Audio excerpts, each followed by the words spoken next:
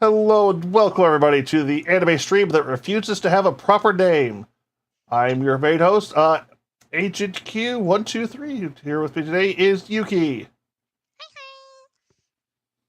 Today we'll be going over the entirety of the Spring 2024 anime list. Yes, that 44-ish new series, it's about as brutal as the heat wave I've been having recently. Oh my god.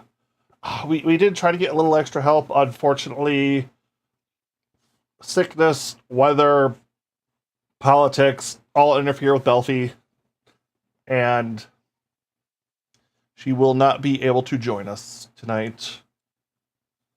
Or much going. We'll play it by ear for the going forward, but we'll have to see for the rest of that. But Yuki. Unfortunate. Yep. She was kind enough to leave us with some thoughts for the season, though, so we may integrate those as we go. Yep, we will try to mention those, because she was in charge of a couple of these. This, unfortunately, will not be a comprehensive list. Actually, hold on a second. Let me grab you, Yuki. Move you over here with me. Grab me? Oh, no! Ma, Yuki. I'm not going to even be able to have that up. Other than that, we will be going through the anime tier list for Spring 2024, as previously said. The way our tier list works, we will be covering new shows. This does not include sequel seasons, continuing series from the previous season, spin-offs, side characters getting their own spin-offs also count in this, something like that. The one exception we do currently have to this rule are reboots of the original series, which Yes. will be relevant this season and next season, too, from the looks of it. Oh, dear. Well, I suppose we'll probably start to see a lot of that going forward, actually, if the way Hollywood has been doing things is any indication. Yeah, to be fair, there are some 70s and 80s, and I don't know about 60s, but I know there's some stuff in the 70s I would definitely like to see get a little bit of love. It's also not an entirely new thing for Netflix, especially, to be, like, rebooting stuff. I would say that Spice and Wolf is a bit more of an outlier in that regard. Yeah, I will give you that, and we will get to that in dear time. I seem to have lost the tier list stream. Nope. Did I? It's still up on my side. I've got a load spinner for some reason. Oh, okay. Maybe it just doesn't like being in the background? Nope, that's no good. Alright. Yeah, I think you can't minimize Discord. It's not minimized. I just have something that's technically full screen in front of it, which it apparently doesn't like. Okay. I'll do things the hard way. Yay, hard way. Yay!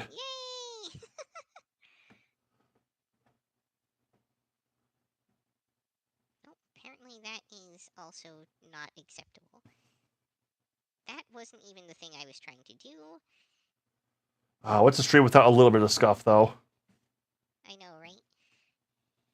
Okay.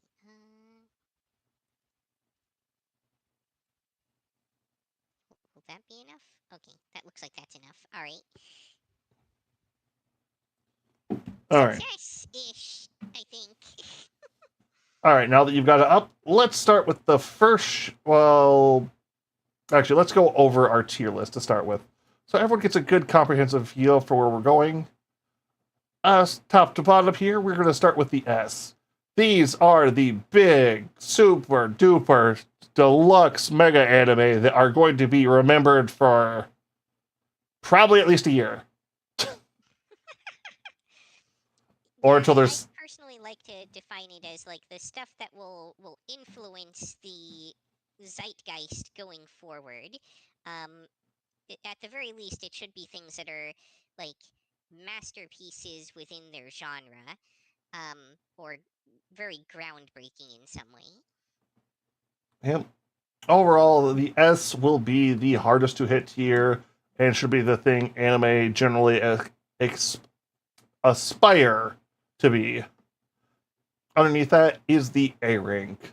A rank are the solid as a rock genre, not so much genre defining, but great genre pieces.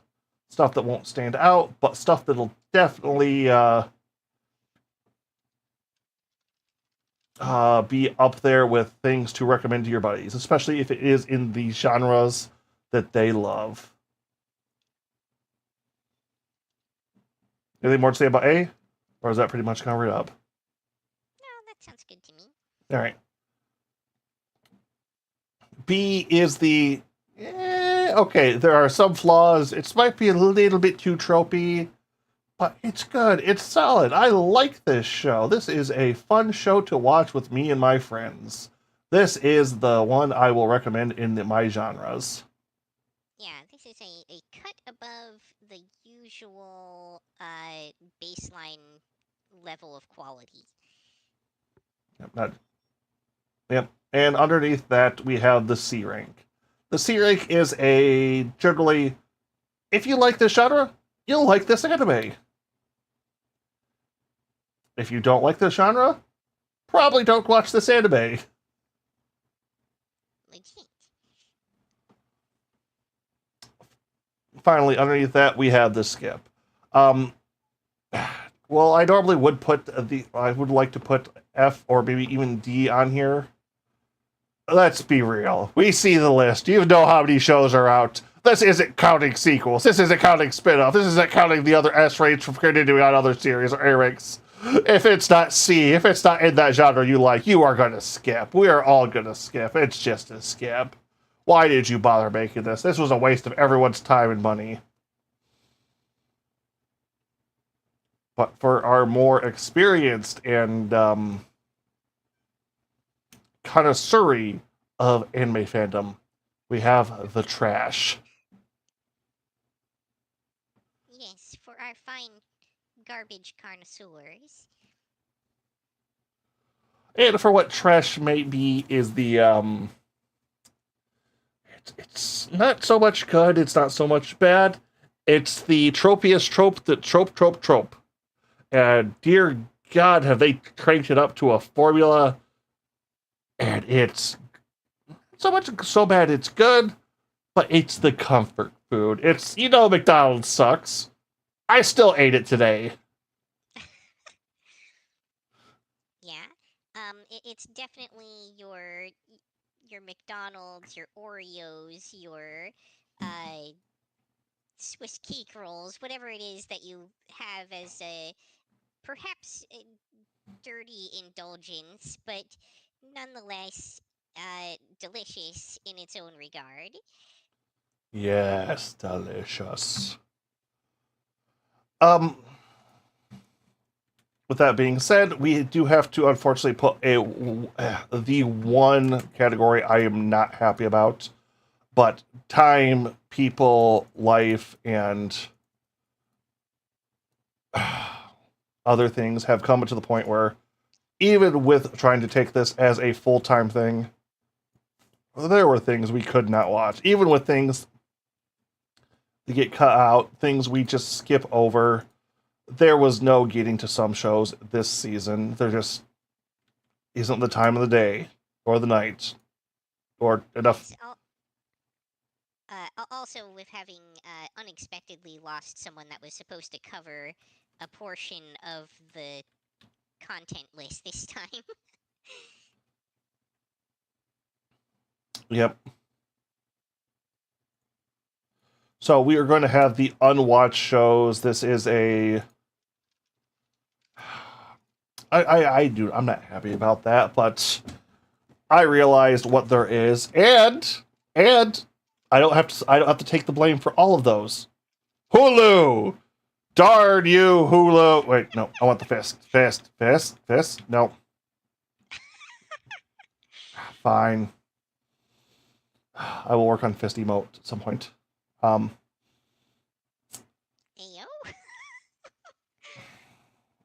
Stream stacked for furries. They know what they're coming for. All right, but with that, Yuki, would you like to get onto our first show? Sure. Assuming that I'm doing all this correctly.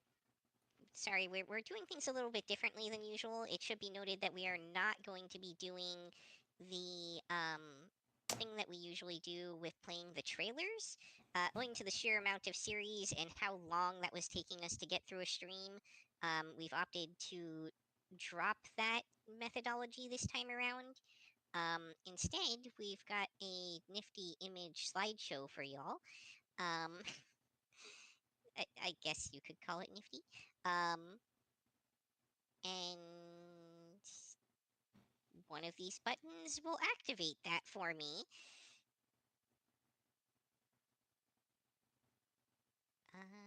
Is it? No. You can do it! There we go. Yes, that's right. It wasn't turning something on, it was turning something off. Okay. All right, so our first show that we're going to talk about this season is Mysterious Disappearances. Um, this is one I definitely didn't catch. Did you have any insight into this one? Yep, this was one of the ones fully under my belt, and I did do a complete watch through this one. This is a horror. I'll go with that. It's a horror mystery show breaking into the different. I don't want to say yokai, but folk tales, cursed items, cursed objects, and other stuff like that. Followed by our two main characters, the two people directly in front. Would you say that's redhead there? Yeah, I'd call that a redhead. Redhead with the giant boobs. Oh, so there are. Okay. Yeah. I actually didn't notice them under the text. Yeah, it's it's a lot more prevalent in the show. Like boob parody levels of booba. Her and the other boy generally try running into these mysterious items or other such and either dealing with them or capturing them. There is a fun spectrum of different items, curse objects, and mythologies of not only of things that exist, but how they can form to be and how urban legends evolve in the series and become reality. Now, the one thing I will say that is in regards to the giant boobed main character who happens to also be a mystery novel writer. So minor spoilers for the first arc to get a feel for it, but she runs into a sacred book that lets her use the power of different curses, which she develops herself, which lets her turn herself back into her 14-year-old body. Oh, I see. Losing the is going.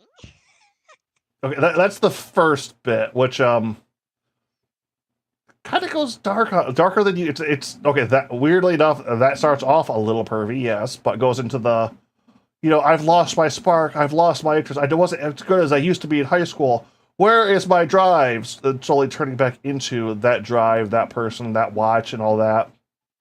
Slowly coming to that's like, no, this really isn't me, and this is slowly killing her if she's in that form constantly. Going from there, slowly builds up a. It's kind of weird because they show off all these different people here in the Hangman's Noose in the background. If you notice that, the bloody noose, the very top middle, Yeah. that's a character. Yeah. Okay. The noose is a character. Yes, Interesting. as well as the cat. Well, the cat I expected. I would not have anticipated the noose. Yep.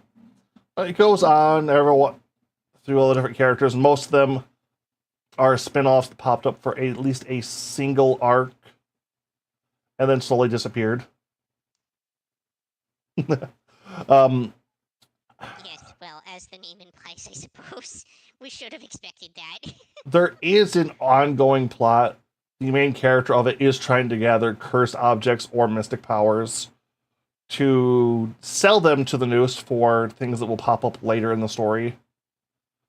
I will say this is a darker story. It does. So don't expect a purely happy ending on everyone's front. There are a lot of bittersweet, melancholy bits of life here. It does definitely leave that in on that aspect. Yuki, were you able to catch any parts of the show? No, I'm afraid I wasn't able to catch any of it at all. There were Oh. quite a few like that this season, honestly. Yep, which is like, while I do have a lot to talk about, this being a mystery show, I'm not going to spoil too much. While there is a lot I would want to get into and a lot of good fan servicey bits that are fun to talk about. Note that the probably 80% of the show is going to be, what would you call that main girl's look there? The redhead or Yeah, redhead. Hmm. Because that isn't the design they use for the majority of her show. I don't know what to call that look. Casual? Casual tomboy? Yeah, that's about what I would say on that one. Casual tomboy definitely has that thing. It also has a good feel for somebody in their late to mid 20s who's kind of had that college burnouts in that I don't want to say minimum wage, but that day-to-day shuffle job. This isn't something I want to do. This isn't something I'm going to continue to do, but I got bills that got to be paid kind of bit. Fair. So she comes off as really relatable for the most part. Although they do fall back on she infiltrates high school and becomes high school girl for a bit too. Well, I guess that makes her relatable to multiple demographics. Yeah, and they do like to I was gonna say this is a hentai trope, but they love to have her turned back to full grown woman in clothes and just kind of blow her tops out. Oh, I see what you're saying. Like the top she's wearing literally explodes because it is not able to contain her increased assets. I imagine that kind of happens when you go from A cup to a triple G in a matter of seconds, but Guess it depends on how baggy you're dressed, right? well, high school uniform. Oh yeah. I'm pretty sure those things are mostly made of like wool and synthetic fiber. Not a lot of give in those. The buttons do not last, but they stay. This is a Japanese PG-13. I will say that much. Fair. Oh, wrong one. All right, getting back off the slideshow. Since this is going to be purely in my rankings, Oh, let's see here. Where do we throw you? This is not. How would you place like the animation quality of it, by the way? Are you familiar? Okay, are you familiar with more horror style shows? The heavy line usage, the blurry motif to that. Not going to give you really. Yeah, I mean it varies a bit from show to show, but I think I know what you're going for there. Not so much the sakuga, but the sheer madness of the event or the horribleness of the creatures. Hmm. Like it really does manage to capture that a lot. Lots of blood in this one. Uh, Okay, horror show, yeah, fair. yeah, it's very. It gets like I said. It. Okay, this. How do I word this? Ah, fuck it. The thing that most balances out horror is horny. You want to get Sounds too. like I may have missed out on this one. You want to get two ends of the spectrum that cancel each other out. A horror and horny. I think this is why part of the reason the Jason series gets it so right, just because you could nothing flips that switch back and forth more than that. Not comfort, not happiness, but the sheer bits on it. Well, I suppose that's an element that you'd see a lot even in like early American slasher films, because there's always the trope where the person like having sex dies first.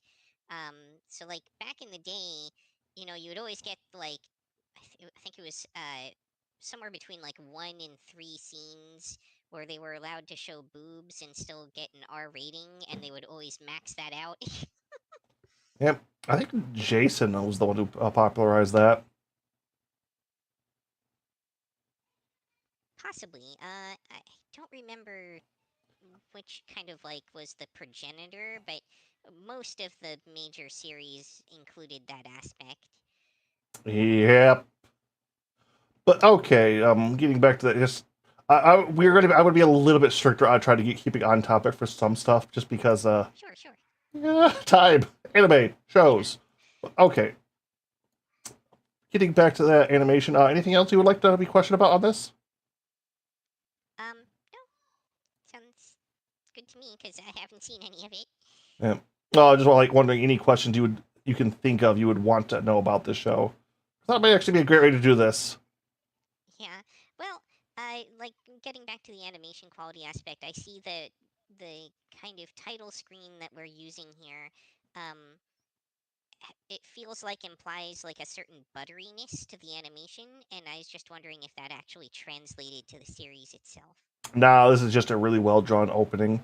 There are some scenes that are really good, especially in the horror, especially in the fan service, but most of your downtime is going to be anime standard, I would say. Nothing outrageous, nothing that was like, ooh.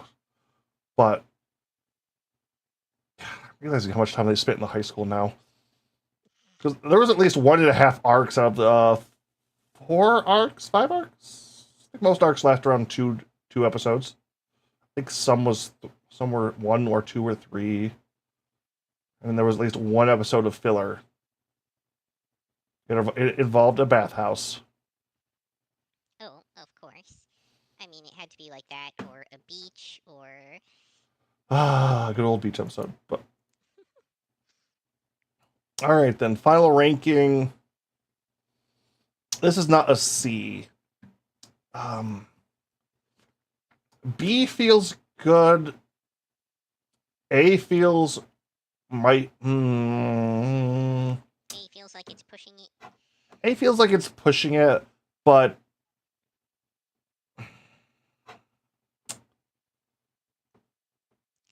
I mean, I'm we can't gonna. use kind of the rule. Did we have any other real series in this genre this season?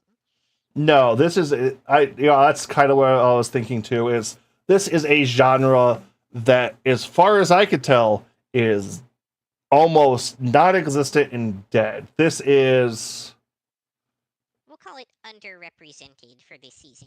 underrepresented. Yeah.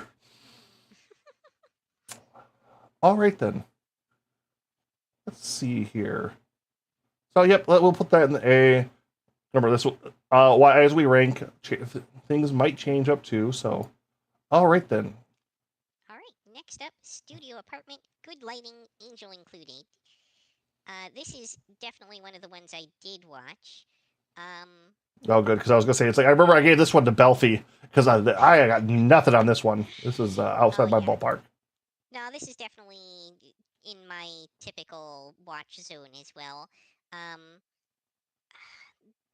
this one, it's it's honestly pretty run of the mill.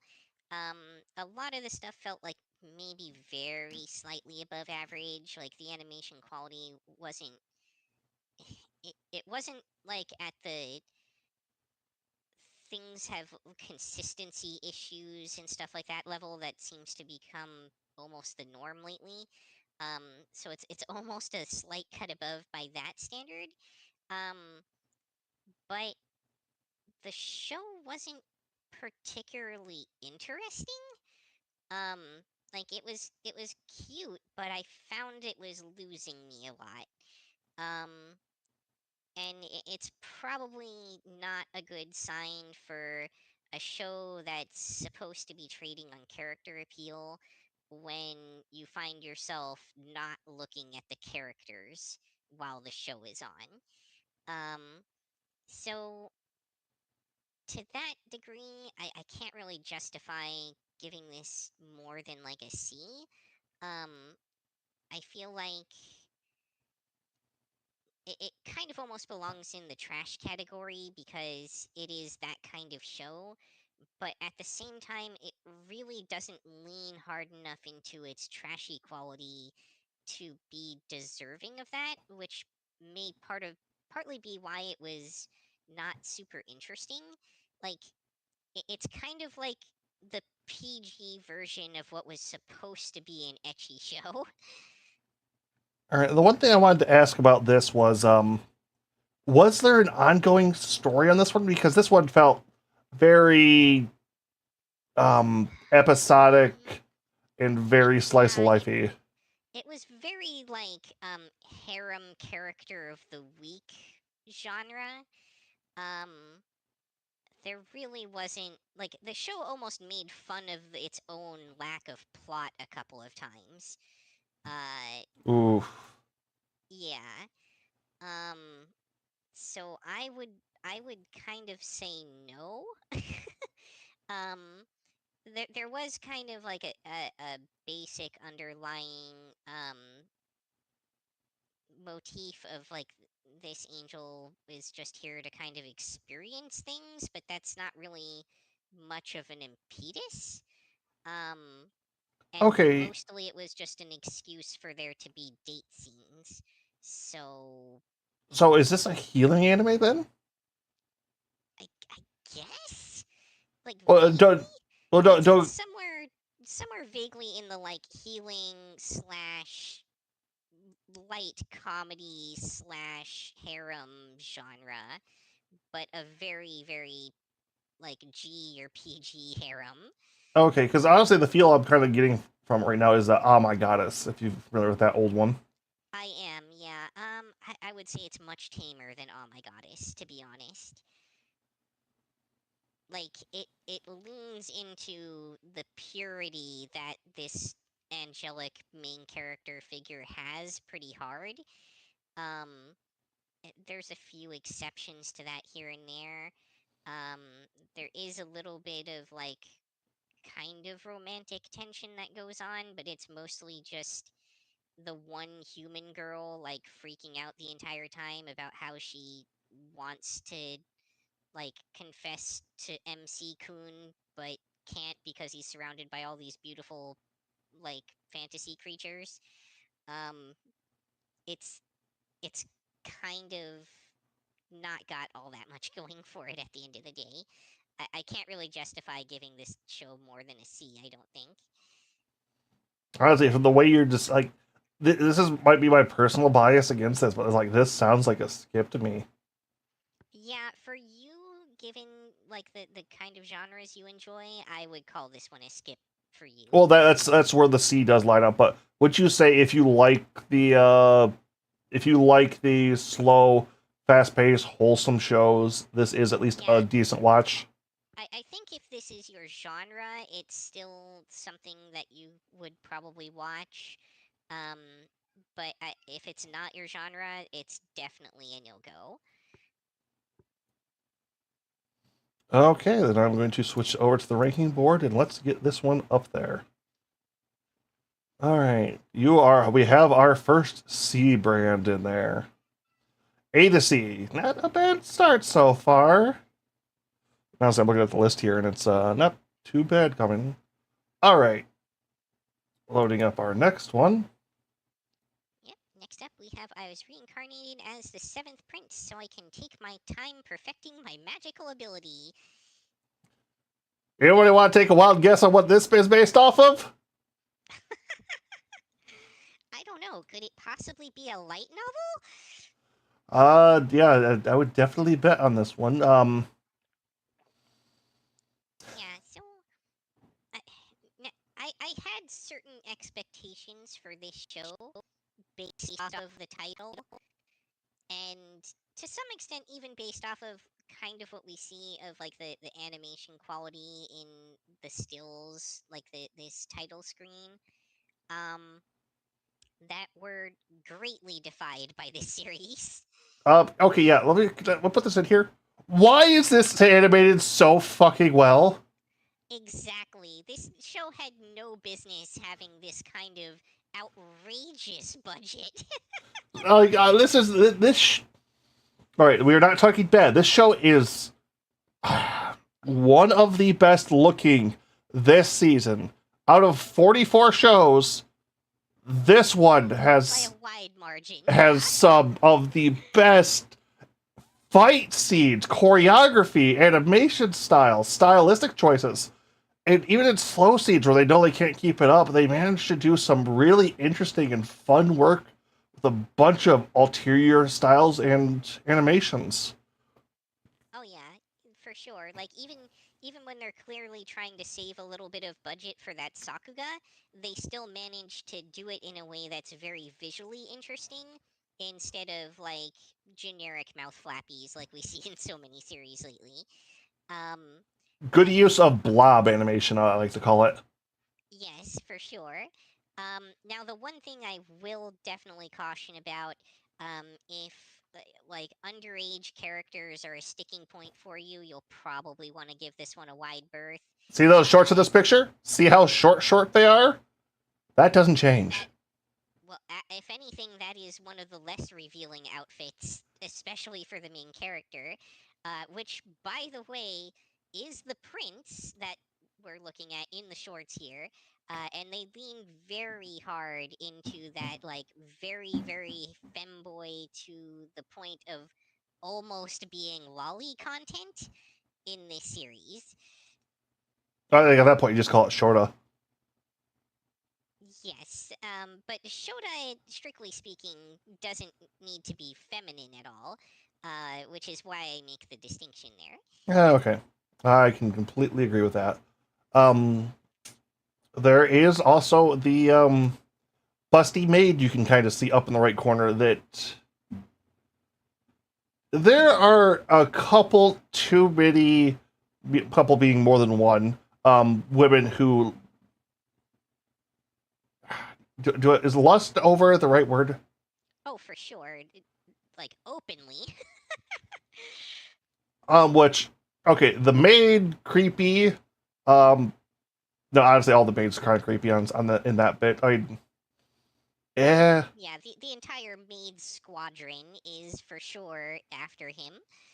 As for the other mild two love interest, the little pink haired girl behind him, which is kind of chasing after his adult disguise form. Which, all right, actual no creepiness there. That's okay.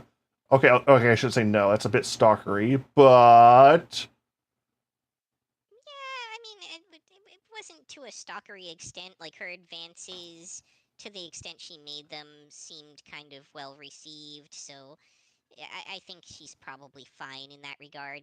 If anything, I think if someone were to have problems with her, it would probably be over the fact that when she does encounter him in his non adult form, she still finds herself really attracted to him.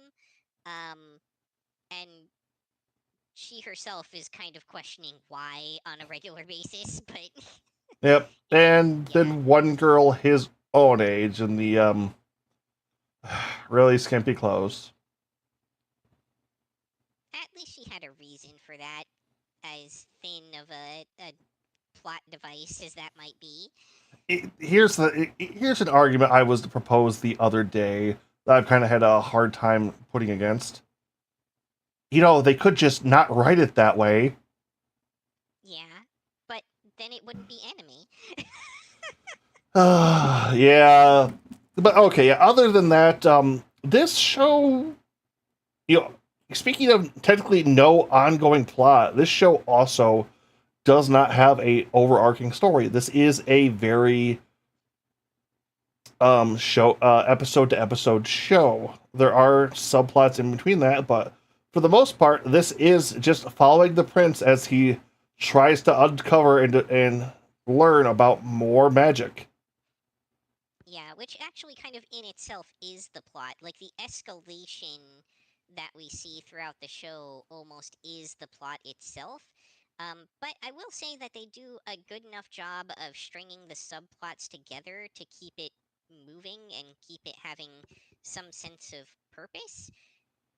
Well, That it's the you don't difference really between. notice the lack of an overarching plot too much.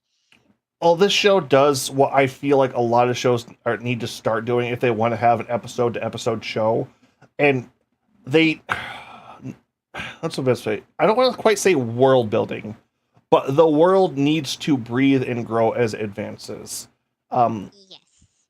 I The, think one the of, characters need to have an impact on the world around them. especially when it's people with this much power fleeing around this much authority and power, I guess. A really good comparison I would say to this would be actually an American cartoon, a regular show. Hmm. I haven't watched very much of that one, so I can't really comment on that comparison.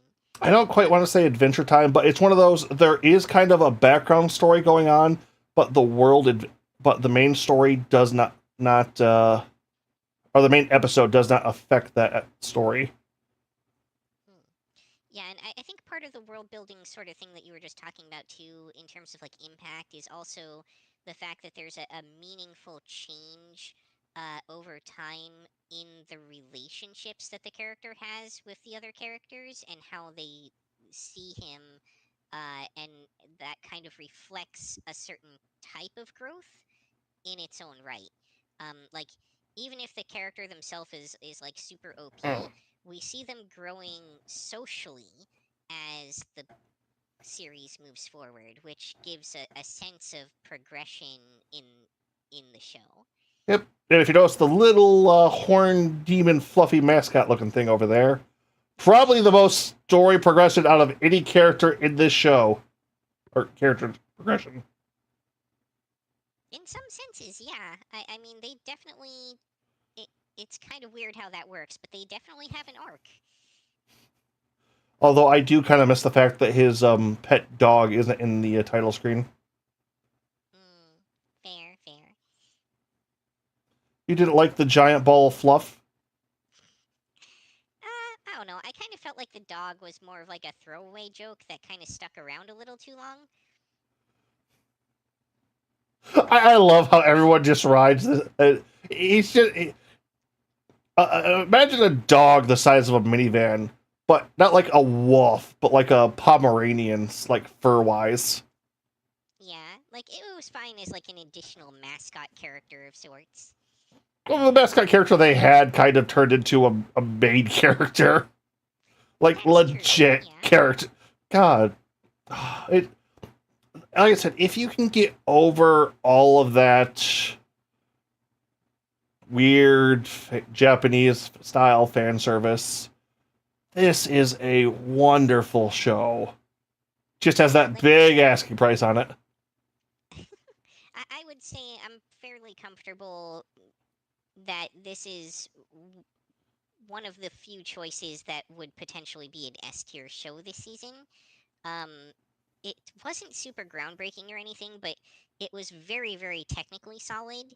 Um, the art alone was enough to really, in my eyes, say that a genre like this doesn't usually receive that kind of attention, and that to me is noteworthy enough in and of itself that it could elevate it to that status.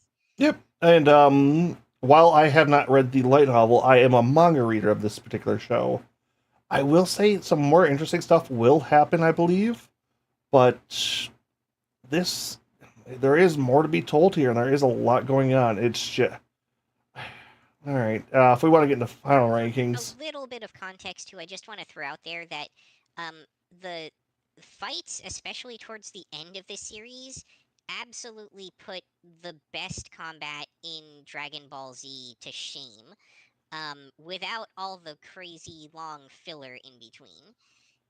So if you're looking for an understanding of just how like breathtaking the combat that we're talking about is, uh, picture that. I honestly I would put this up. I would put the final fight in this show. I would put it up there with some of the best JoJo fights.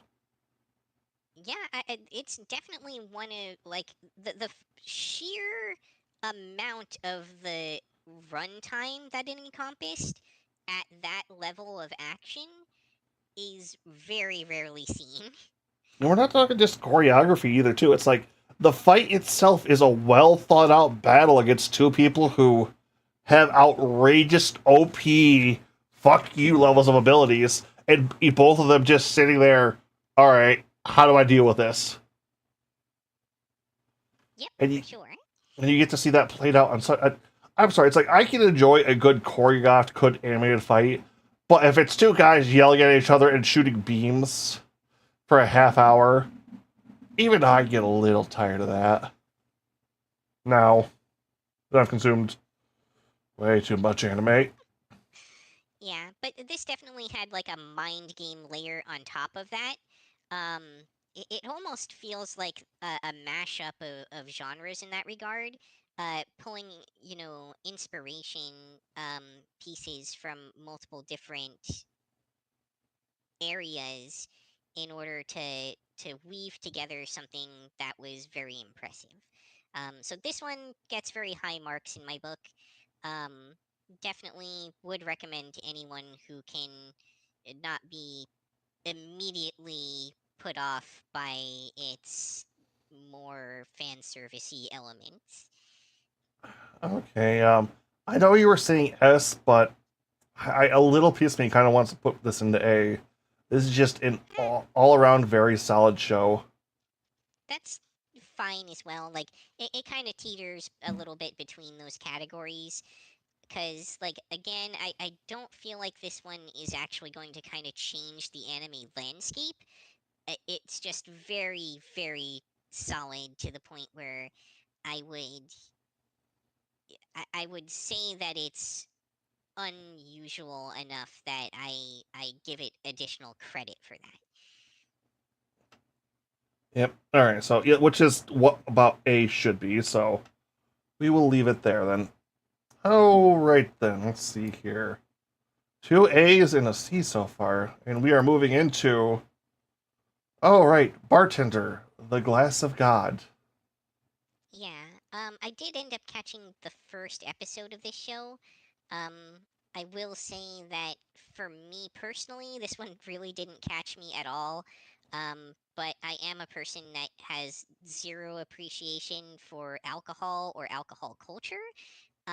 So I'm really really outside the target audience for this show. I feel. Oh, I can completely understand that one. That that feels like the theme of the season so far. Of these are episodic shows with just life going on, but bartender here, uh, basic image there with the aforementioned bartender sitting at the front.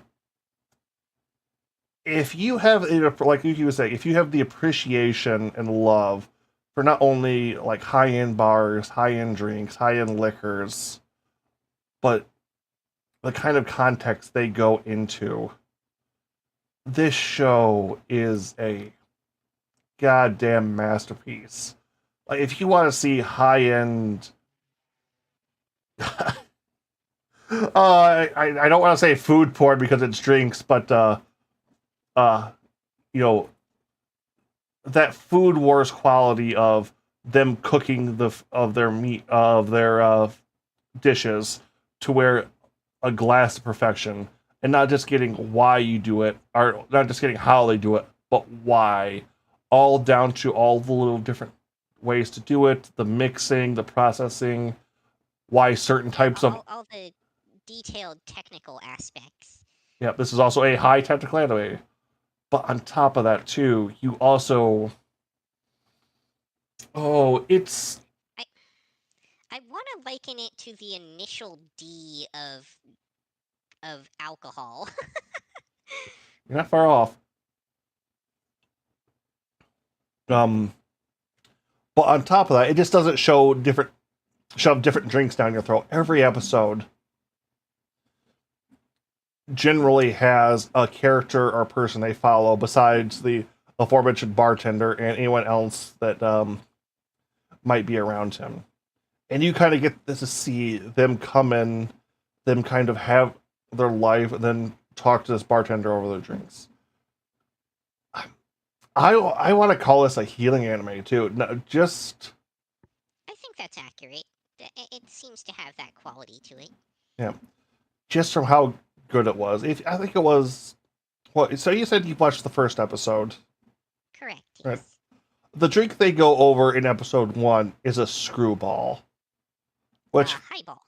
was it? Highball. All right, highball. All Fairly right. sure it was highball, yeah.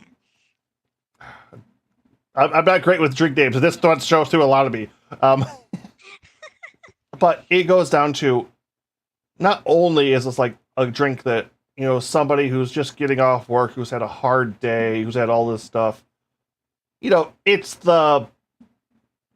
It's not a Coke and rum. It's a Coke and no, it's a Neither. It was soda, like soda water, I guess. And not rum. It was. I'm not great with drinks and alcohol myself, I but think it it's was vodka. I think no. It was definitely one of the other whiskey. um possibly whiskey, yeah, something like that nature. And it goes into the like, all right, I'm making this with a little bit less whiskey, a little bit more soda in it, but I'm also using hardened ice so it won't melt as quick and it won't dilute it. So you can sit there and sip on your light alcoholic drink and not have it get more watered down as you're relaxing. They also used a good trick in episode 1 that I'll mention because it's fresh in my mind, which is that the character in question who received that drink had ordered that very drink at a different restaurant earlier in the episode and complained that it was too weak, and the bartender there told her that she'd waited too long and the ice had melted too much. Yeah, so it definitely does a good juxtaposition. I don't think the later episodes quite did that same trick, which good on them for not falling back on the same old trope over and over and over again. But there is a Yeah, I I feel like there was a good story connection there as well because the bartender was there to witness that, which also gives us as the audience an insight into how he was able to arrive at that being the perfect drink for her. Because we know he also remembered a lot of small details, like that she had a loose button on her shirt, and a very observant thing. Like this yeah, show wants to say a bartender is the equivalent to a pharmacist or a doctor. Someone you come to tell your worries to help you get through the day. And this show definitely delivers on that cozy, calming feeling. Um, I also do know for anyone who wants to mention it, because if I don't, we comments. Um, this is I believe, a full reboot of an uh, of the same show. I thought it might have been just a lookalike, but no. Apparently, this is a reboot of this, and quite an old manga too. Part of the reason why I think they pointed out to not he's not good with technology, so the reason why he doesn't have anything on him. Yeah, unable to answer his cell phone. Cell phone. What's that? Those giant bulky things? Um. All right. Rating for this one. It's gonna take a minute. Belfie also was part of this one. She gave yeah. wants to give that an S. A piece of me wants to throw that up there in the S tier too. Really? I wasn't really quite getting those vibes from episode 1 personally, but again, it was really outside my genre and my knowledge base. Um, Like I said, this is if you want to do a technical anime, a feel good anime, a ep. Drink coming up on me. An episodic show that also develops the. It's like everything this show does, it does right, and it does it in such a unique and interesting. I don't want to say. Well, it does it with such a unique and interesting topic because there is once you get into proper drink technicals. I want to say, I guess there are so much. There is just so much to learn there, so much to do that it can be. It, let me put it this way: the human race has loved to drink as a collective and independently over every culture. We have made some interesting drinks and figured out the absolute best way to drink them as a it is also species. noteworthy that this kind of bar culture is something that has a very strong following in Japan, and that drinking is such an integral part of the requisite social life for the average salary worker. Um, but that said, like I am going to leave the judgment on this one to you. But from my side, in my limited experience of the show, I would probably have put this one at more of like a B or an A. If only because it didn't have the ability to grab me as someone who was coming in from the outside and who didn't have an appreciation of that. Like that is the to me the key difference between this and something like Initial D. Initial D, as a technical anime about cars, which I had no interest in, was able to grab me and pull me into that world and give me an appreciation for it. um this anime, I didn't feel I probably would have continued with even if I had the time. I can understand that one. Uh,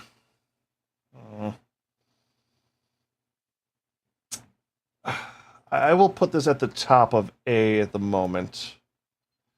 Maybe something else will switch me up, but I will stick with that. A little piece of me feels like it should be an S, but I can also feel that not hitting somebody outside of it. I can put that in the solid genre lovers will love. Yeah. That said, like both you and Belfie did give it an S, so I wouldn't really complain if you decided to put it in that category. Just wanted to make sure I was giving my, Nope, that's feedback as well. that is kind of why I like to have slightly different opinions, and what one of the biggest reasons I try to get people who aren't just carbon copies of my likes. It's there is something to be said for somebody looking out in different genres coming into this, For sure. and that needs to be thought of. All right, let's see here. Image slideshow. What do we have up here next? Tsunari no Yokai-san. Um, okay. This one actually ended up watching only one episode of, which is probably going to be surprising to you. Um, I that is despite the fact that I felt that this series was incredibly good. Um, I just did not have the emotional capacity available to me to watch more of it this season. Um, This is I the think heaviest show on this list. I don't know why. I don't know how. This show hits you like goddamn truck coon. oh yeah, like frankly, don't watch this show if you are not prepared to have an emotional breakdown. If you are not crying by the end of episode 1 of this show, it, something is amiss. Yeah, it's this. Unfortunately, I have to do the same bit on there. It's like I every after I watch episode 1, I got I think I tried skimming through 2, and it was just this show is it's beautiful. It's well done. The world is fascinating. All the different yokai lore is amazing. I I also want to point out that the face on that bird person does not do this show justice. This show is incredibly well animated. It is almost Ghibli esque. I would say it is like some scenes do get it's so It definitely has those sort of vibes. If you're familiar with the Japanese concept of ma, that is something that Ghibli embraces very strongly, and that this show does an extremely good job of emulating. yep. With that being said, do we have to throw this in the unwatched? Um, I don't know. I mean, I guess neither of us really watched more than one episode of it, so it's hard to give it a fair shake. Maybe it's worth tossing it there officially. But I think unofficially, even just based off of episode 1, even if you don't watch any of the rest of this show, episode 1 alone is easily a B or an A tier in my book. Yeah, Like anything that's able to have that level of devastating, weaponized emotional impact definitely deserves, some degree of recognition.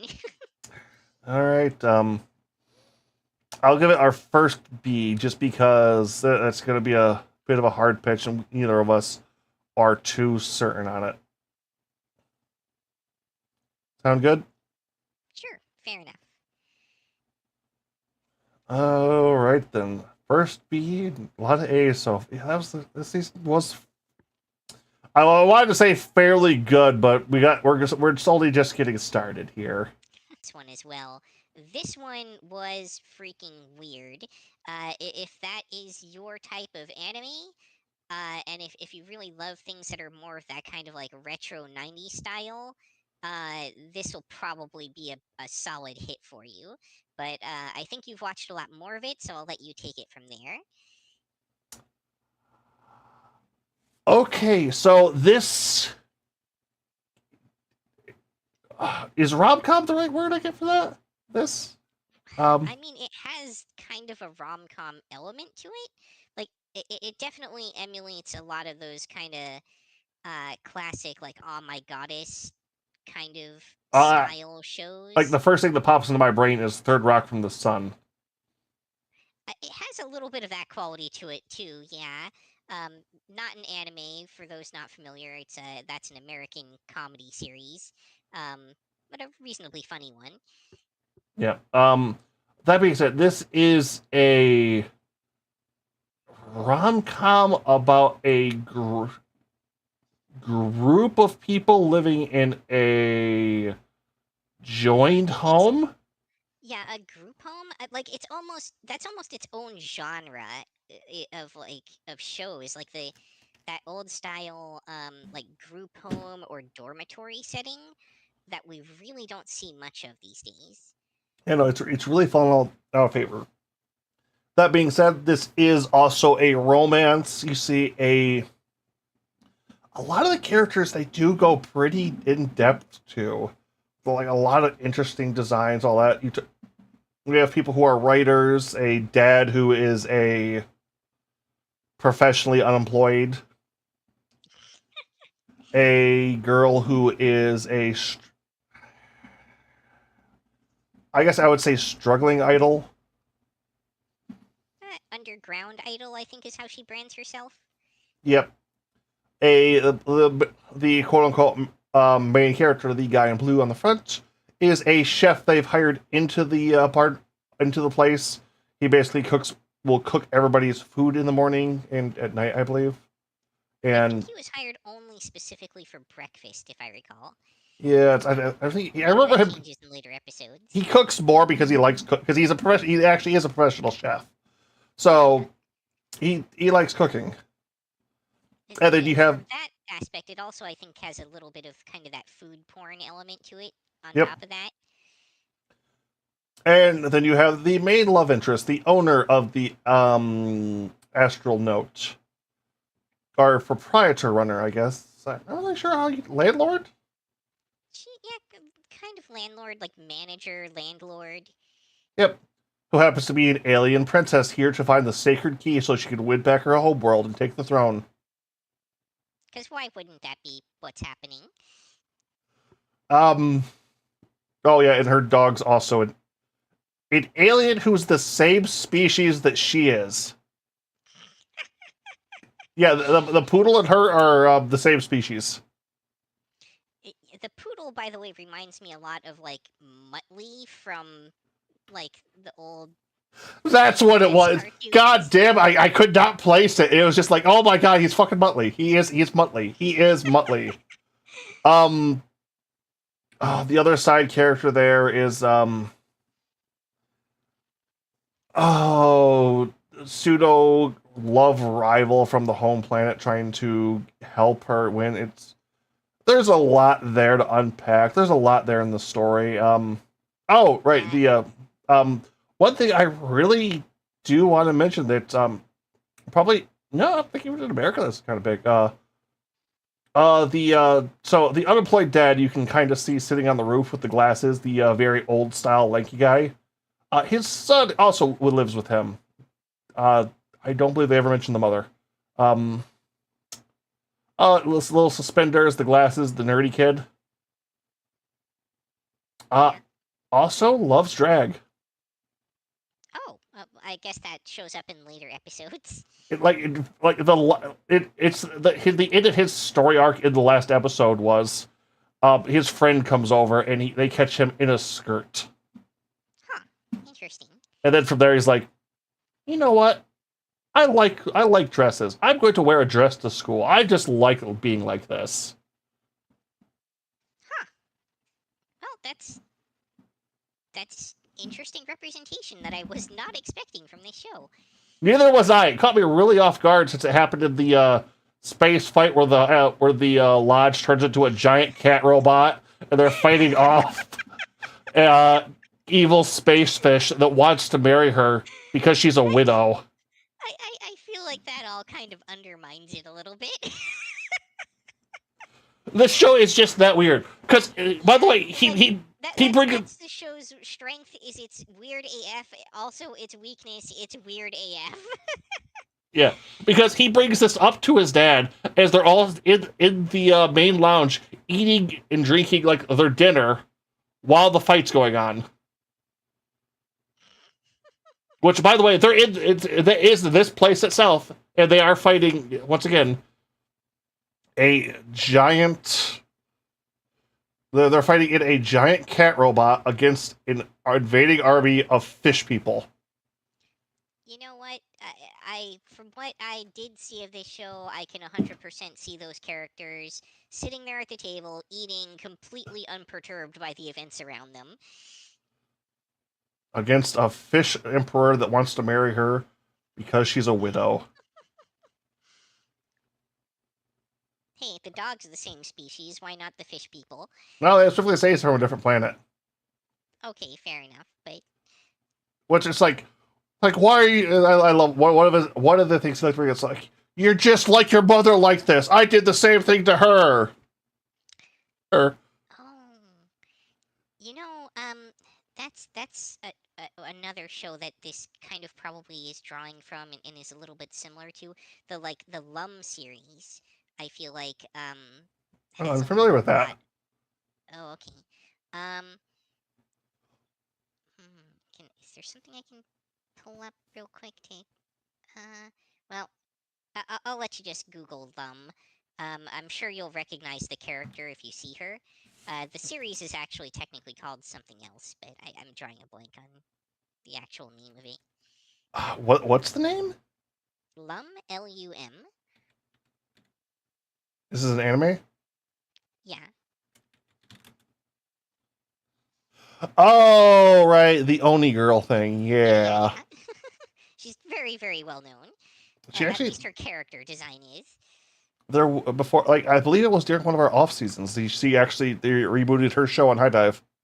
Correct. Yes, there was a new reboot made of it. Wasn't bad, but I can't say I am super familiar with the original. Anyway, getting a little off topic. Stuff and things. Yep. All right. So all right, if you want a slice of life, Whatever the heck this is. if you want a comedy that where you could just get inebriated up to a fun bit, invite some people over, and just go, what the ever living. This is a good one. This is a fun show. That being said, this show is not for everybody. Not at all. I would put this in B. This is going to be probably a high B. This is It if definitely had solid production values, so that feels reasonably fair to me. the animation feels old but modernized. It feels intentionally old. It feels like a reminiscent, an echo of what was before. Yep. Alrighty then. Let's see here. So we have 3A, 2B, and a C. Little reverse pyramid we're building here. And I guess we'll see how it goes. Next up, we have Viral hit, how to fight. This one is going to be all you. I did not catch any of this. I was hoping we Outside were my going to follow. typical strike zone. Yep. No arguments. I was. Apparently, we're also not following the order in the list now. But Oops. Oh. I no idea why. Okay, but we are synced. Okay, so this is a technical shonen anime, I would say, where the technical similar to Dr. Stone in style of what it wants to do and how everyone power scales. No, you learn this technique and then you're stronger because you can now do this where they can't. Although I almost don't quite want to say that because it's also a thing where you're learning fighting techniques. So, but okay. So actually, going to plot. Viral Hit is about. I can remember his cameraman's name. I can't remember the main guy's name. That doesn't bode well for the series. Well, it's about a kid, slowly becoming an online. I don't quite want to say influencer, but content creator. Through the different fights and him fighting his school bullies. Through the things he learns and the things he does, he not only gets more followers, starts making more money to help himself at home, but starts building that confidence up as he gets better at what he does. Being able to put your high school bully into a chokehold and knock him out does a lot for your confidence. That being said, a lot of the stuff they do for the fighting side, they get the training right. They get the, hey, I don't have access to any kind of equipment or any kind of a facility or anything that normally you would think of you would use for this kind of thing. And him figuring out ways to still get his workouts, still build his techniques off his master, who is a YouTuber who runs a fighting instructional channel while wearing a giant chicken head. Yeah, that feels very reminiscent to me of that other recent series where they had like the muscle builder in the like chick head that they had to collab with. I think it might have actually been like Oshi no Ko that was on. No. Oh yeah, no, Yoshinoko. Yeah, no, you're talking about that. I'm starting to wonder if that's just a YouTube style in Japan or something, honestly. But Probably. I mean, like, muscle dudes do have their own following for sure over there. neat. But besides that, it also goes into the YouTube side of things. Because our three main characters up front here are the main guy who learns to fight, does the fighting, his cameraman there with his phone set up and recording, and the girl in yellow who all right. So while they figure out YouTubing, actor, cameraman, she becomes out as an editor, which I am looking for an editor. Please, if you have an idea, send me some of your work. I am willing to hire people out. I do not have time for editing, and I have content I would like to make. Understandable. Editing is brutal. It takes a lot of my time. And I Yes. won't claim to be great at it. Oh God, it's part of the reason. I have put the other series I was working on with you down for a minute. It's just I did not have time to do the editing. She has a weird quirk of she learned Japanese, or I think this is technically a Korean show. I can see that. It has those kinds of character designs to it. Yep. She learned that native language from textbooks from 50 years ago. This might be slightly off topic, but I was just ruminating on how it is that I'm able to kind of differentiate that. And I think the answer is that in the Korean character designs, they have this tendency to make all of the characters feel taller. Does that make sense? I can kind of see what you mean when they pull it up there. Yeah, like they're kind of stretched vertically compared to what we're used to seeing. Yep. So the interesting thing about like her quirk is she talks like an old man. So she is a. I can't remember if she was there in high school or middle. I think pretty sure high school, but she is a high school freshman who talks like she's 50 years old.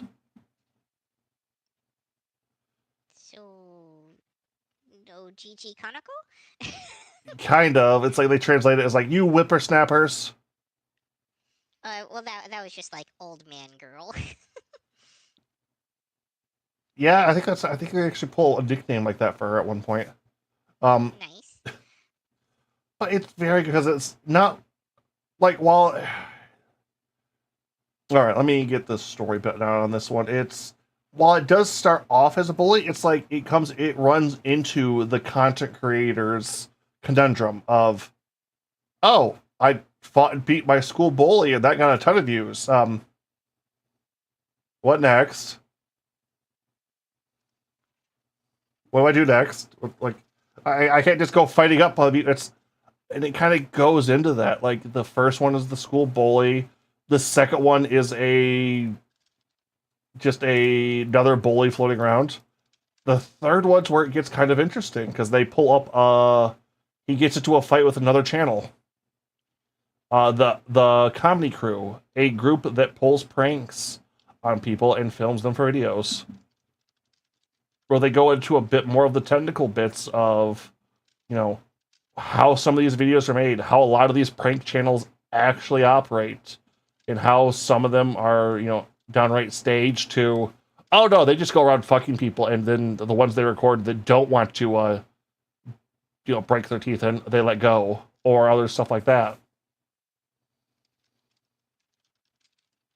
And not only do you see the main character get better and figure out he actually likes doing this, but he also finds that he enjoys the art of fighting and other stuff like that. Which, okay, it sounds like making YouTube videos just name of a series.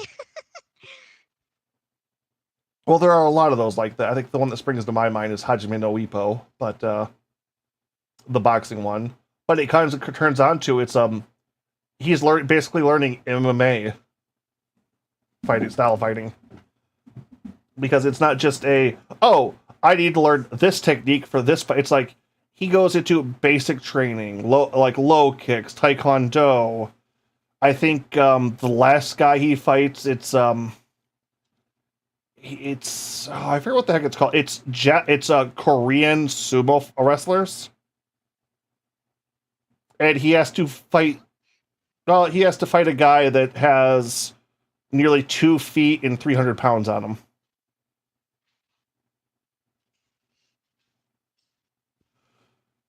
And that fight goes about as well as you would expect. Weight categories are there for a reason, people. A very, very big reason. You do not fight somebody above your weight class, generally. And at the very end, it comes down to, oh, yeah, this weight class is impossible. I think to the like I feel like it's more interesting when they manage to turn it around, but also more predictable when they do that. Yeah. Well, it kind of comes down at that fight at the end, because it was supposedly he was a kind of a stalker, and at the end of it, it's like, oh no, this was a horrible misunderstanding. And they all kind of caught down, like, we're sorry, man. Like, no, it's like you were also trying to help here. We're all cool. We're cool. It was kind of a fun fight too. Hey, everybody on the video, catch you all later. This guy rocks. I really appreciated and loved so much of this. The choreography for how they do all the fights was amazing. And while there are a lot of what do you call the scenes where they're just standing around talking? Boring? Exposition, I think, is what you're going for. Yeah, a bit. What's even exposition? With them just kind of talking, or they love to have the chicken head guy just on screen staring at you talking. Which I don't, not even lip flaps to animate on that one. Okay, so question for you, because what comes to mind as a parallel for me is like history's strongest fighter Kenichi. How do you feel that this kind of compares and stacks up to that, if you've seen it? I know of that one. I haven't caught a lot of that one. I would say this is in a more modernized version of that. Fighting isn't while it is a big part of this, it doesn't just purely focus on that. The streaming side of that, which feels so weird talking about that on this show. Well, we have to get used to that, because especially next season, it's already shaping up that that's becoming a more and more common theme. Yes, it is. is. Even the only streaming-related show this season. What? It's not. Oh, that's yay. No, I guess that was just on my side. But it does a lot of good things. I won't say this is on an S side, but I'm very much enjoying a lot of the stuff here. All of the characters are interesting. Nobody here is just, oh, I'm this. Okay. There is one, like, the actual MMA fighter in the high school who accidentally, like, the bully tries to go, you want to, oh, sorry, man, sorry. You think, nope, okay, good. Yeah, sorry about that, man, sorry. I do kind of like that, realize, oh, yeah, no, this guy chokes people out for his pastime. Professionally. Like, he's a legit MMA fighter. License and everything. And, it does kind of go, because the main character is... Yeah. I'm only saying that up because that's, like, one of his known moves. It's the reverse chokehold. Alright, we've probably spent a fair amount of time on this one already. Yeah, How do you say this goes in the rankings? Yeah, I'm talking too much here.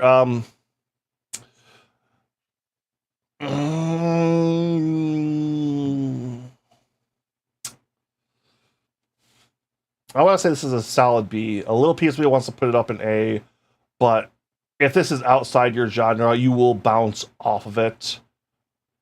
If there is something you can rotate into it on, you will enjoy it. Other than that, not so much. If you're interested in about making streaming content or fighting in a modern day setting, great watch. If not, probably want to skip. sounds fair to me. All right. Next up, which even we don't know what's after this point. Grandpa and Grandma turn young again. I did watch the first episode of this and dropped it after that. How about you? This I saw this, skimmed, watched the opening, and gave it to Belfie. Yeah, so Belfie did give us some feedback for this one. Belfie gave this one a B tier. Um, kind of said teetering between B and C. Nice, feel good, not for everyone. Some of the antics aren't for all. Um, I, I think that last part is particularly important because wow, does this show have heavy incest thirsting going on. As soon as these characters turn young again, especially the grandpa, like all the female family members drool over grandpa right from episode one. The Elder Dick. Literally the progenitor. Um, Oh, that aside, from my side, with what I did see of this series, uh, I was not like I was expecting this to be something that was more in like kind of the heartwarming category, like getting a second chance at life and like getting an opportunity to kind of start over and enjoy the things that you missed when you were going through the first time. It is not that at all. It is 100% a weird little like bit sketch comedy show that seems like it probably came like it probably evolved from like a four coma and it- like each episode is divided into like probably 20 or 30 little bit segments that are unrelated to each other. um and I really felt like the central kind of premise and joke just didn't have enough oomph to sustain that. Like it was already getting pretty old by the end of episode one, which is why I didn't continue it. So I can't really recommend giving this higher than like a C personally. There was nothing terribly outstanding about it in terms of like the animation quality or anything like that. Um, and I really feel like if anything, this show kind of disappointed me with the missed opportunity of where it could have gone with this premise. yeah, Belfie did not leave too many good things either on this one. This was definitely oh,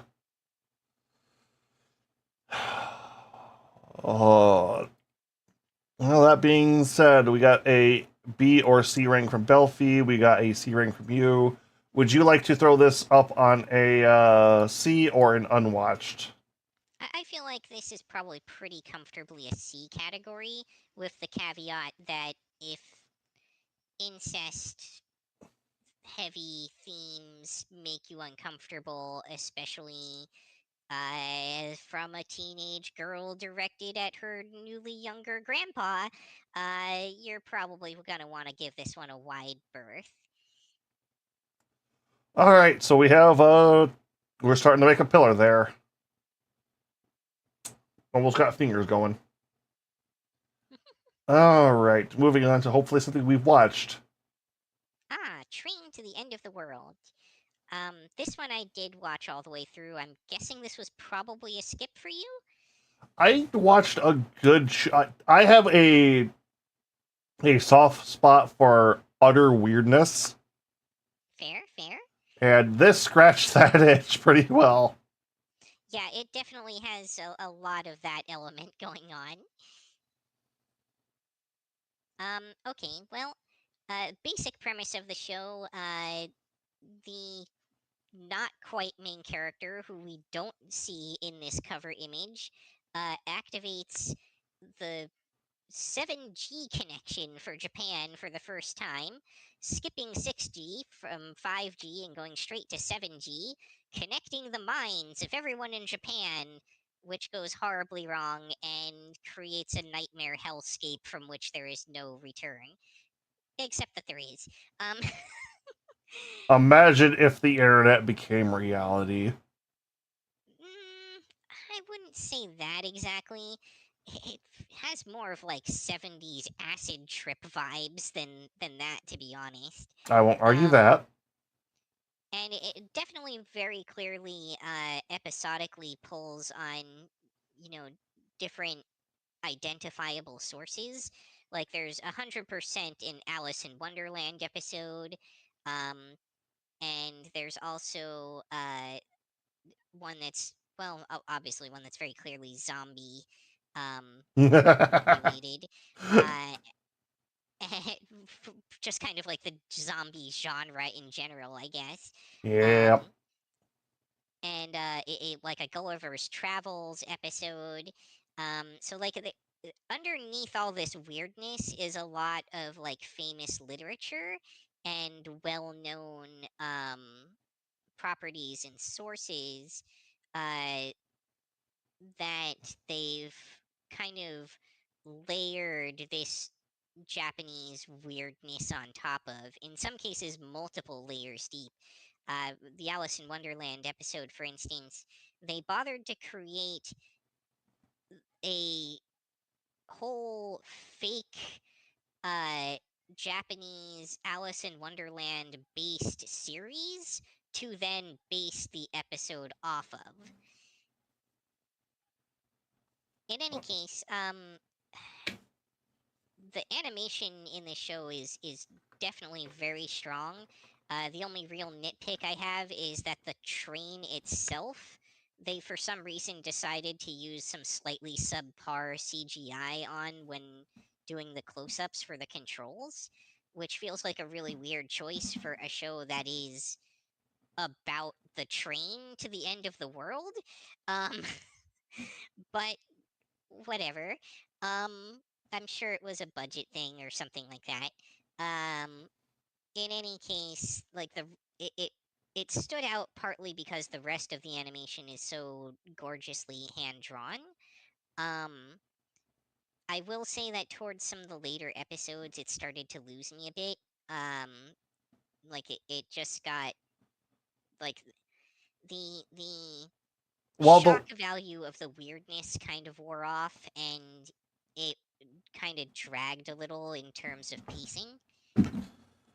it it was pulling on a bunch of well-known literature, and it kind of expected you to, oh, this is so cool. It's while the worlds it explored were interesting, the problem was is you'd seen a lot of them. It felt before. It felt like, and once you got over the fact of you're seeing these girls in those worlds again, or in that type of world, it kind of wore a little bit.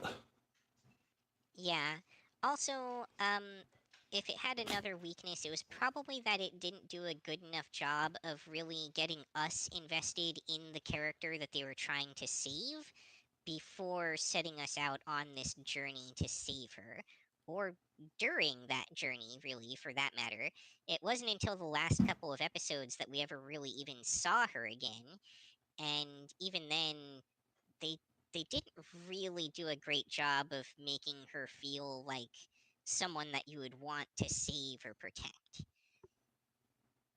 It's yeah, that's kind of the weird part. It came down to I don't kind of quite want to say basic high school drama. No, I know what you're getting at though. Like the overriding plot uh was basically all driven by a moment of teenage angst that resulted in regret.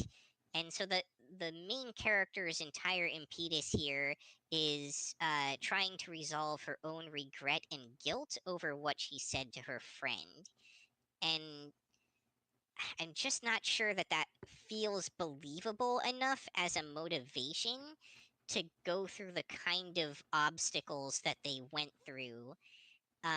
Because it isn't even until nearly the end of the series that they find out that reversing the effects of 7G is even a possibility. Like, that's not something that they set out to do. What they set out to do was just to go see her friend and like that just And it very much is we established listed in death episode. so many times. Yeah, and it is very much established in episode 1. This will be a life-threatening, horrible journey.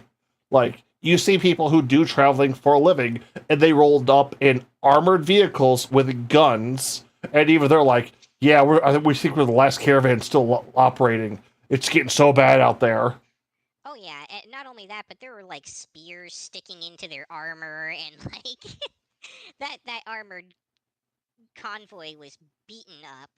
Yeah, it's basically here's a Mad Max equivalent armored convoy, and now these 4 high school girls in this train with I think they brought the little Shiba dog and a fern with them. A Japanese bitter melon. You know, if I ever get another dog, it's probably going to be a Japanese breed because those things just seem like to be the coolest, most relaxed dogs ever. And we're going to go to Shibuya. How far is that? We don't know anymore. Yeah, the entire geography of the world warped and expanded when the 7G event happened. Reality took a hit of acid. So, for my part, I would say this show is probably like B tier. Did you have any thoughts? B is about where I wanted to throw this to. Sounds legit to me. I think, yeah, if this isn't your style, you're probably not going to have a great watch here. At the same time, if you want to, admire some pretty high quality animation, then, this is a good place to look at some of that. Or if you've just taken a couple tabs of acid, might be a fun watch. Officially, the runners of this channel do not support the use of drugs for disclaimer purposes. Correct. Yes. All right, on to the next show. Yes. Next up, we have How to Love Your Elf Bride and Archdemon's Dilemma. Okay, so Yuki, did you watch this one? Oh yeah, I watched this one all the way through. Yeah, so did I. This is it's very, I don't want to say slice of life, but heavy romance fantasy show. Yeah, a little bit outside your usual area, I would say. At least at the surface level. The more and more I go through these seasons, the more and more I don't mind romance. I hate slice of life repetitiveness. Fair. Especially that doesn't have any kind of ongoing plot or story elements. So it's probably fair to say that what you dislike is something that only has romance driving it. Yes, probably. Gotcha. I don't really feel like this show needs a super in-depth explanation. It's cute. It's kind of trashy. Kind of. Yeah. It definitely has its trash-heavy moments. But it's not entirely trash-based. Like, there's definitely some attempt at having, like, a plot there. There are some questionable bits. The plot overall is almost exactly what you have in the thing. It's like a eldritch sorcerer kind of falling in love and getting an elf bride through eldritch sorcerer means, but not so much coercion or slavery, but just kind of technically, literally slavery, but I mean, he tries to fix that right off the bat, like that. Yeah, that was to his credit. Like, that's not something that he was like looking to perpetuate, but he did literally buy her. Yeah. Japan, please stop using that trope. Please. Please. Overall, I think the thing that really set this one up for me is you don't just see, like, the basic love story of, oh, will they, won't they, do they kind of like you? It's like the cover definitely has them looking very, I don't want to say soon, but kind of like neither one of them want to talk about that, but it actually progresses the romance, it progresses the world, it progresses everything in this. And I really want to bring that up because I hate stagnant shows. Not just the romance, but the relationship itself. Like, um, through the course of this show, they arguably go through like all the stages of a relationship from like first meeting each other to having a child, um, and Technically. sort of like bringing even like a grandpa figure somehow into the mix. When do you get to the butler stage again in romance? When does that happen? Yeah, right. I know. But yeah, Ah, no, I would say it was decently well done. There were some very cute fan service scenes mixed in there. Um, for the most part, the characters are reasonably enjoyable and solid. Um, it there's nobody definitely I has its rough edges as well. I was gonna say there's nobody in this show I outright hated that I wasn't supposed to hate. Yeah, that's definitely fair. And they even do a pretty good job of like uh playing with who you are and aren't supposed to like at a given time in the show. Um, so kudos there. Uh, oh geez, there are some bad CG effects and enemies at certain points. Um, And the I animation was not a key point for this show. I mean, there were certain aspects of the animation that were really nice. Like you can tell that they really put the budget in the places where it mattered most, which was like making the elf bride cute. Um, but for sure there were limitations to that budget. Yep, this was a team of animators who probably didn't either have the time or the money to go all out as much as they wanted to, but they knew where to put their efforts when they needed it. Yeah, I can agree with that. Yep. So I would say this one is probably if we're not calling it hot trash, it's probably close to B tier ish If this was an isekai, it would be straight in the trash. for sure. Yeah, a B. I'll say a solid mid tier B again. Fair to me.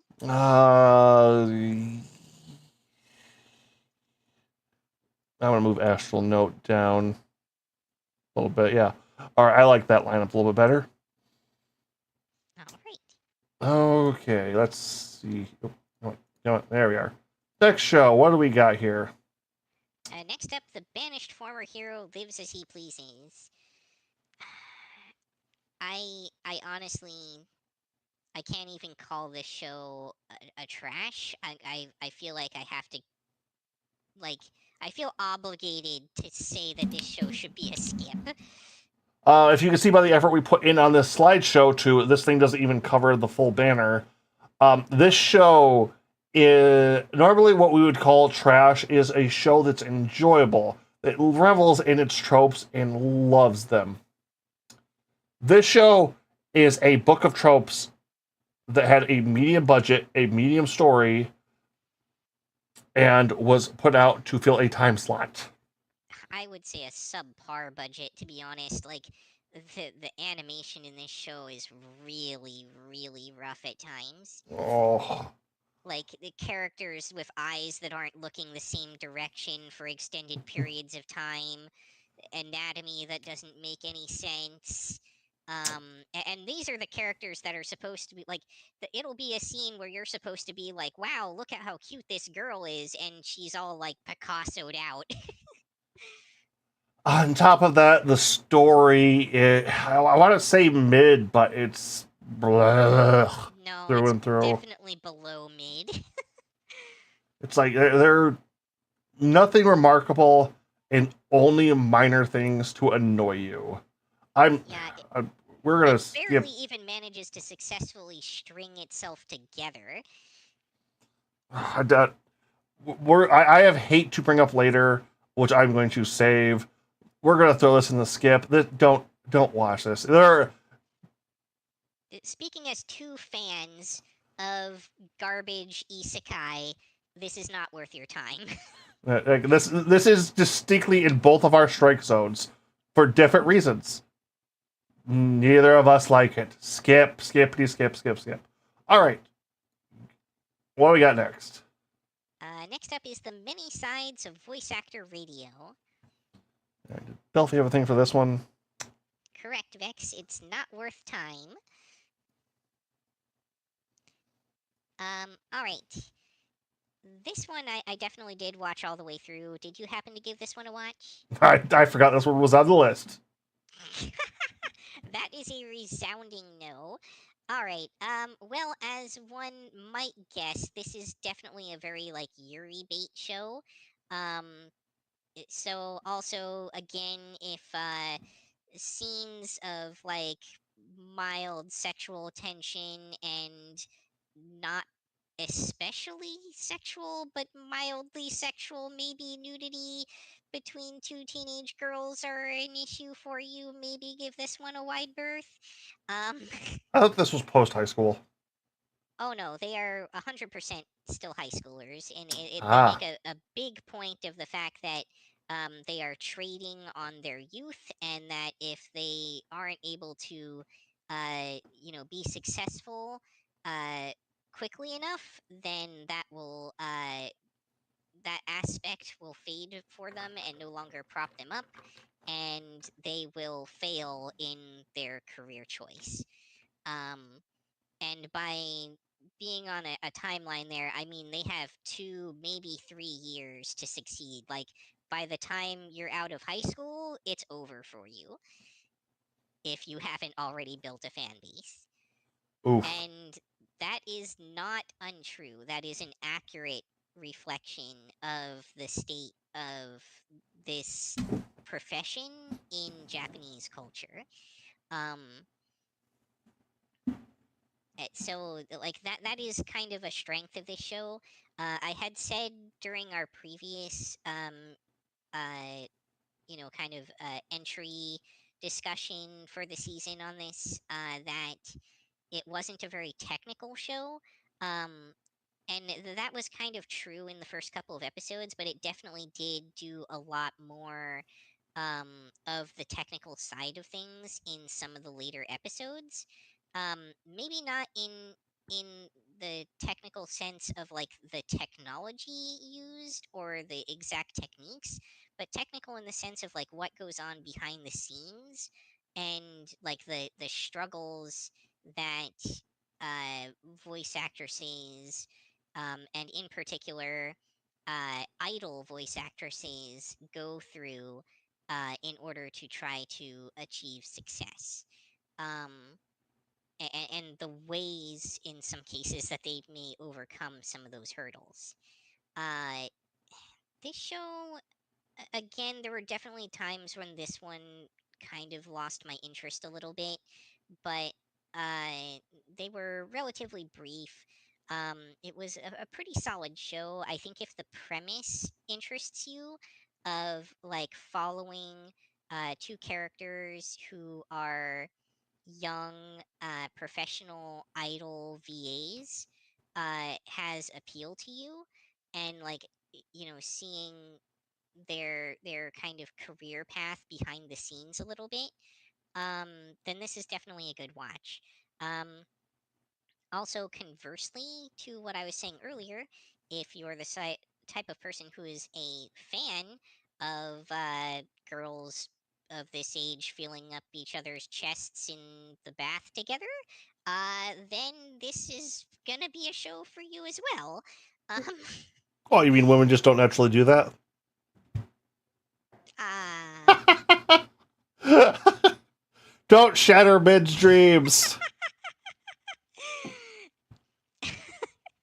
I see you there, Vex. Um,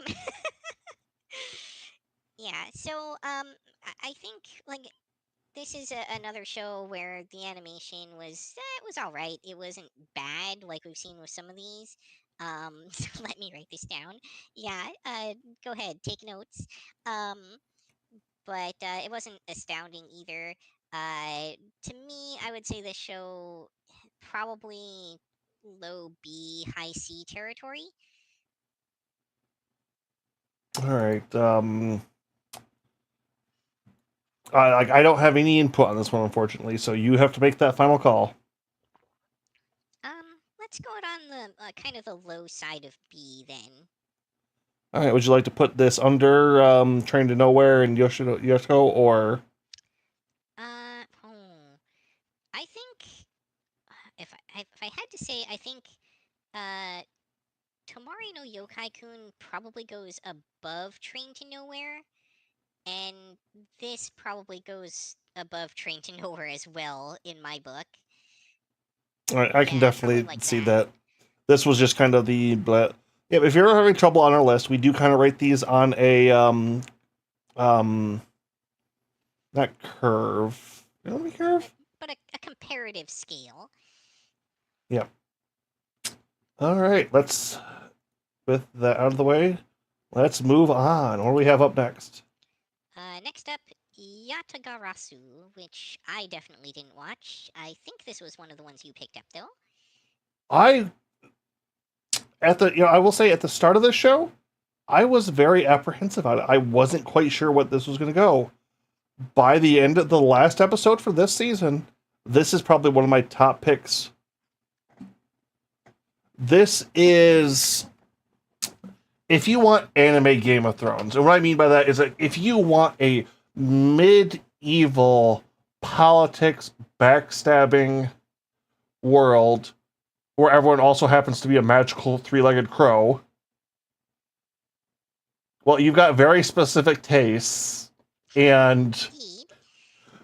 this show is right up there. This so many plot, so many bits of intrigue, so many bits of story, plot. Like, while this show is a slow burn, such in the way that like all these Game of Thrones, Lord of the Rings should be, it gets there. All these things like you don't like. Okay, why is this set up like this? Why is it set up like this? Nothing is there for just happenstance. Everything in this world is built on purpose. Everything has reasons. Everyone acts the way they do because this is over there, this is here, this is etiquette there, this person is controlling behind the scenes here. Until the last scene of the last episode, I could not predict what was going on. And story beats, pro ahead. There are so many shows that I've gone over and ideas you can get behind that. It takes a lot to catch me off guard. And this show did beat after beat after beat. Now, the one thing I will say is the animation overall doesn't have to do a lot. A lot of this is people standing around talking, discussing. That being said, they do like to change up the rooms. They do love to give you beautiful backgrounds. This is Kind of strong visual novel vibes. Yeah. Like kind of going on to one of the things they go through. It's the whole thing is about a second prince who has now become crown prince. Titular character on the main left there. And he has to select a bride from one of the main four houses. All the girls on the right.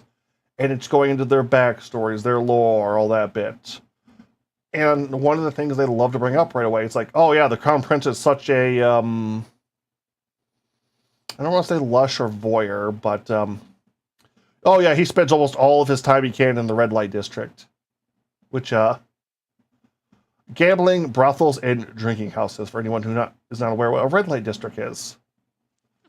And the whole time, like, you kind of go through, it's like, all right, why is he down there all the time? It's like, he finds out, it's like, well, one, I like to drink and be around hot women who want to pamper me. It's like, okay, relatable. So do most of the nobles do too. And as such, since they don't want to be caught down here, they've built secret passages that come into the red light district. So the reason he spends so much time down there is so any other noble that wants to go and meet him can take a secret passage and have a meeting with the crown prince. Hmm. It goes and goes and goes from there to such a bit.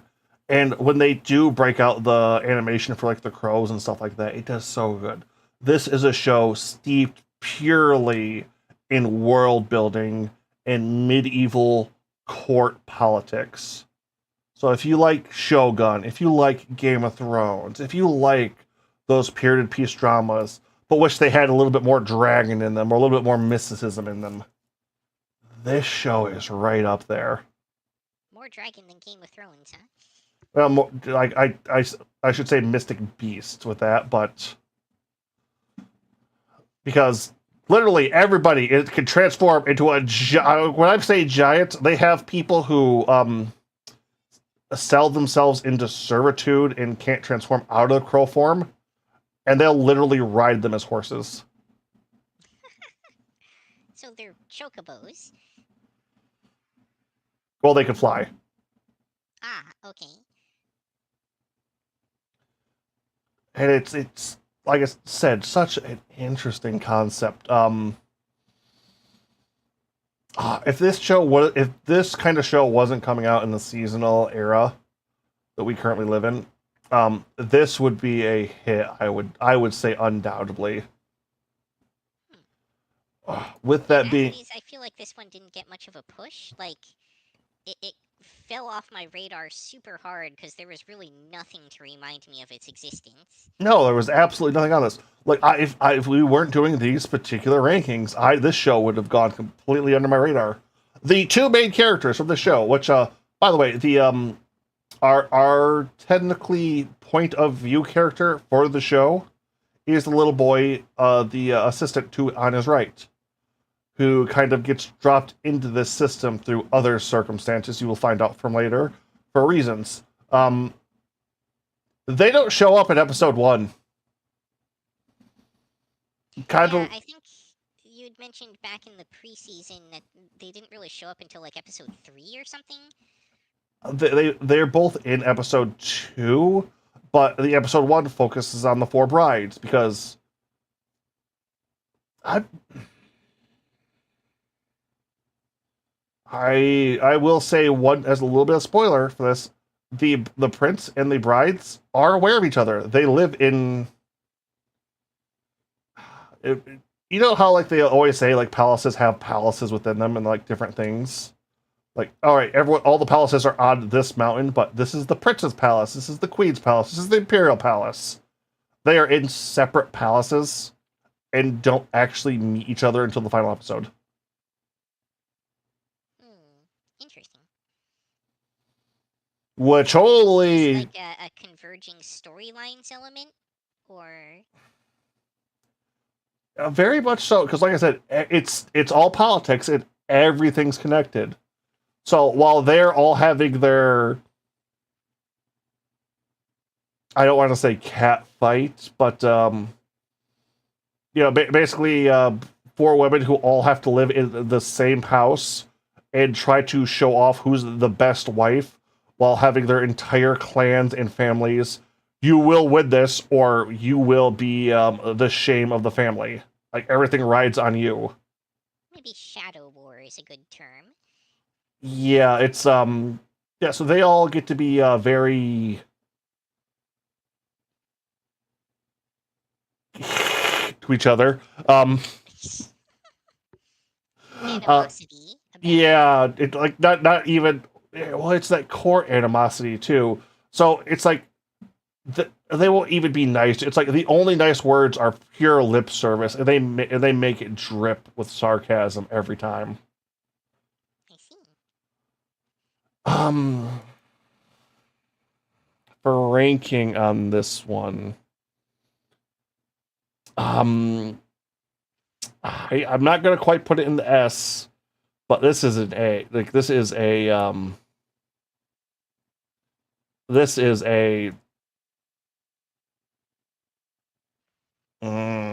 I'll put this right under bartender. Really? I completely different reasons, but like this is like uh if I know what the ending to this would be, this could be an S. Do But you it's not know the ending because you didn't complete it, or is it one of those things where it left it hanging? it has been left hanging. Technically, Ah, it should be on the next season as a direct continuation, but it's been like 3 weeks and there's no new episodes. I am actively waiting for the next episode on the show. I see, I see. But right there, because as Game of Thrones has taught us, endings matter, people. Endings matter a lot. Yeah, endings can be pretty important. All All right. right. Before we move on, I actually want to back up for a moment because I did notice that Belfie had given us some input from her side on voice actor radio. Um, and her feedback was honestly just a good watch, great show of character growth, kind of inspirational. Um, she said it was an S for her personally, but hesitant to put it in the S tier because not everyone's cup of tea, which I think, yeah, we kind of covered that aspect already. Um, all right. With that said, moving back along. Next up, chilling in another world with level 2 super cheat powers. All right. Is it just me, or were there two top tier wolf waifus this season? You know, Yeah, I mean she's high tier in a very different way from Horo, but she is Holo. still well, Horo, Holo. It depends on your translation pronunciation, but yeah. Um, what was I saying? Oh yeah, but she is definitely very cute and very spunky, and they definitely do a good job of making her feel very enjoyable and marketable. Um, enough so to even carry a lot of the other aspects of the show. Yeah, like honestly, it's like that. While the guy is the. By the way, this is a one other thing I wanted to poke out because oh shit, you're right. This is the second show besides that that also had an isekai where the main character was isekai to another fantasy world from a fantasy world. Oh, also, I think there was a streaming element that arguably popped up in voice actor radio as well. I mean, obviously, they're doing a radio show, which is basically a podcast, but they, I think, actually may have done some kind of vaguely VTuber esque stuff at one point in the show, too. But that's getting aside again. Yep. This once again, it's been coming down to I like this show. Besides having tons of fan service and being an isekai harem show, there is one love interest for the main character and a bunch of women that just kind of orbit around him. It also has a world and story that progress as time goes on. Like this isn't just oh they're instantly in love. It's there is a relationship that actually forms. Interestingly, the show arguably has like a second MC as well, even though that second MC is ostensibly supposed to occupy kind of the villain slot of the show. There's Honestly, even it a third one. yeah, it's it kind of off. It's funny enough. The old greedy kings and ways of the world are kind of the biggest villains. Yeah, kind of. Well, actually, in some senses, the the person who was officially named the hero was kind of the biggest villain. Um, and the Demon King turned out to be a pretty cool guy who was really kind of a secondary MC. Oh, the demon king is so cool. It's there are so many things to love. Also an exorbitant amounts of fan service, and Oh yeah. I'm going to say the worst. Hold on, let me say this correctly. The worst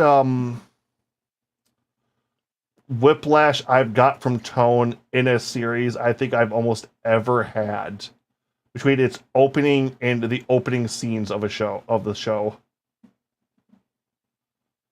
Yeah, I can see that. especially in that episode 1, with the opening being just like so happy and like upbeat, and then like things go downhill so fast in episode 1. It's not so much episode one about a mid series where, all right, for a little context for anyone we're not showing trailers to, it's the opening for this is a cutesy love song with the titular I I would say very much like pop idol J-pop dance number. yeah, with our main girl something on Fenrir. Finn, what they call her? Fenris, I think. Fenris. I don't know. The Norse wolf. She's that name, only more Yeah. female. Um, and it's such a cutesy, chill, lovable thing. And then it cuts back to the anime, and you're seeing one of the main characters get killed. And I don't mean like, oh no, it's like, no, they've kind of had their heart ripped out, and there's blood everywhere. Oh yeah, I know the episode you're talking about now. And I'm just sitting there like, what? Like it was legit stuff. It's like I like I understand what they were going for the majority of the feel of the show, but for that opening, but this show gets heavy in good ways at some points. It's weird because it's one of those shows that has these moments of like really high quality, and then other times it's just completely trading on its trash value, and then other times it's just like kind of broken and like feels like they had like part of it being done by like a different team almost that didn't know what they were doing. There's just bits where like, oh, none of this matters. Nobody cares. There's not a lot of fan service here. Things are just progressing. We don't need to put in the effort. And at other points, it's And in those scenes, I'll point out by putting the effort, I mean like on the animation side as well. Like things tended to just get janky. yeah.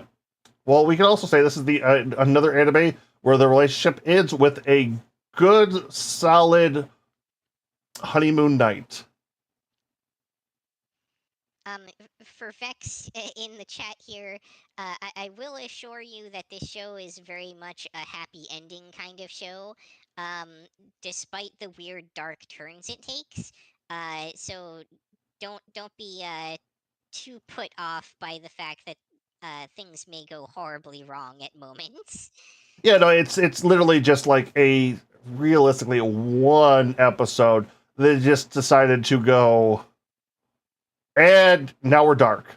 It's just like for like not even half the episode, just a little bit. It was just some whiplash.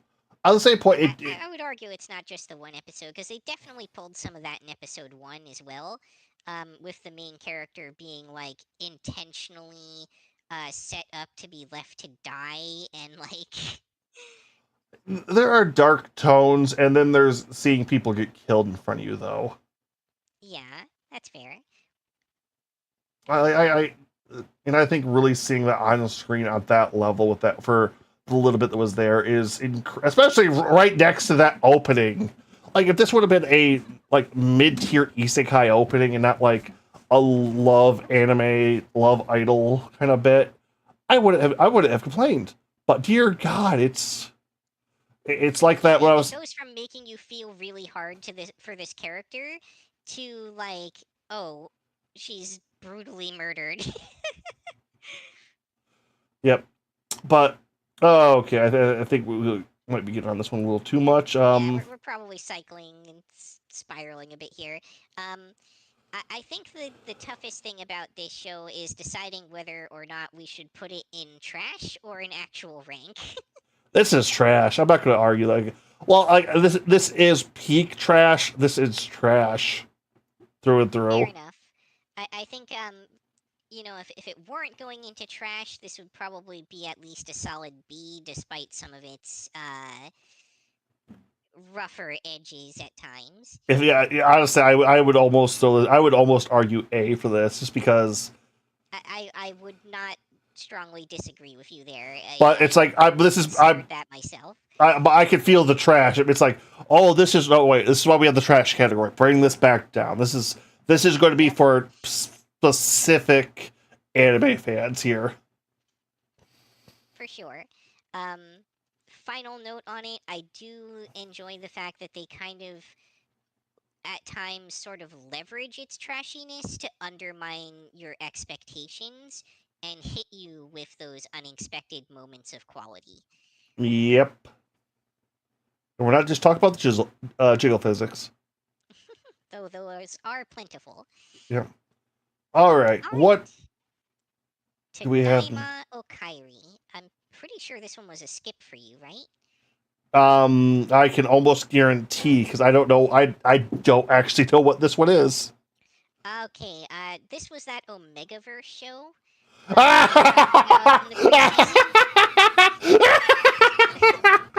Yeah.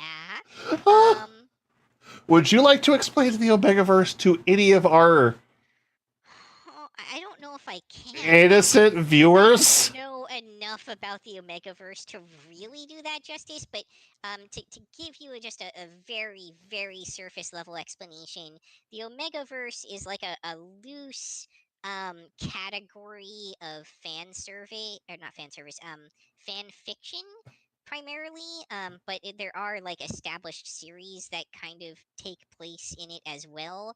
That it kind of defines like a certain set of rules. Uh, it's very yaoi based. This is a extremely like All right. Would you like me to would you? Male on male oriented set of rules in which probably one of the chiefest like bits of it is that it is possible within the Omegaverse for a male to impregnate another male. Mpreg is a canonical part of the Omegaverse and like a major defining factor of it. There's also this thing going on with like um, alphas and omegas, which I can't claim to fully understand, but it does seem to be kind of a stand-in for like a lot of prejudice-based things, like to some extent racism, but to a much larger extent, it seems to be a stand-in for the discrimination that is faced for like same-sex couples. I would say class a little bit more. I unfortunately I wouldn't say unfortunately, but I am fully immersed in that. If you're on A3 or Archive of Your Own as a major written site for writers and fan fiction, this is where a lot of that goes and comes from. We won't go into too much more detail, but yeah, there's a lot to I still can't. This is a genre of fan fiction that's worked its way into its own actual canon. This like the surrealism, if you know what's going on here, is unbelievable. Yeah, it's very meta in what's going on here. And yes, Vex, this is definitely something that does tend to heavily appeal to a lot of the female fan base. It is definitely marketed in that direction pretty heavily. Um, One thing I want to point out about the Omegaverse, that's just not a male and male. Female and female couples also do that a lot, most of the time in there. really, that I wasn't aware of. Yeah, as far as I'm aware, the only way you can't get pregnant is if a woman fucks you.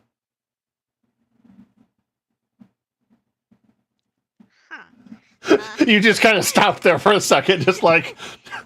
It's breaking my brain a little bit. Okay. Well. um, getting back to this particular show.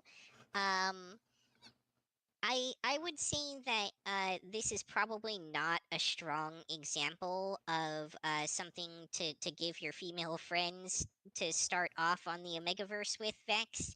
Um, this is I'm not very familiar with the Omegaverse, but this is not the strongest example of it that I have seen in my limited experience. Um, from Belfie's perspective, she gave this thing, I think, a full watch where we didn't. And her feedback was cute and good, but not for everyone for sure. Sometimes too cute to handle. Could also go on skip, to be honest. Um, and that's from someone who enjoys this genre. For me, this genre is kind of a miss. It is not something that has like inherent appeal to me. So I can only judge it on its other merits. Like I don't I don't have any innate attraction to the qualities of the Omegaverse. Um, yeah, they'll probably be into the Omegaverse itself. I don't think that this one would be the show that would really sell them on it. You'd probably be better off, like just telling them about the concept and letting them find something they want to try. Um, for me, like watching the show, there was a cute wholesomeness about it that I did definitely enjoy. And the baby was definitely cute as far as babies go. I'm not a big fan of babies, but you know, for what value they could get for that for me, it was pretty adorable. Um, but that also gave it kind of like a saccharine quality that I think Belfie was kind of getting at there. And I just didn't really feel like this show had enough going on with it to really be worth my time to continue watching. Like the only thing that was making it kind of vaguely watchable was again that kind of cute wholesomeness and like the cuteness of this family unit, but that just isn't enough to carry a series all the way through on its own typically. Yep. All right. So, Yuki, where do you want to rank this one? I'm I'm inclined to call this one a skip myself because like it's definitely outside my zone. And that's where And Belfie was putting it given that too. Belfie was willing to put it there, and it's more in her zone, like she's an Omegaverse fan. I don't feel like I should argue with that assessment. All right. Let's keep the I train. I Oh, will make one final note that the animation quality was decent. Like there was nothing that was strictly objectionable about this. Like it could easily just as easily have been like a C tier. Its biggest crime was kind of being boring. yeah. That's kind of what I was feeling. But let's do it and skip. Interesting, but it was a competitive seed. You need to be up your game if you want to be watched this For sure. ever. All right. Let's move on. What do we got here? Oh, the Uh, most All right, so this was an initial mistake by me, unfortunately, but oh, so you didn't watch either of these, did you? I did not know. So it turns out because nobody at Crunchyroll wants to go outside it that this isn't actually a show. This is two specials. Oh, okay. Set the same world. I see, I see. Uh, would you like to pronounce either of those names for me? Uh, Kurameru Kagari, and I can't quite see the other name behind your avatar's head, but it looks like Kura Yuraba or something like that. There's like a letter or two being blocked. Um, yeah, that would explain why I wasn't putting it on our list originally, because it probably was showing up under like the OVA section or something instead of the series section. All right, but a brief words on both of these. They are both 40 minutes. They are fun watches. The animation quality is not bad, but very unique. This is a heavily stylized show. That being said, this is anime diesel punk. Are you familiar with Diesel Punk, Yugi? Oh yeah, well, I mean, technically, like Mad Max would fall into the category of diesel punk, but Uh, that's more the post-apocalyptic diesel punk than this flavor of diesel punk, I would say. yep. If anyone in our audience is familiar with Caboneri of the Iron Fortress, which I'm pretty sure with the much K's in these, that has to do with something with iron. Diesel Punk, Eh, I would say Cabaneri is still technically steampunk. That was still a steam train, not a diesel train. okay, I will relent on that. But Diesel Punk is less of the steam engine that and more of the World War II heavy metal um steel and firepower. There is an actual chicken walker tank. Like there is a tank that just has like chicken legs at one point in the show. I It guess that is was good anime. it is glorious. It is if you want some diesel punk mystery world building, and especially it has that old mining town feel. If for our American audiences, the which also feels like it has a very Japanese aesthetic too. So I'm wondering if it's a spread across cultures. But Oh, sorry. I wanted to mention another good example of that kind of diesel punk genre might be Fuga Melodies of Steel, which is a game, but some people may have heard of that one. I was just playing that on my channel about a couple months I back. recall. Yeah, it's very much in that aesthetic, and it is that 1940s machinery, but cranked up to anime style.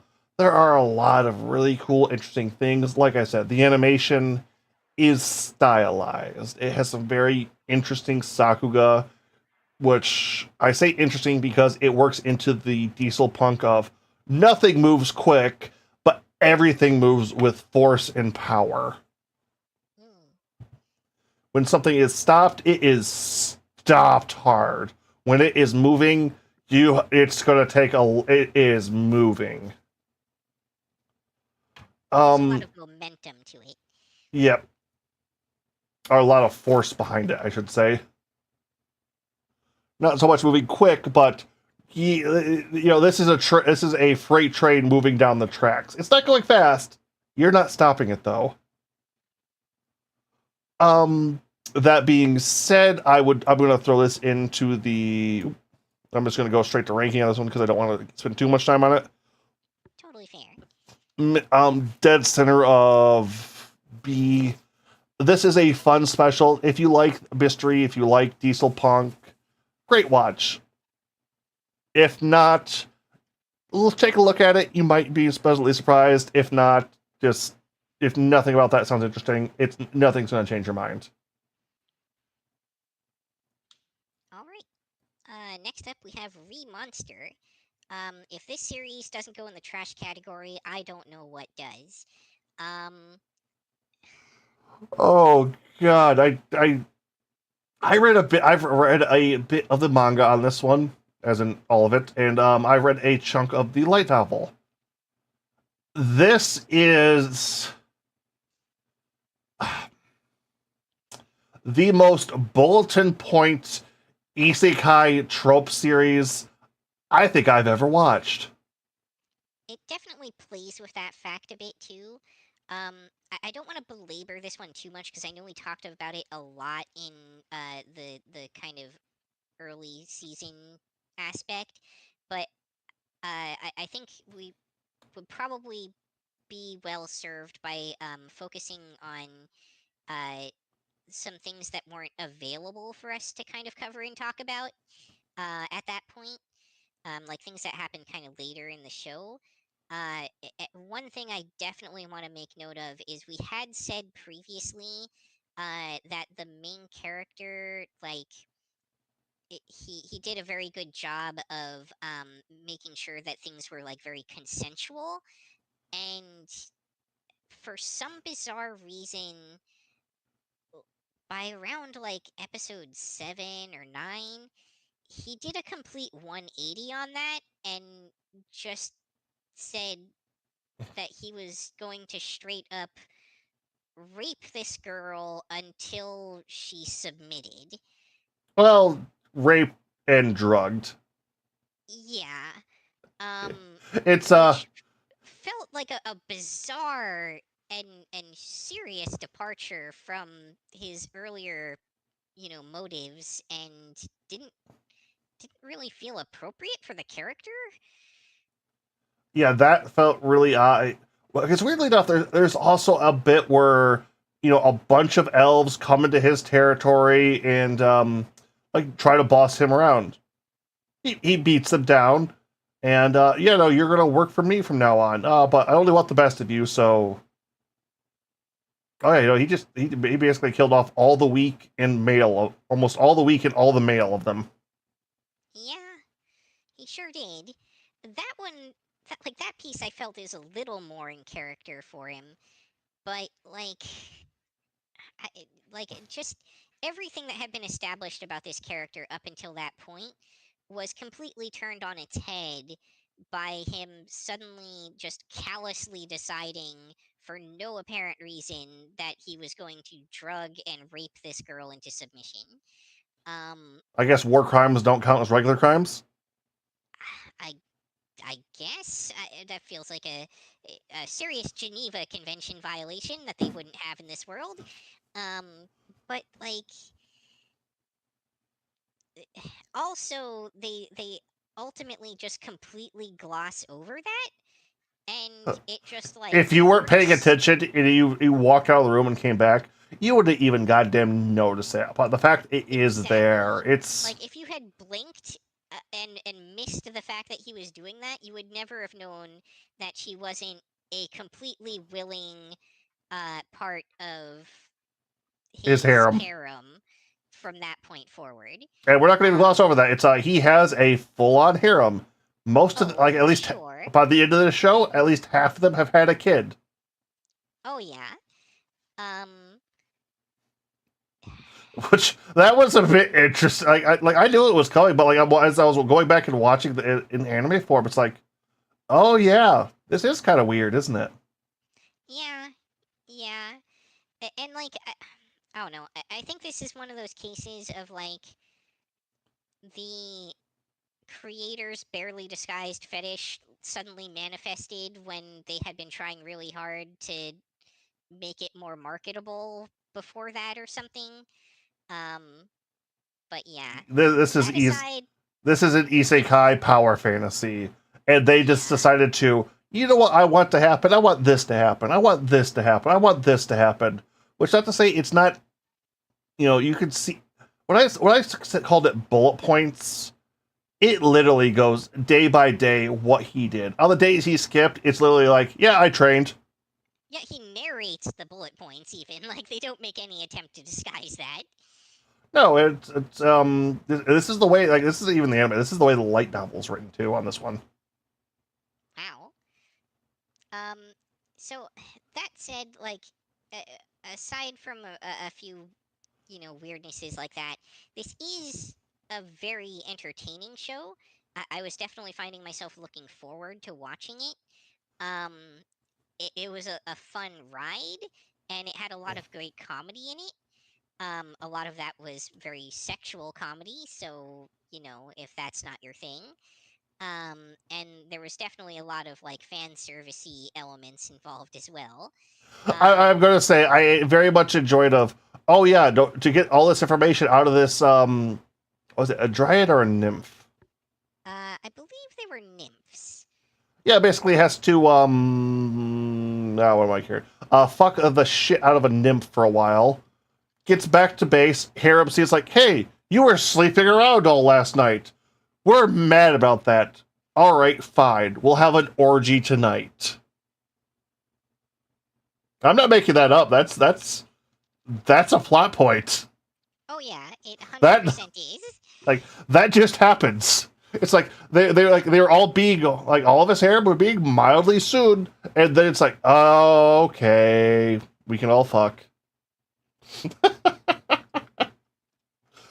Um, okay, we gotta speed this up. So this one, it's trash. It's glorious trash, but it's trash. It's the trashy trash. hardcore trash. Unfortunately, it's with the exception of dialogue, it's PG-13. You will not see anything too outrageous. A bit bloody, but There's a little bit of nudity, but it's you're not going to see any nipples or anything like that. It's very like deliberately PG-13 nudity. yep. Okay, it's into the trash. Moving on to next category. Next up, a condition called love. I'm pretty sure this was a skip for you, right? Oh yeah, I think I Yeah, this watched the seems like first something episode that of this bounce one. off really hard. Sorry? I think I watched the first episode of this. Gotcha.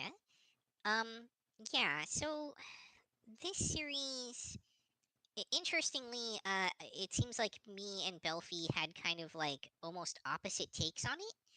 Um, I'll read off what Belfie had to say first, and then go into my take on it, I guess. Belfie gave the show an A tier, and said it was an uncomfy start, but blossomed into a truly heartwarming growth between the two main cast, with a focus on like acceptance of feelings and so forth. Um, for me, I felt like this. I very much had the opposite opinion. Um, the early parts of the show, I thought it was a very interesting concept that they were bringing in someone who is kind of like Ace or Arrow as a main character, and I was intrigued to see where they would take that. Um, Unfortunately, the direction that they went with it was kind of exactly where, in some senses, where I was hoping they wouldn't go with it, which is, although they didn't make it explicit, um, it was kind of a story of her like getting over her ace arrowness and uh becoming someone who like learns to understand love and engage in this relationship. um to be fair, they never explicitly called her ace or arrow, but it was very heavily coded in that manner, and I was really hoping that we might see a little bit better of like representation there. Um, which instead it was really just kind of like the lead in romance excuse hook thing. Yep. But uh, even then, they still did an okay job with that. It wasn't like overtly offensive or anything. It was just kind of disappointing. I think the main issue to me was the male lead. Um, Oh, Mister, I'm not a stalker. yeah. And it's not even the stalkeriness of it exactly. I mean, I guess it kind of is. It's the weird, toxic levels of possessiveness that the character has that they just completely like gloss over. Like he it's arguable that he's being actively abusive towards her, and she just like completely takes that in stride and doesn't even acknowledge it throughout the entire series. Um and Ye- that aspect of this really bothered me. Um like I felt like that was a really strong step in the wrong direction for a show like this. Yeah, Um it's unfortunately the ace or arrow romantic is something that's not brought up a lot, and it can be really hard to understand for anybody outside of that. Because for the so many people, just like, oh, you just haven't met the person who's given you that spark or given you that little bit, and it's no, yeah, that's and this series kind of very much makes the argument that that's what's going on with people in that state. And while that can be true of some individuals, and that's totally up to up to them, the this kind of representation uh, tends to give people that false impression that that is just what that is for people who identify themselves that way, and that they're just like, waiting to develop that aspect of their life or something, and that they're incomplete without having done that. Which would be seen as very offensive to members of that community. Yeah, I'm gonna say I am in that community, and it's like that is the feel I kind of got from it. It's like I didn't mind this at the first episode, but it's like, he feels stalkery and pushy. She feels like, oh no, I was wrong all this time. It's like I did not enjoy it. It's like there's a lot to unpack, and even at episode 1, when I was trying to watch everything, it's like I did not enjoy how they made her Yeah. towards the end. Like potential to start with, but it's like, no, you are. It definitely felt like. Once again, this. Again, even with that aside, I just felt like this failed as a romance anime, for having a male lead that was just so toxic and possessive, and that being looked at as just okay. Well, one thing I want to say is like this, like from what you're saying and from what I picked up on, this reminds me of the old '80s, early '90s American love stories. The one where it's like, no, the guy just has to win her heart. She just has to push harder. Just has to keep on her toy. It's like, go back and watching some of those. Some of those come off as a bit creepy in context now, if looking back on them. Yeah. And it comes down to, oh yeah, no, you probably shouldn't do that. Actually, One other thing I do want to note very specifically, it doesn't really come up until kind of like the mid episodes, but the male lead, initially does do, to his credit, a very good job of respecting the female lead's boundaries, right up until he doesn't. everything was And fine until it wasn't. yeah, and repeatedly he's just given a pass on that. Like they very intentionally make sure that you understand that he is struggling as best he can to respect those boundaries, but then he just decides he can't control himself anymore and violates those boundaries, and over again, the female lead is just okay with that. Which that should be like a huge relationship red flag, and like shattering the trust that they had established between each other. Um, Especially for a character who is, having such a hard time processing all of this to begin with, Oh, and geez. they don't acknowledge that at all. Oh. All right, Yuki. Would you like to place it? Where are we gonna put this one? Because what did Belfie have? A. Belfie had A. Um, I personally feel like this one doesn't deserve a watch, to be honest. Um, we could split the difference on that, maybe. I mean, like, Like I can understand where I maybe think it's okay Belfie and was coming everything, from, but but I also did not get a good vibe from. Like I understand it's outside my wheelhouse for the majority of it, but I did not get a good vibe from the episode 1 on right. this one. So it's outside your wheelhouse, but also, you said yourself, you're a member of the folks that are being represented here, and I think that makes your take extremely valid.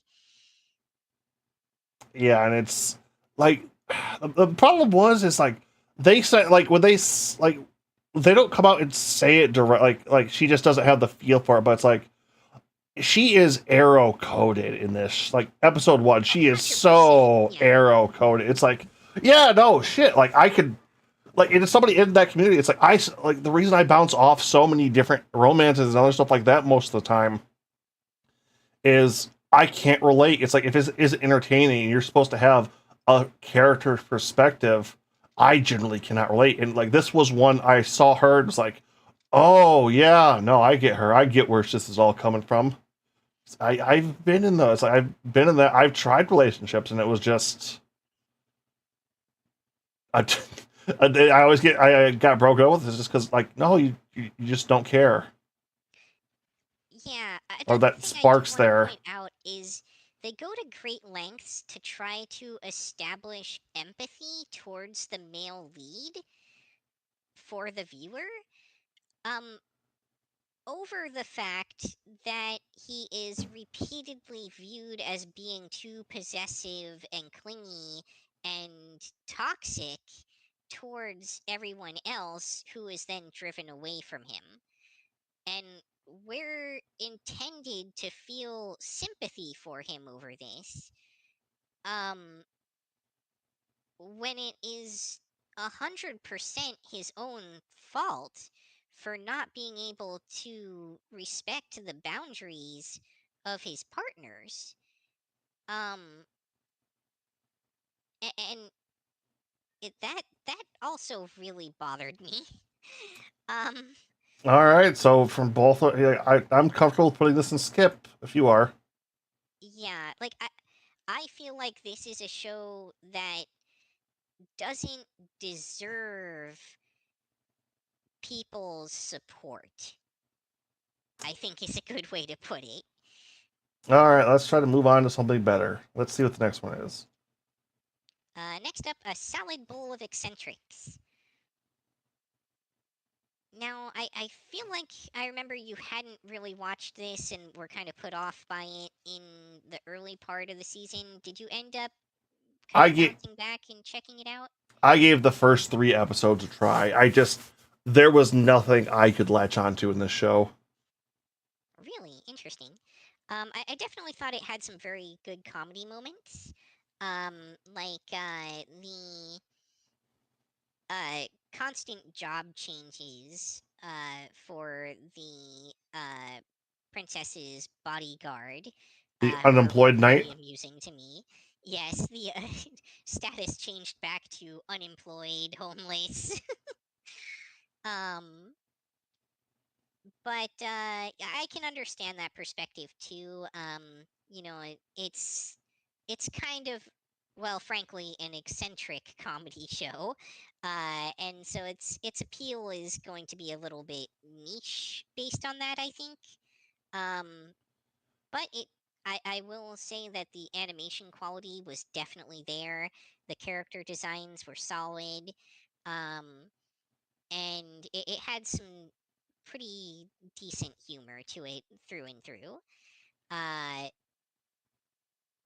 it was a little bit maybe off on the pacing at times, which can be especially detrimental to a comedy.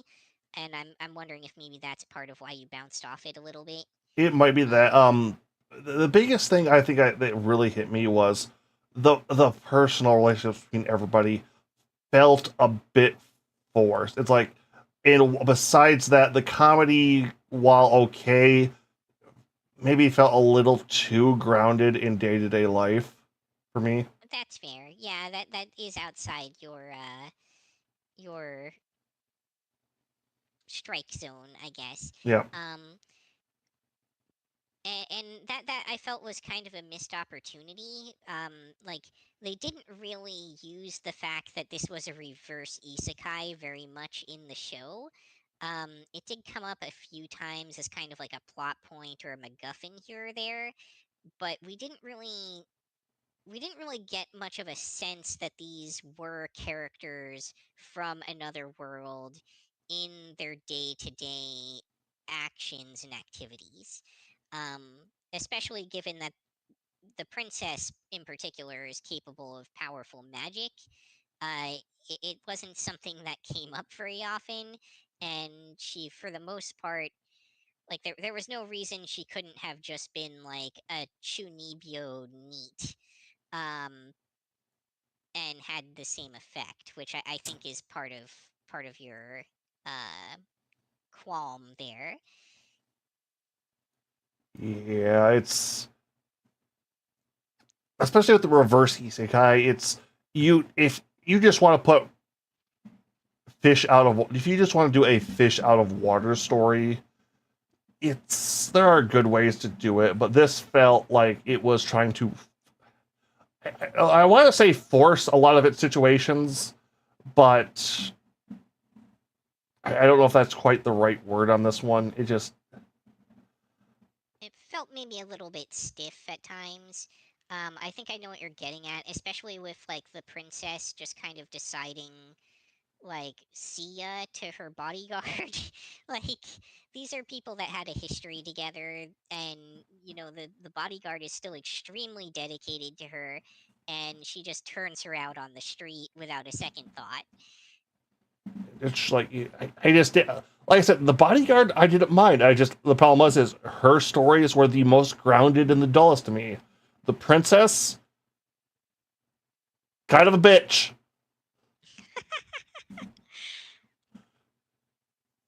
And the male detective lead is kind of a floor mat. Yeah, that's fair. Well, And anyway, I would give this kind of like high C category. Um, I feel like that's a pretty appropriate place for it. It definitely felt like a better, more interesting watch to me than the Angel show.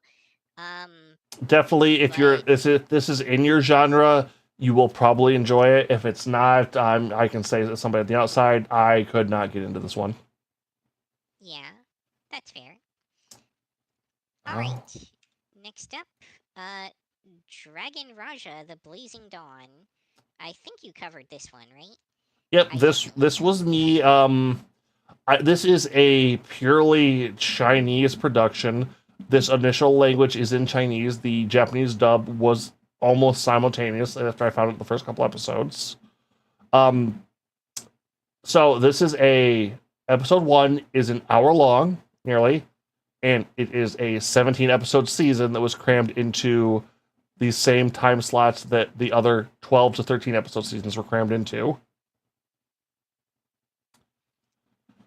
This show's animation goes from pretty okay to I don't think I had my PS2 on right now.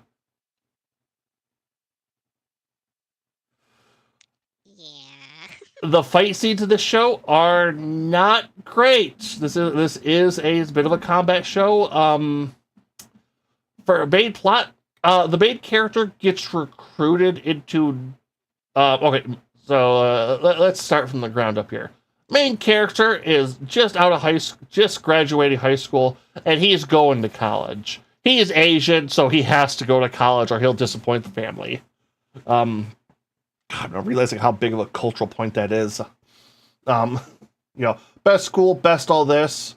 Um, and choices go. He's kind of a loser. He's a master StarCraft player. Once again, Chinese, not Korean, weirdly enough, on this one. Yeah, that's actually surprising. Yeah.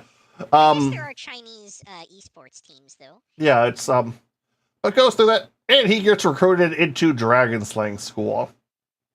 No, this isn't a fantasy world. No, this is set. Yes, this is set in modern day. No, that's not normal. And it gets as weird from there as you can imagine. There's just so much built into this show that it makes no sense. And I absolutely goddamn love it. All of the character interactions, especially from the main character, are honestly believable. It's like, oh yeah, no, this high-end prestigious AAA college wants to give you a full ride scholarship. What? You know what? Once again, I'm noticing too that this Chinese production does a lot of the like Korean thing where they make the characters feel like really tall. Yeah, you could definitely That see that on the seems legs. so. Yeah, the legs feel like they've done like the supermodel post production thing where they've like literally just like cropped the legs and extended them in post. Yep. Which from there's so much interesting world building because that because he doesn't even get to college until like episode 4. I don't think it is.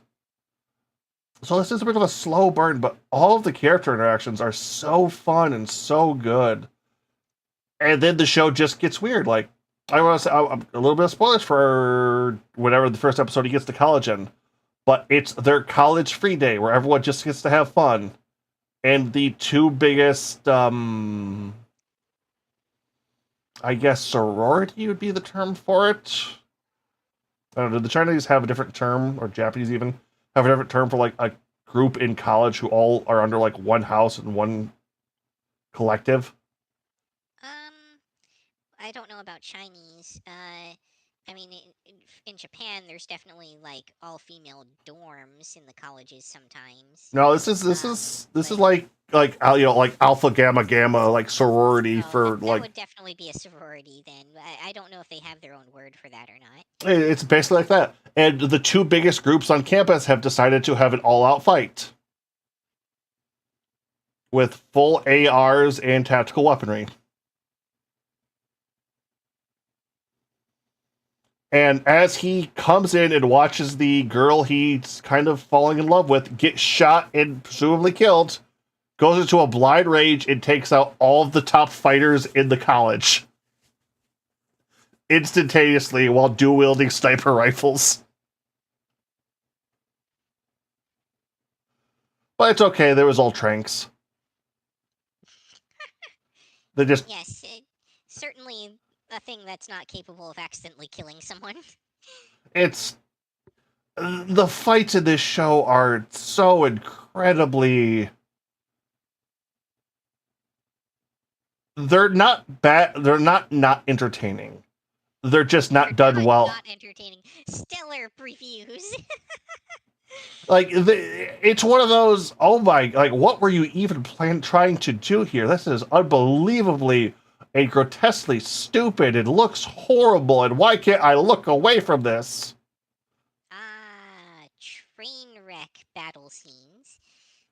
Like at one point, like they're fighting an underwater dragon, like a giant, like Leviathan style dragon, like blue, like orca whale looking thing, and they're in a flying battleship trying to run away from it, and they're weaving in between these mountains, trying to stay to the water line.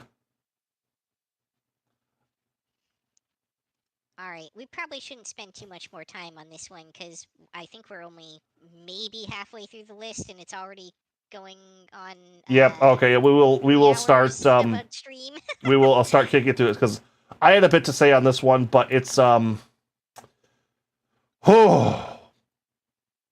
Um. I'm gonna say top of C. I don't know if you have any extra opinions on that one, Yuki. Did not watch for me. Yeah, it like the animation goes from that's pretty good to what the fuck am I watching? But it's an interesting story, but like I said, a lot to love there. But all right, let's move Mosey on. Moving along, this one does not have a title on it, and I did not watch this series. Neither did I. I don't know what this is. Like, mystery, I think, was in the title somewhere. Was this not this? This is a Hulu one. Was it? I think it might have been. Yeah. Okay. All right. We have our first. I don't even remember the trailer for that one. Unwatched. Neat. Right. This one definitely is a Hulu. It says right there, Mission Yozakura Family. Right there for everyone on my stream watching it. Did not watch for me. What was that? Oh, I'm kind of covering up the Hulu logo on mine, so I was moving myself out of the way. Oh, gotcha. Well, it's right at the top too. Yeah. Yeah, it's like in the title as well. Jesus Christ. Yeah. No joke. Yeah. Hulu is the like I'm trying to watch some of these Hulu shows. They're bad. They're just all badly dubbed, as in the subtitles are near unwatchable. Yeah, that is a good point. That is one of the reasons why it's not one of my go-to platforms. Like it's fine if the show is dubbed and you're watching it that way. It doesn't really affect you, but I miss the bright yellow ones, even honestly. Yeah. They're just it's bad. Okay, so unwatched. I will make just a note that I definitely saw some positive well, I don't know if it's positive, but I definitely saw some chatter over this show online. Like, I definitely saw a few things posted of this female MC here. Um, and I don't know how much that's worth, but it does mean that it at least got, it appears, more recognition than a lot of the shows this season did. All right. All right, yep, As a already through that. reincarnated aristocrat, I'll use my appraisal skill to rise in the world. I don't want to belabor this one. I would say let's throw this straight into the trash bin. This is this is an isekai, but I don't remember what kind of world the main character. I've read the manga for this. I don't remember where the main fucking character came from. Yeah. This is isekai trash. It's not exceptional isekai trash. It's good isekai trash. The only thing It's okay, isekai trash. it's like we have. It's kind of shitty isekai. It's like it's very decent in everything it does. The only thing really unique is the main character isn't the person whose OP is all get out. It's Yeah. he can see basically he gets to see everybody else's stat window. But also, to be fair, that's not the first time that we've seen this kind of concept, so that's not very groundbreaking. Um, And the fact that your show centers around it is kind of meh. yeah. Also, the fact that the information that we glean from that appraisal skill is actually pretty limited. Like other shows where it's not even the central focus, I feel did a lot more with it. And give you a See better I Am a understanding. Spider. Yeah. Um, Because I swear it, that appraisal sheet changes from person to person too. Like oh different yeah, stats will be on there. It's like, what does any of this mean? it truly was just a MacGuffin. It really wasn't that relevant, and neither really was the fact that he was reincarnated. It didn't really come up like at all in the series. Other than he Um, has this skill, it's like I said, I've read the manga for this one. I picked that up as a boring. I need absolutely anything to read. Oh, this is isekai trash. I could get some fun out of this. I dropped it eventually. I okay, if there's a comment in my chat that I have to acknowledge because I misread it. Uh, the comment is these are some really long anime titles, and I misread it as partly because it's slightly misspelled as really long anime titties. Um, well, the beige is busty as all get out. So, yeah, that's what I thought was being talked about at first, and I was like, well, I can't entirely disagree, I guess, but but all right, let's cut to that chase out really yeah, quick and switch over to straight that. into the trash can for Boop. me. Like it didn't even really have like great fan service or anything. The mage was partially there, and she was over. It's like I came back and I watched the first chunk of it, and I watched the last chunk of it since I knew the majority of the story and the animation. Never really got great. It doesn't feel like it ever did anything with anything it did. Yeah, also there's a bunch of long time skips where stuff that seems important just kind of happened on camera. Nope, Um, so that's how it happened in the manga too. It's awesome. All right. Next up is, I think, a like Precure spin-off. yeah, you added this to our post list. This was not on any of my stuff. Oh well, it was a did not watch for me. Good. I don't think anyone watched it then. Yep. Okay, we'll just unwatched. Yeah, this was technically a new series, and it from what I understand, it was pretty different from like the baseline Precure stuff, and has like a whole new cast of characters. So, because of the fact that it wasn't like at all related to the mainline series and was like a total unrelated spin-off, it still made it onto the list. But none of I us are really Precure fans, so although we have enjoyed a good magical girl show. oh yeah, it's a fine category, but wasn't any real draw for me here. Yep, much less wet this time. All right. Moving along, the unfortunately named Windbreaker. Oh, Still great a did hit. not watch for me. I'll let you take the helm on this one. All right, so we're back to the good old high school boys beating the ever living crap out of each other because men. If you're familiar, It seemed an unusually popular genre this season.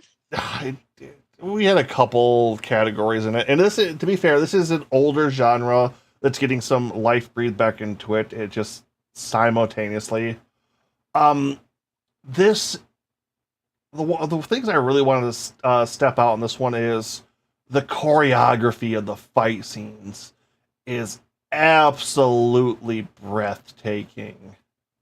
Like, there's not high octane. This is a little piece of me wants to say John Wick level of like choreographed fights, but I don't quite want to hold it to that standard. At the same point, it was there. It was definitely there. Story wise on this bit, new kid moving into a rough high school because he wants to be. It's noted as the toughest high school around. He wants to be the best of the best of the best, and the main character is a tsundere. Like, Interesting. well, it's like people give him praise, like, man, you're doing good. And he's just like, Baka, what are you talking about? I'm not that good. I'm just here to be tough. I'm tough. I'm thinking we should probably try to stray away from like the detailed explanations and focus on just like the core Yeah, splitting themes it. and interest points. I just wanted to get that little bit in there just because that was a point a lot of people were talking about in the show itself. Just because that is so unusual. Seeing him blush is interesting. A lot of male tsundere in general. I'll definitely give you that. Yep. Like I said, over that, this like once again, it's like I kind of hate the heights. Like I said, the drama, all that, but all the characters kind of have that misfits kind of rolling together. They do a tournament arc in this right off the bat, and so much is good. So much of the characters are. There's nobody I don't just instantly kind of like. Even the people you're not supposed to be rooting for are amazing. And so many different aspects of what would it be called? Not non-toxic masculinity too. Oh, that's good. Yeah, very much of no, we're like the toughest, school gang around. What do we do? This is our turf. If anybody shows up and starts making a mess, you fuck their shit up. That's our school motto. I will notice, or note that for like, tough bad boys, we're seeing a lot of like very feminine features in a lot of these characters too. Yep. I will take a note that the aforementioned named Windbreakers, I think that's I think if they named it that. I'm not sure if that's the Japanese title for it, which I'm pretty sure it is. But they are trying to use the American term of a windbreaker, a heavy coat, because that's what all the school uniforms and gangs are mentioned by. Their jackets are what set them apart. At one point, when a couple guys from another gang or team are getting kicked off their team, the guy called the Skinner comes up and just rips their jackets off. Yeah, this very much seems like something that would have been used as the Japanese title as well. I have to agree there, and probably without an understanding of the connotations of that term. The context of it changing in certain parts of the U.S. have unfortunately left it with a bit of a gag to it. It for what it's supposed to mean, it's very interesting. It's very good. Trying to speed these up. I want to put Windbreakers.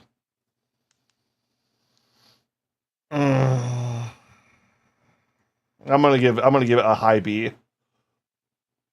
All right. I'm gonna put it under Nice. viral hits, but it's very like it's overall solid. All right. Fair enough. All right. Next up, we have fun. Oh, this was that like gotcha game based This like made it to episode 8. BL bait show. Oh, did it actually get like canceled mid run? I don't like I've watched episode 1. I think I almost fell asleep watching. This is a combat show. I almost fell asleep watching this stupid thing. It's If it's the one I'm thinking of, like, yeah, it was really, really boring. it's unbelievably boring. The character designs are gotcha, so they come pre-designed, so they're all good. All the enemies are bad CGI. The animation is Oh, stiff and awful. And they're blocky. like all the same enemy, too. It's we're gonna leave it at that. It's like a boring story for a gotcha game tie-in with terrible animation. This is the anime equivalent of shovelware. Definitely Skip. solidly in the skip category. All right, moving on. This one probably wouldn't even appeal to fans of the game, to be honest. Man, you picked a great picture for this one, didn't you? There wasn't one that actually had like the title splash screen. I can This show was you how I actually rip one them, but that later. I did But not yeah, watch. Oblivion And Battery. yeah, so I'll pass the mic over to you. It's a sports anime about baseball. Do you know why none of those have been good? Because baseball is incredibly hard to make interesting. So you want to know how they tried to hook you? The main guy there is a catcher, and his buddy's a pitcher, and they were the best pitcher catcher team that ever existed. And then the buddy got amnesia, and he doesn't know if he likes baseball anymore. And instead of taking all of these high school scholarships to AAA institutes because he's such a great baseball person, but he doesn't remember his baseball, he decides to go, nah, let's pass up all these free rides and go for the basic middle of nowhere shit school. What an awesome life decision. But his buddy's like, we were friends. You were my bro for life. I'll go with you. I'll throw away all my scholarships just to be bros with this guy who doesn't remember me. And I do mean bros. There is no like there might be some yaoi bait, but there's no yaoi here. It's this. I don't know what the appeal for this show is. It's dull. I was bored. Baseball is okay. I don't mind it. It's sports ball. The amnesia thing was stupid. The school choices were stupid. Because you know what they decided to do with the new school? Start a baseball team. Of course. Because they didn't have a baseball team or a baseball club. Maybe if you're a baseball fan, you can tell me they do some great technical stuff or things on that. Coming out of this, skip. I'll put it higher I'll put it at the top of the skip because there's nothing blatantly offensive about it. But skip. Yeah, having played a little bit of baseball in my younger years, I can absolutely confirm baseball is boring to watch. It is most of the time boring to play, even compared to a lot of other sports. There's a reason alcohol is a big part of baseball's aesthetic.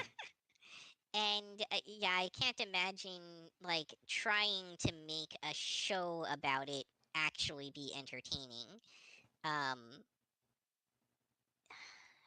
It's yeah. All right, moving along. Blue Archive the animation. I had actually really wanted to give this one a shot, but it just kind of stayed under my radar the entire season somehow, and I never managed to. What was this on? Any time at it, huh? Was this was actually a Crunchyroll, as I recall. I don't remember seeing it on the weekly bits or the spring listings. Yeah, that's the thing. Like, it wasn't. It was really poorly advertised. I don't think it was in the list. It wasn't really pushed on any of the like front page stuff or anything. So again, one of those things where once it got buried, it just never came back up to the surface for me again. And that's I've said this before, but it's so hard to deal with the fact that there's such a like finite limit to the number of titles that they'll show you from your list on the front page, and combining that with the fact that um, if you haven't like watched a show in a while, it'll stop showing up on your continue watching, Hmm. or stop being like recommended into the top of the watch list when a new episode comes out. Makes it really hard to stay on top of the sheer quantity of series that we have coming at us these days. Um, All right, so are we gonna throw this into unwatched then? Yeah, I'm gonna have to throw this one into unwatched. It looked intriguing. I know that the game is pretty big and the characters seem like they have some pretty cute character designs. But couldn't find the time for it. All right. We have some bigger things coming up next. So, do you care if we take a small break before we wrap this up? Because a few of these we are Totally going to okay have with to that. get a I little could bit use more some into. water myself. All right, everybody. We will take a short break and be right back then. Ba-da-ba.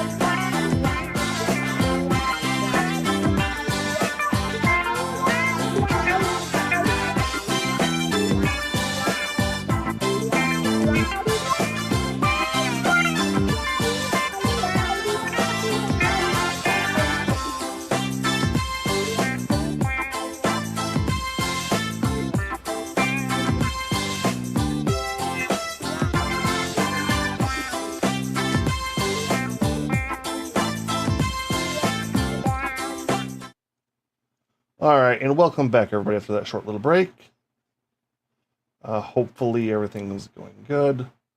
And I see you're kicking it right over to the next show, jumping into which, yeah, we really do need to get going. So, Yuki, how much of the most talked about show from this season have you watched? I did 100% this one. Okay. Would you like? Yeah, this was definitely like the heavy hitter, big budget show, heavily promoted this time around. If you are familiar with a few other anime YouTubers and podcasters, there are 3 shows on Shonen Jump's online animes or online manga service that have been the most hyped to get adaptations. The first being Spy X Family, the second one being this lovely Kaiju number 8, and the third airing soon. These have definitely shown. So this one definitely continues on the track of, wow, this was a great hit, and I love every aspect of this. How about for you, Yuki? For me, I felt like it was maybe a little overhyped. It was definitely a solid show. It definitely had some really good action. I didn't have like major complaints about it, other than perhaps the fact that for a show that's ostensibly about kaiju, it didn't really have all that many actual like large kaiju in it. Um, This it is it more of was a more character of like a piece. Jujutsu Kaisen than it was like a true kaiju show for the most part. Yeah. The one thing I really want to give this thing credit for is the titular main character of this show. Also, yeah, I won't do spoilers. Do you remember what age he was, Yuki? I know he was in his 30s. The early 30s. But Yeah. this is one of the few times in anime you see somebody who's not like just fresh out of high school or still in high school. I've got my dreams before me. I've got everything there. This is somebody in their 30s, still pushing through day-to-day life, still living in their apartment, and still trying to push into a dream. And here's about to give it one last major shot. Well, I wouldn't say that it's really that unheard of, but I think what you're getting at is that it's pretty rare in the shonen genre. Um, Okay, other for example, genres, yeah.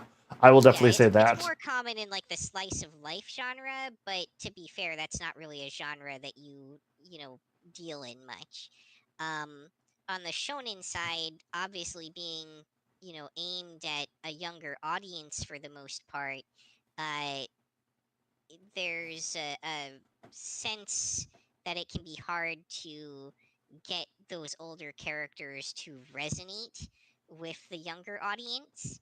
um, Understandably, kids who are in their early teens and such probably aren't going to relate nearly as much to someone who's like struggling as a failed salaryman.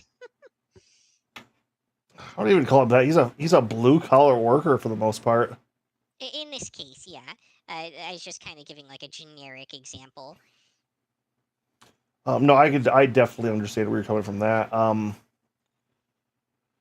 But I also have to give it to it's the particular kaiju number 8's design. It feels reminiscent of Devilman in that character who looks like the most brutal evil monster in the series, but they're the good guy. They could just tear anything else limb from limb, and generally do. Except the other good guys who keep trying to kill him. Yeah, this might be just a little too much up my wheelhouse for me to give a good um objective review on that. At the same time, it's a show that's so in my wheelhouse. I do not have a solid complaint about this. it's a show that I'm very comfortable giving like a very solid A category to. I wouldn't actually qualify it, I don't think, as an S tier though. Like I think if Seventh uh Prince doesn't qualify, then this one probably doesn't either. The biggest reason I would say this qualifies more than Seventh Prince is Seventh Prince has that asterisk of if you can get over this, you can watch it. This doesn't have anything holding it down. While there isn't as I Sorry, was go ahead. gonna say it's like while this doesn't hit exactly the absolute cream of the crop points, I feel mostly because its story is still in its early stages.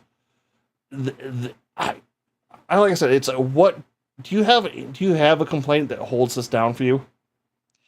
Um, I feel like it's very rote in a lot of senses. Like the in terms of its core appeal and everything, this feels like a very by the numbers shonen to me. It's very competent in its execution. I do think that there's a little bit of novelty to the older character, as you mentioned. Um, which actually, if we're going to get into the Seventh Prince thing, the weird flirtation love interest thing going on between him and the like 17-year-old teenage girl might put some people off. Um, Oh, with but the particular blonde on the cover there. uh-huh. Uh, Honestly, that felt more the father-daughter relationshipy than it did like l- love interest to me. No, she definitely has, her actual dad in the picture and definitely has some daddy issues. Um, but I think it was pretty clear to me that she was interested in like a doki doki sense. All right, Um, yeah, you would know better on because for him that's definitely the vibe he gave off. Like him to her, the dad feels more there. Her to him, you would be a better judge on that than I would. yeah, yeah. I agree that like he doesn't necessarily view her in that light, but she is definitely like struggling with some confused emotions that she's having over her interest in him. Um, that that could certainly still put some folks off, I think, but it's not so much that there's something holding this back as I just don't feel that it does anything unique enough to really elevate it beyond the A level. Um, I feel like this is a show that, although cool, nobody's really going to be talking about in a couple of seasons. Yep, I can understand where you're coming from that one. I won't fight you too much on this. I think top of the A tier is a decent spot for this. I can definitely see that. Yeah, that's just my logic on it. Like, I just don't feel like it has staying power, or really like had a lasting impact on anything. All right, let's flip up gears and see what we got next. Next up is Sandland, a show that I still Uh, haven't tried. this all right. This is going to go into unwatched for both of us. Now, all right, I want to say one thing very clearly here. I'm for you. I don't. You can say that. For me, this is the last work of Toriyama. This is the last bit of his creation that's getting an anime adaptation. And while Yes, I I agree. It's definitely noteworthy from that perspective. If you're a fan of Toriyama's works, that's probably enough to get you checking this out. the problem I have Okay, with nice, it, nice night, Max. good night, Vac. The problem I have is his work wasn't intended for an anime. It's intended for the game. And from the bit I watched on this show, it's definitely intended for the game. I swear they were. This show is similar to the Persona 5 anime tie-in to me for what it feels like.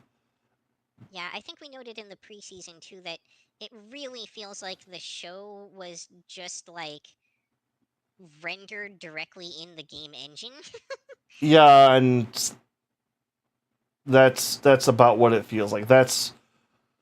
I'm going to put this as just an unwatched, just because I know there's going to be Toriyama stands, and I'm right there with you. I want this to be, but this was a game, not a show.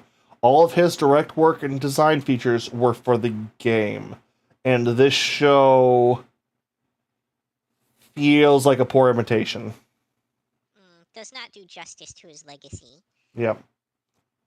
Fair. But, all right, so we're going to put that into unwatched. All right, moving along. The New Gate. Solid trash.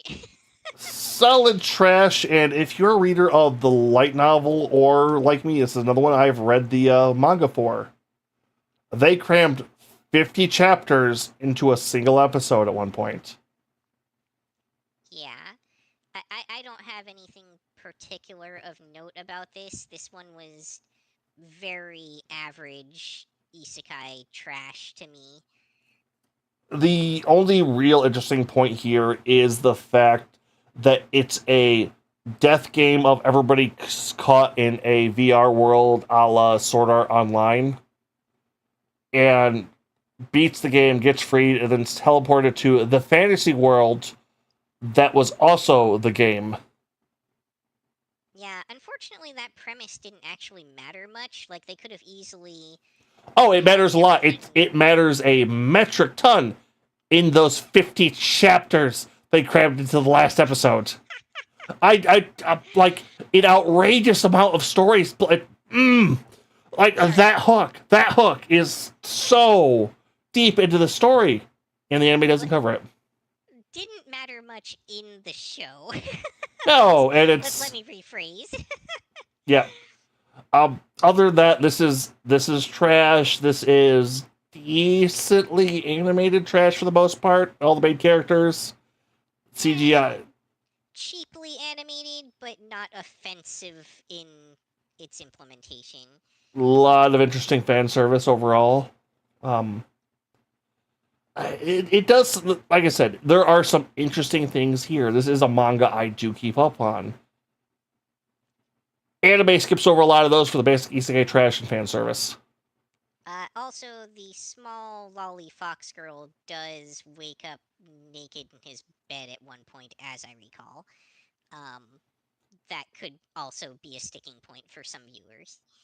I could see that, but that was handled tactfully and for shock value, not for ichi value, which gives it a little bit better pass for me. And to be fair, like, one of those things, she went to sleep there as an actual fox animal and woke up in the other form. Could have been a lot worse. Yeah. All right, so boop, trash. Alrighty then. Rinkai. Did not watch. I don't even know. Way outside my wheelhouse. What was this on?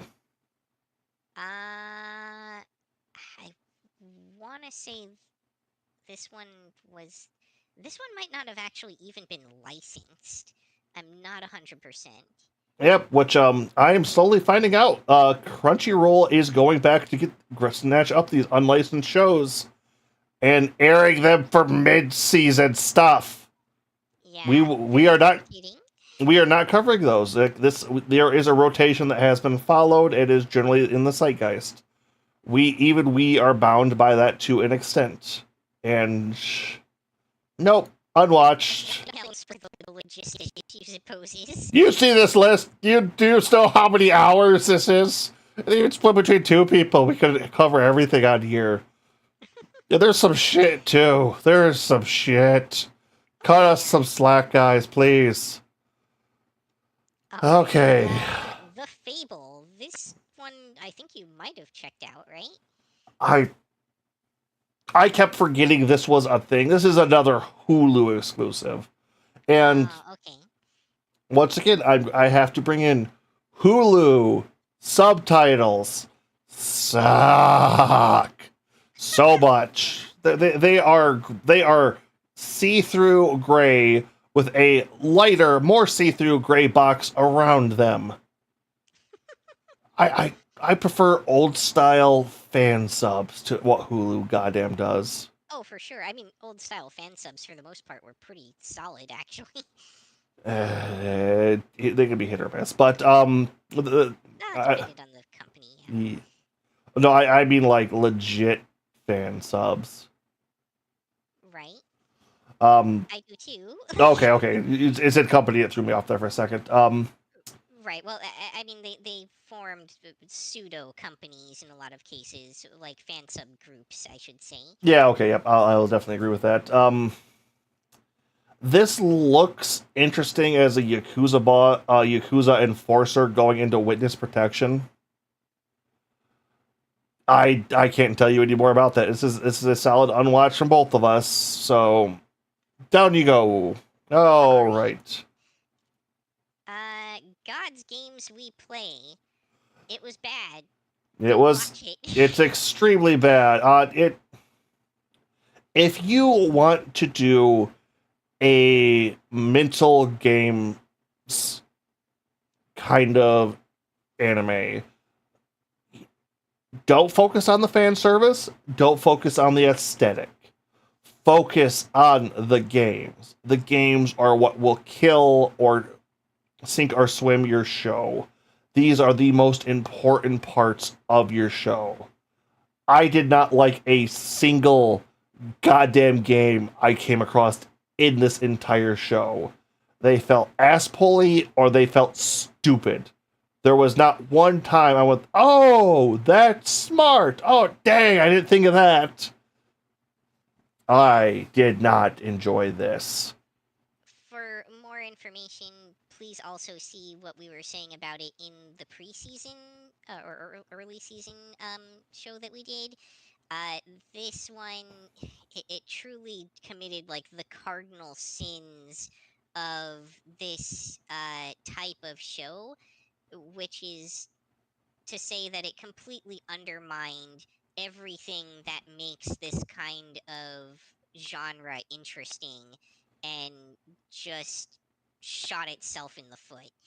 Um, cannot recommend this at all. And I think the thing that really, because we've gotten a couple of these before, they didn't feel as bad as this. They just felt dull. This tries to take no game, no life's aesthetic and just run with it, and it does not work. Yeah. Skip, skip. And it doesn't even do nearly as good of a job as No Game No Life did with the ecchi content. Oh, yeah, skip. It's nowhere near as competent in any respect. All right, what do we got next? This was that third girl band series of the season. That was CGI animated, which I don't think was actually licensed, and I never ended up finding the time to try to find a way to watch this. This one on High Dive? No, this one I don't believe was on any streaming service. I think it was a Japan exclusive. All right, then we will.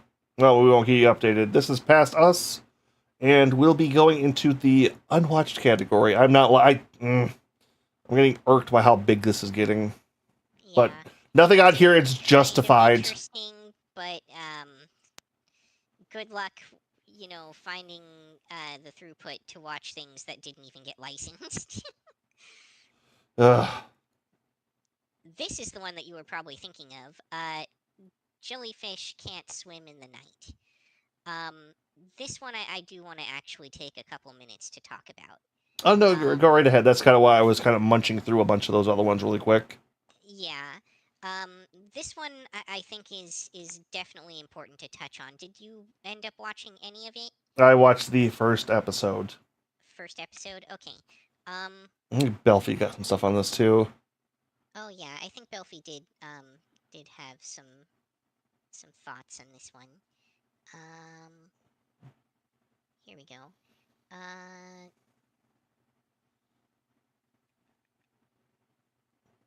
Actually, no. I guess Belfie didn't cover this one. Pretty sure that was okay. I could have sworn I thought I remembered seeing something about it. Yep. Okay. Well, anyway, um, so I, I'll stick to kind of the Cliff Notes version of it. This is again, there were three girl band series this season, Yeah. and actually two of them were High Dive, um, which was all of the High Dive shows this season. I really should um, have canceled my subscription to High Dive for a couple months there. um, and the the show's art is incredible. You can see all the like amazing color palette that's going on in this title screen. All of that carries on to the show and it is like abundant throughout the show itself. It definitely has some very touching moments in it. Um, I think that the biggest crime kind of holding this one back was that it does drag a little bit in at times in the pacing to the extent that I found myself almost losing interest a few times and had to really kind of like push myself to pay attention and keep watching the episodes. Um, but that said, uh, there's a lot of things in this that are of real note and interest, and despite that kind of pacing issue, this one, it, I'm gonna say there's a very strong argument that this one should be in the S tier, um, and that is because of some of the kind of subject and content that it tackles. Um, First off, as a VTuber, this is one of the first series to really do a competent job of having a character that is a VTuber in it. Um, we Oh. saw that Kizuno no Ai train wreck in a previous season. Um, it is almost ineffable. It's yeah. Uh, but we do have the character in the bottom right there is a VTuber and an integral aspect of this show. You can see there's a little character hovering near the top of the screen there. That is the character that the group puts together as a team. It is not the VTuber's own persona, but rather the character that is created by the center character to be the face of the character on the far left and is brought to life and animated by the character in the bottom right. Um, the other remaining girl in kind of the top right corner there is the someone who's more crucial to like the music production side of it, with like writing the actual melodies and stuff like that. Um, Yep. If you were ever thought VTubing was an easy thing to, oh, I'll just grab a model and start streaming. We have both spent an innumerable amount of time and work on our models, our setups, and everything we do. This is in like when we are kind of going over, we like to see VTuber anime and how much of a train wreck the previous ones have been, and like how little they actually put into that. It's like, no, this is like the reason so many fucking VTubers care for their model characters and all that is because we have poured a good amount of our I don't want to say life into that, but I can't find a better word for it. yeah, I know what you're getting at. Like, not just our time and energy, but also infusing the character that you create with a large portion of yourself in some way, shape, or form to breathe life into the character. Yep. But yeah, so getting back to the show, um, that's not even the only instance of VTubing in it. Like the character herself is a VTuber that has her own model and everything, her own audience, her own following, and assists her friends with this side project. There's also another band in the show that even ends up doing like a performance with like live VTube models um, at one point. Uh, but those aren't even the most noteworthy aspects of the show. And I'm going to drop some pretty major spoilers here. So if you haven't watched this and you don't want spoilers, I definitely recommend kind of dropping off the stream for a minute or skipping ahead in the VOD. Um, you have been warned. So the the thing that makes this show the most noteworthy, each of these characters definitely deals with their own struggles and everything. The character in the bottom right, who is the VTuber character, uh, found herself basically dropping out of school to pursue her VTubing career, and we slowly kind of find out that that is in direct contradiction to her persona that she puts on in person, a result of some fairly intense bullying that she was undergoing. Um, but it's not really clear why that was an issue for her or why she was such an outcast until late in the series, um, where there's a kind of pivotal scene towards the end there, um, where she confronts some of her former bullies as her friend is, being kind of harassed by them about her and trying to put up with that. And at I will make a note here that I've been kind of doing something intentionally incorrectly up until this point. Uh, to hide where this is going. Um, so please don't fault me for that when it becomes apparent what that is.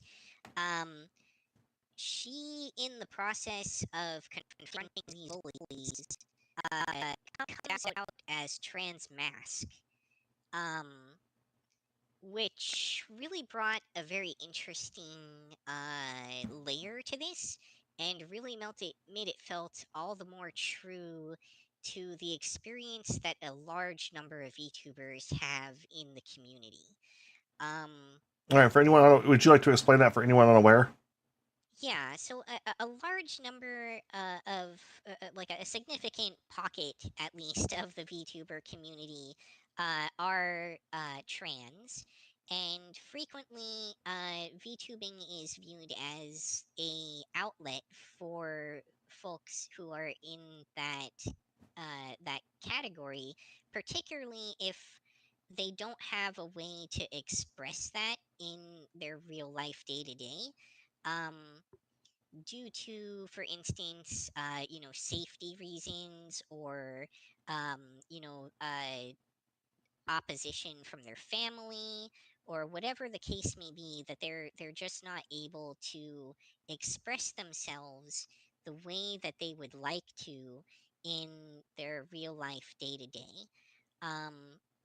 And VTubing for some, uh, particularly under those circumstances, offers an opportunity to allow yourself to present yourself in a way that represents who you feel you are on the inside. And I would say that's largely true of VTubing in general. Um, like, it, who in VTubing isn't creating a character that in some way embodies something that they aspire to or wish they could be, whether that's like fantasy fulfillment with creating a persona that has some kind of amazing superpowers, or um, you know maybe it's as simple as a character that can walk when the person who is behind the camera can't, right? Yeah. Um, there's so many different examples out there. Like even if we just look at like popular VTuber Iron Mouse. Um, for those not familiar with Iron Mouse, she struggles uh, very, very hard for a very long time with a serious immune deficiency issue that keeps her holed up in the house. She's basically unable to leave her bedroom. Um, and we see, her getting this opportunity to interact with people and explore the world by way of VTubing. And um, that kind of thing uh, is so uh, like powerful as a way to resonate with people. Um, and I apologize. I'm actually getting a little bit emotional talking about this. It's probably evident in my voice. Um, It's okay, especially like that's one of the beautiful things about media and going through things like this is you get to see so much representation for so much of what people are want to be or how this affects their lives, and it's when shows hit like this that you get to really feel that. yeah. Um, so getting back to the specific implementation in the series, um, the character in question has created a very masculine VTuber persona, and finally embraces that, and we see this scene as they come out literally in public and confront the people that have been devastating them emotionally to the point where they were unable to engage socially. um See a amazing level of acceptance from their friend, um which I felt was an extremely touching moment, even though it was very downplayed. But perhaps more to the point, I think as far as I know, this is the very first time that we have seen in anime there be an openly trans mask character. I can't think of any other examples anywhere of a character actually being uh, objectively, specifically, openly trans mask. Um, we've Well, seen some like tomboy kind of things that kind of touch a little bit, kind of hinting at the boundary there. But this well, is the are only you? Do one you I can mean think of. just trans or just our trans mask specifically? Trans mask specifically. I'm pretty sure we've seen trans femme show up, although it's very rare. We've certainly seen some very trans femme coded characters. Technically, we had But like it's weird where you want to call drag into that. right, yeah, because drag is technically its own separate, distinct thing, right? Yeah, Because like there's Tokyo Godfathers, for instance, was a much older anime that centered on three specifically drag queens. I I think think only one of them was one. drag. No, I think only Oh, one was was it? drag. Okay. Yep, each one Uh, also had a different problem. yeah. Oh, okay. Gotcha. But yes, that was like a much earlier example of some like LGBTQ representation. But this, I think, is the very, very first time we've actually seen again a specifically openly uh, trans mask character represented. Um, and also, I felt on top of that that it did an amazing job with that, which Yeah, but it seems unexpectedly rare, right? yeah it wasn't. in like a gag anime or a throwaway person or a throwaway line. Correct, right. Yeah, it wasn't like the butt of a joke or anything like that. It was, in fact, Oh, technically, would you count Oron Host Club? Is that I know I haven't watched that one myself, but I know the hmm, that's it. But I feel like Orin Host Club, the character was a little bit trans mask coded, but I don't think that we could actually consider them to be openly trans mask. yeah yeah like I said, it's like this is the first time they've come out and said it directly. But while anime has weirdly enough, remember Japan is a more repressed country than most others in the world. Well, They most other industrialized nations, at least. yeah, well, okay, I'll give you that caveat. But even then, it's like it feels like from a lot of the stuff you hear and see, like anything touching on that, their older generations just absolutely go to that point. But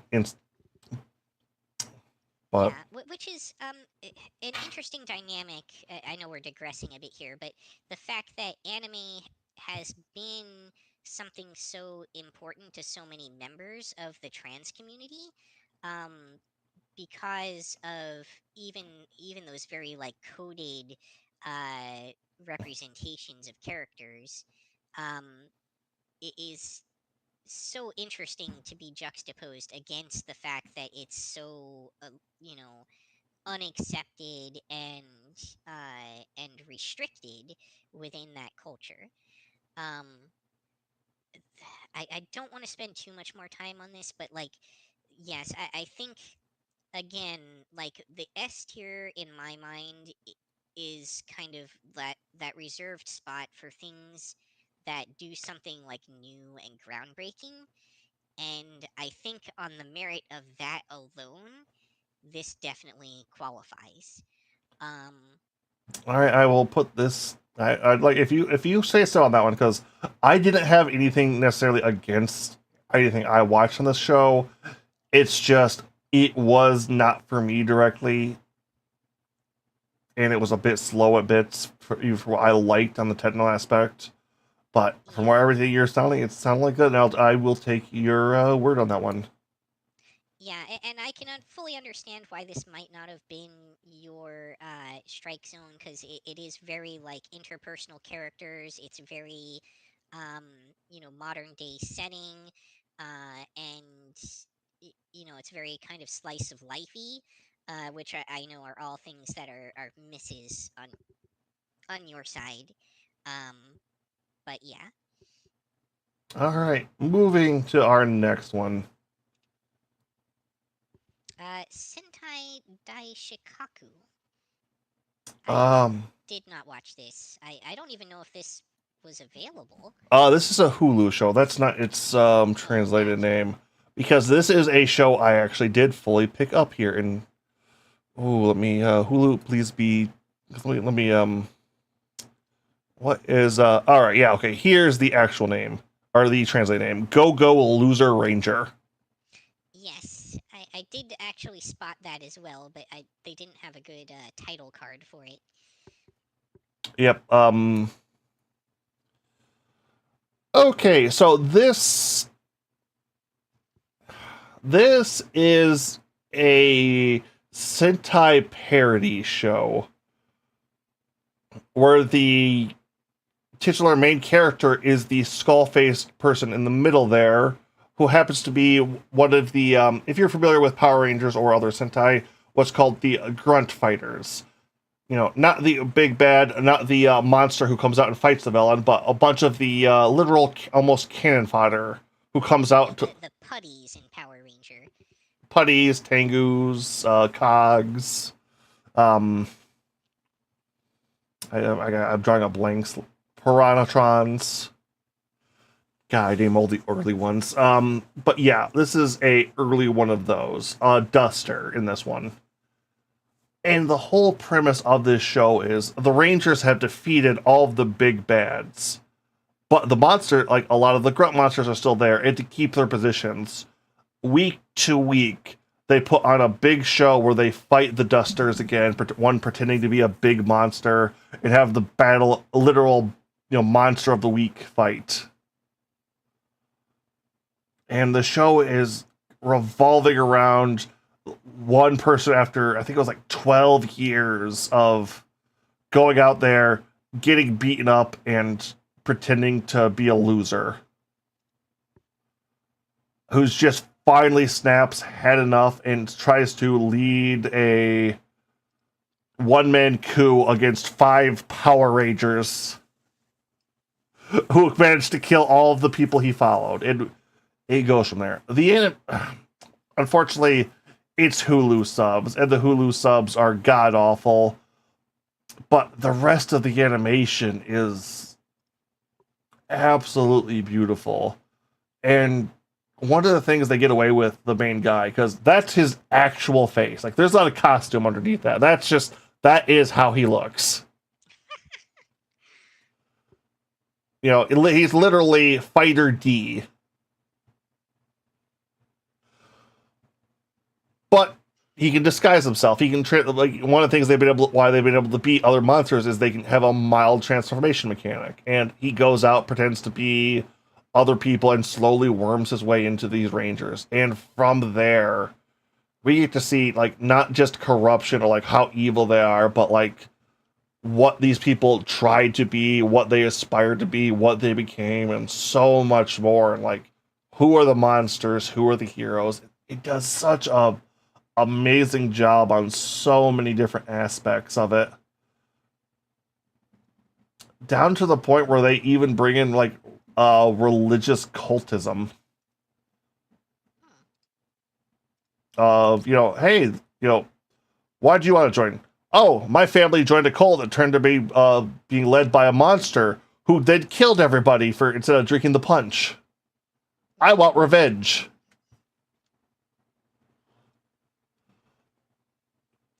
I bring up that because it plays a bigger part later on, but it's a very interesting concept because it's not a clear-cut good or evil. It's the main character, oh yeah, no, he's justified in just about everything he's saying here.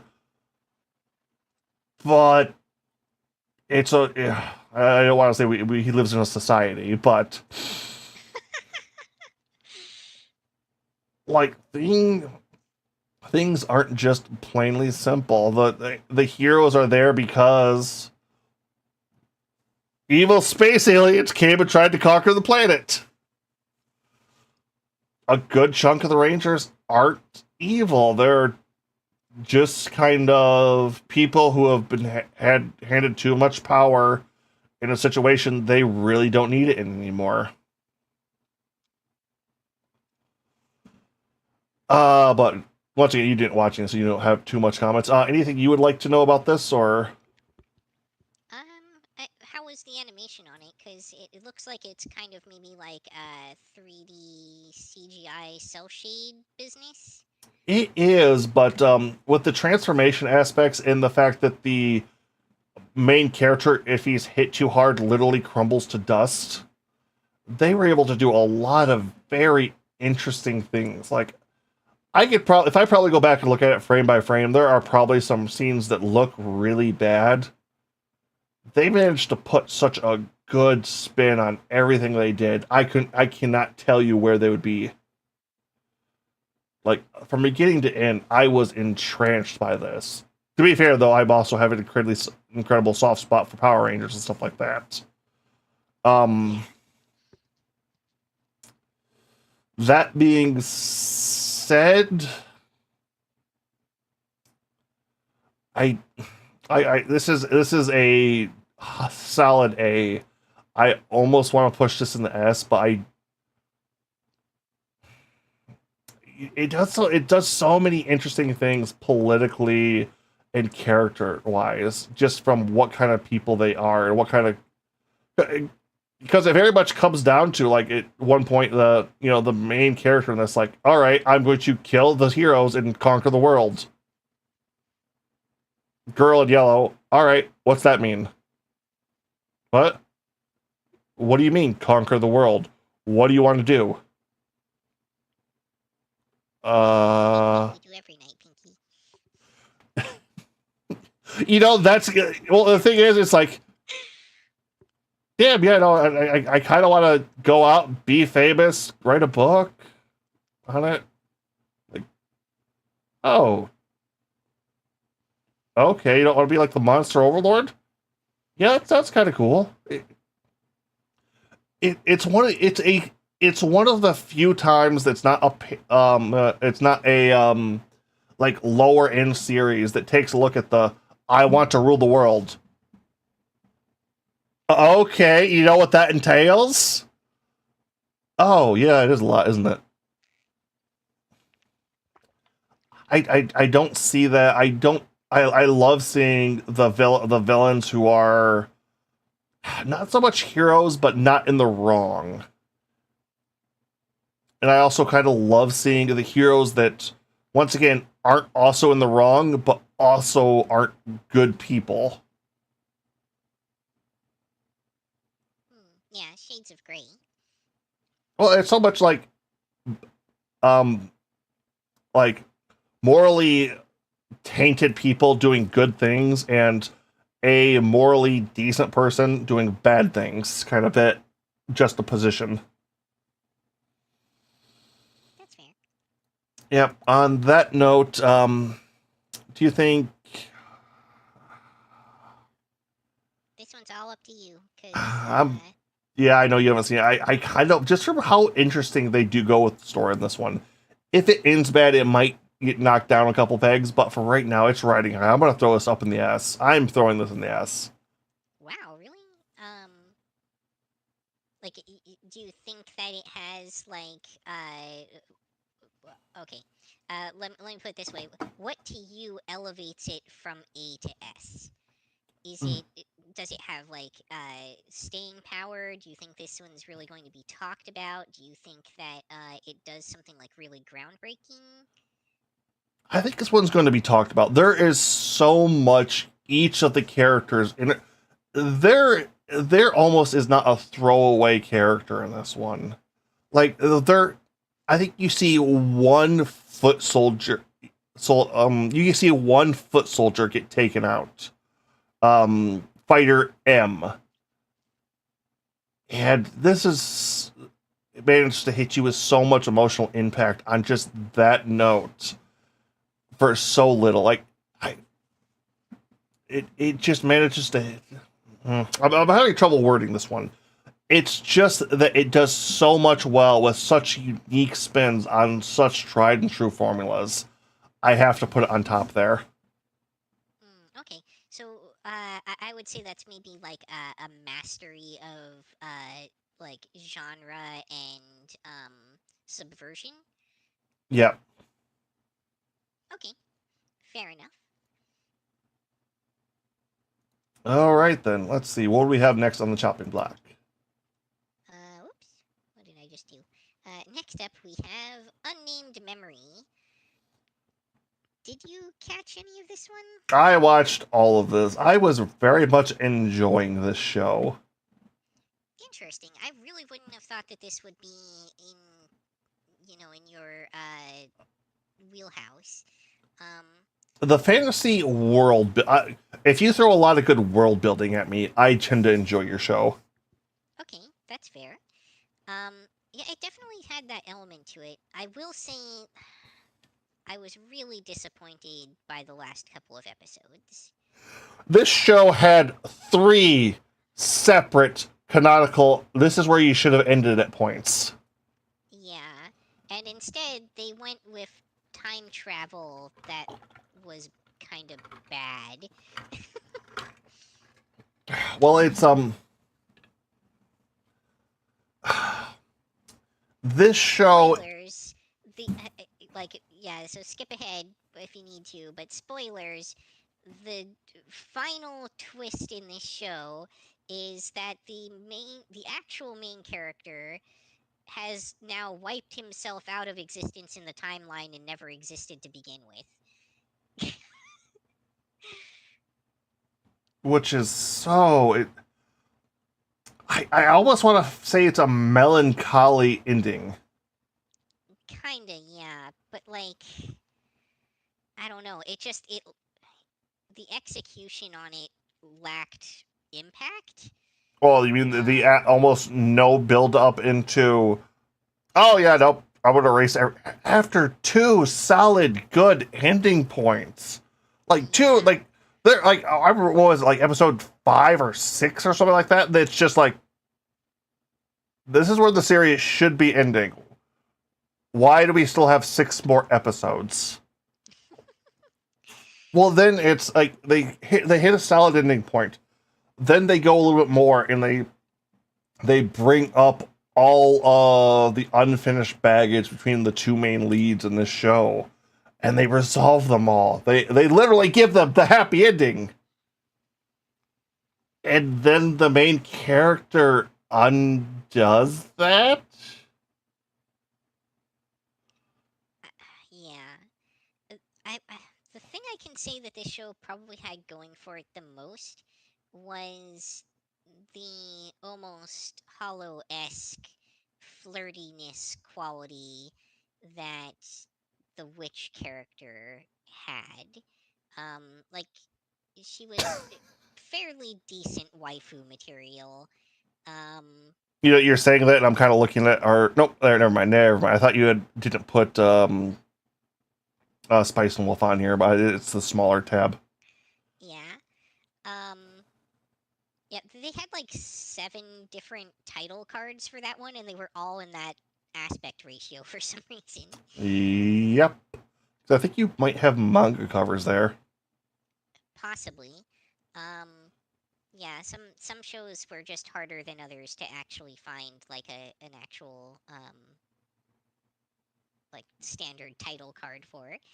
Uh, anyway, I I don't feel like this one's probably worth talking about too much.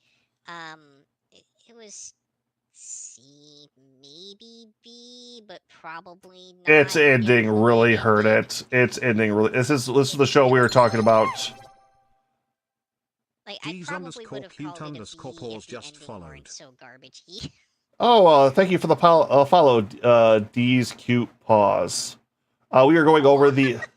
We are going over the our anime reviews for all new shows from last season. Just pausified. All right. Yep, we have been going over that. We are actually getting fairly close to the end here. Only a couple more to go. Oh, That's an ads. adorable screen name.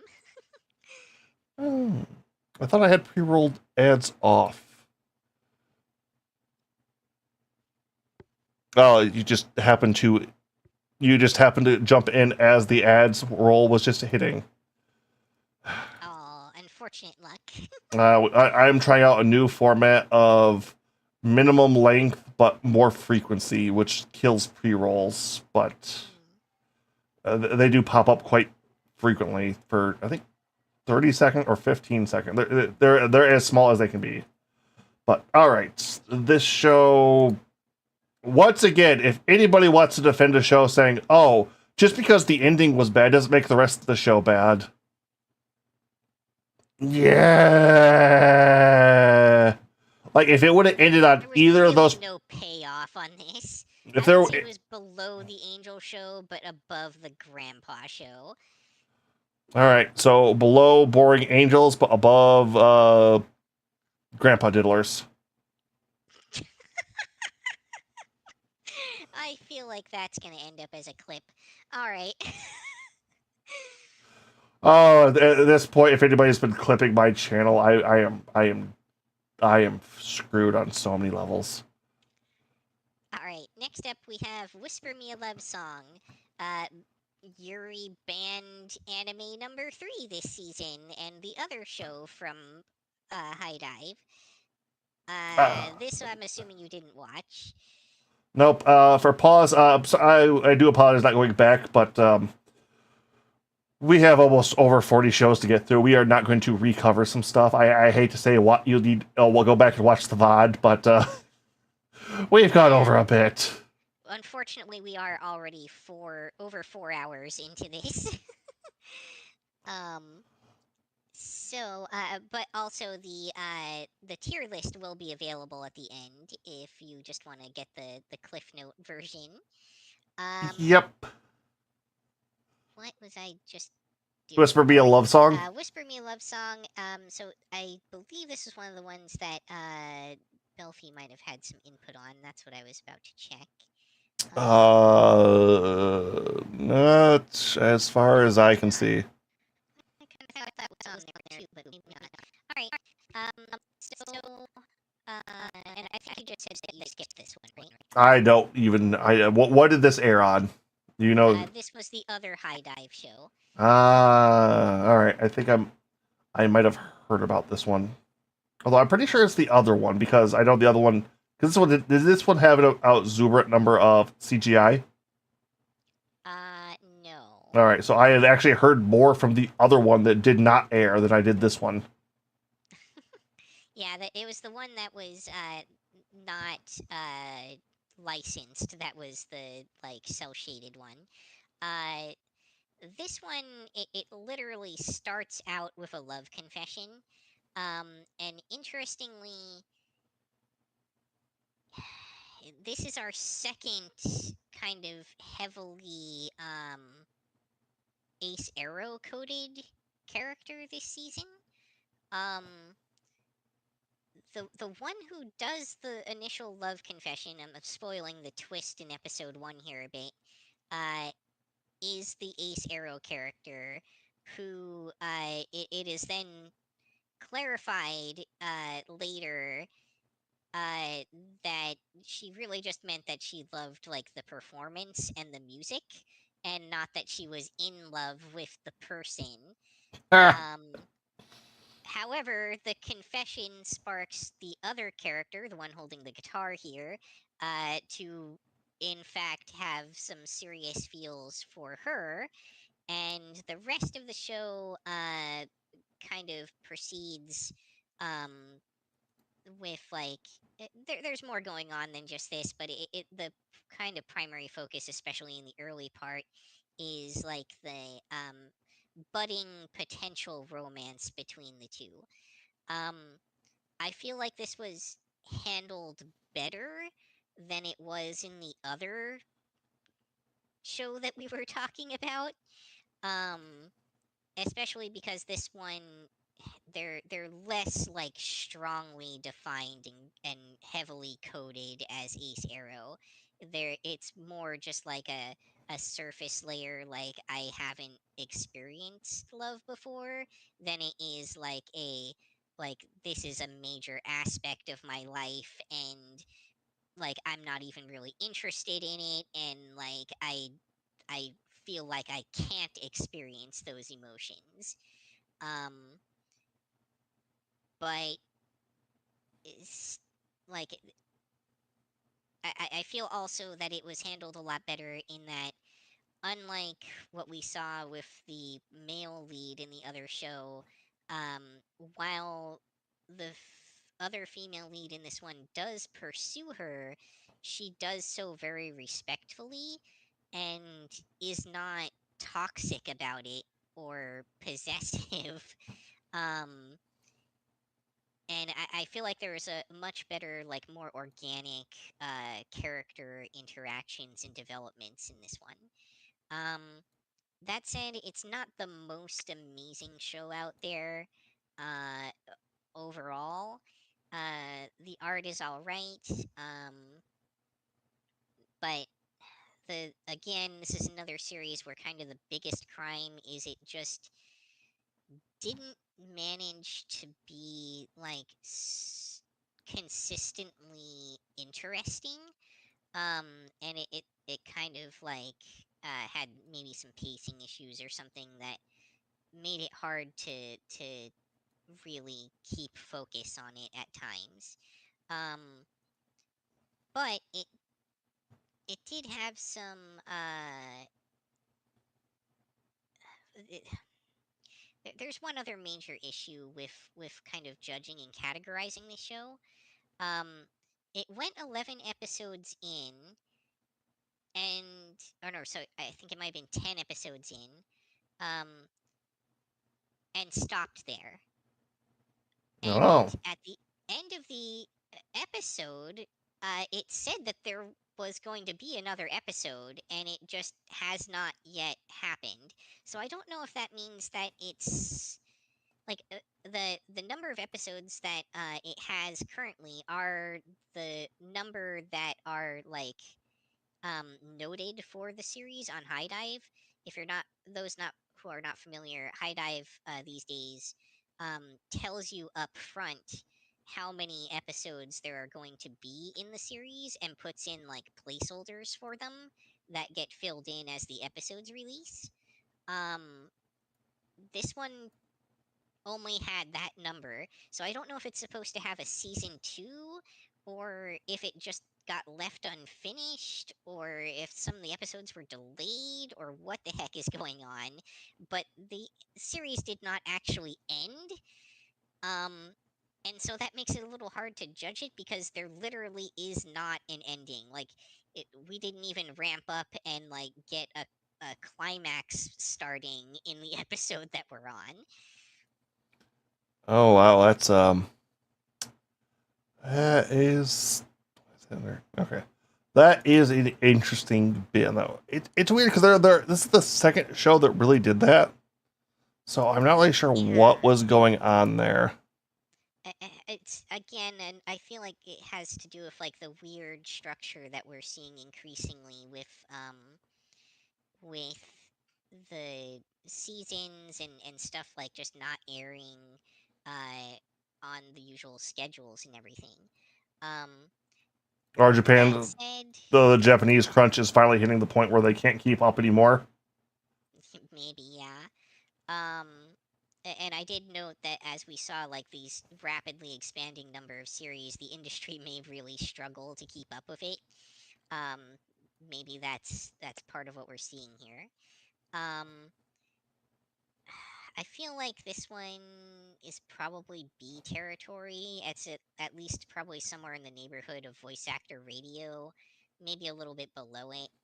Um, All right, because because that's that's second from the bottom right now.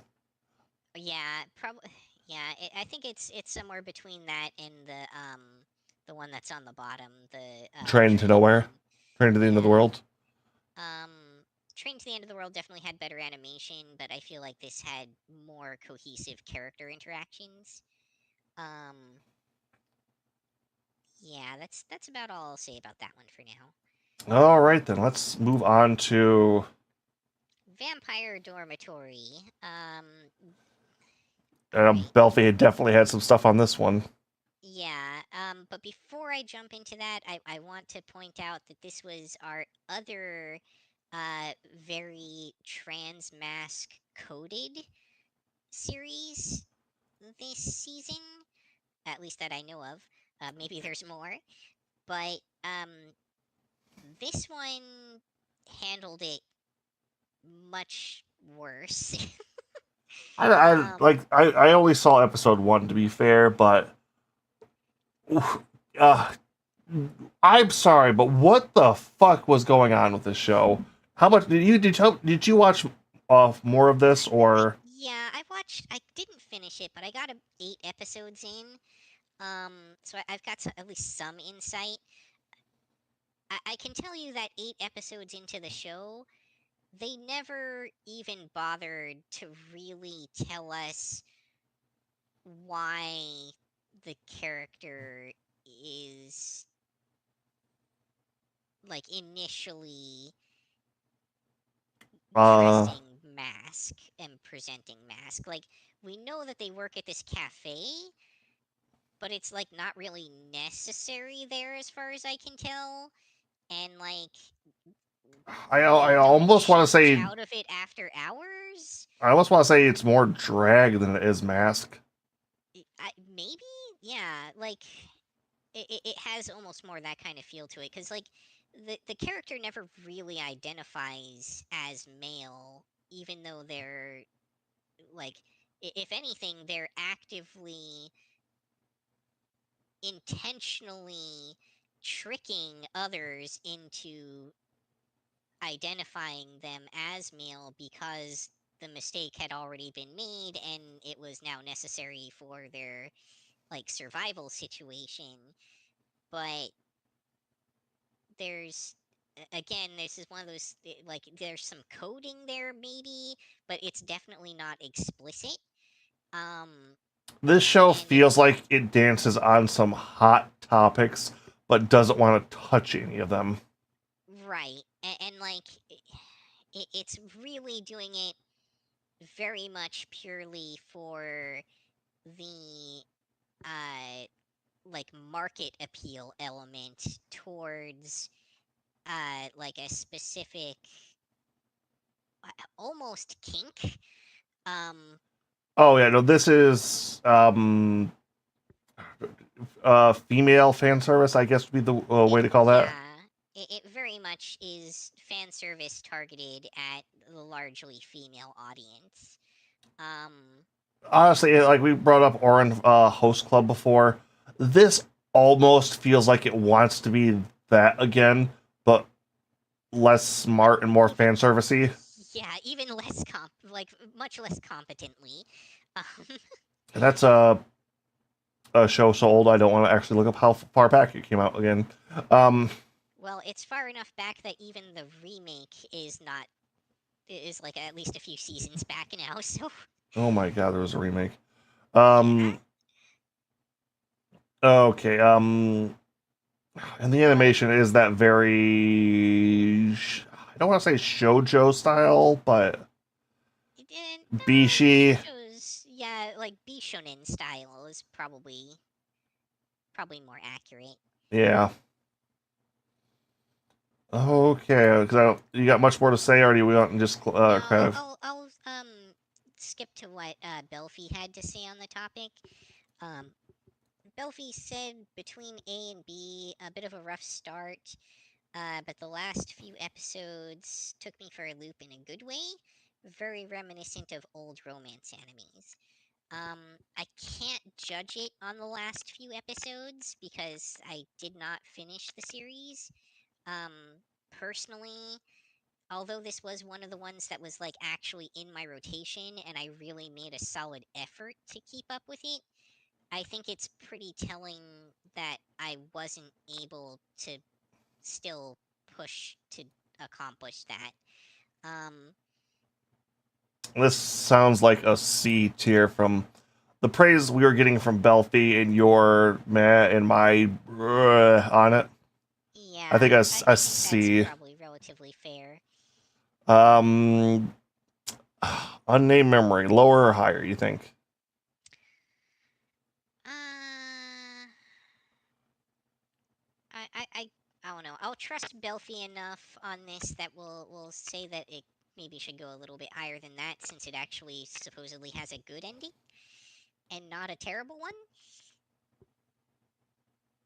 Okay, so above Abselable the Centrix then, or I would put it below that. okay, because Dragon Raj, it's like as much as I know that had problems, like this show, I don't think is better than that. Yeah. Salad Bowl, well, at least was relatively consistently interesting to me. This one was a struggle to watch, to be honest. Okay, then I think we're gonna have a Um, couple quick ones coming up. Very teen romance novel. If you don't enjoy that, you're not going to enjoy this. Yuffie, Uh, what am I looking at? I believe this is actually the golf anime that came out this season. Why is there a soccer or European football net behind her? Uh, It's fabulous question. I have no idea because I did not watch the series. I think I've heard of this. I don't even know what this was airing on. Did this air in a place you could legally watch this in English speaking I nations? I honestly don't know. Um, I didn't see it anywhere. It Uh, might have been like hiding on Crunchyroll somewhere, or maybe like Netflix. I tried to But keep an eye out for most of those, and I could not find anything. yeah, I can only tell you I did not spot it, which is part of why, aside from the fact that it's sports, I did not give it a watch. All right, skipping on. What do we got here?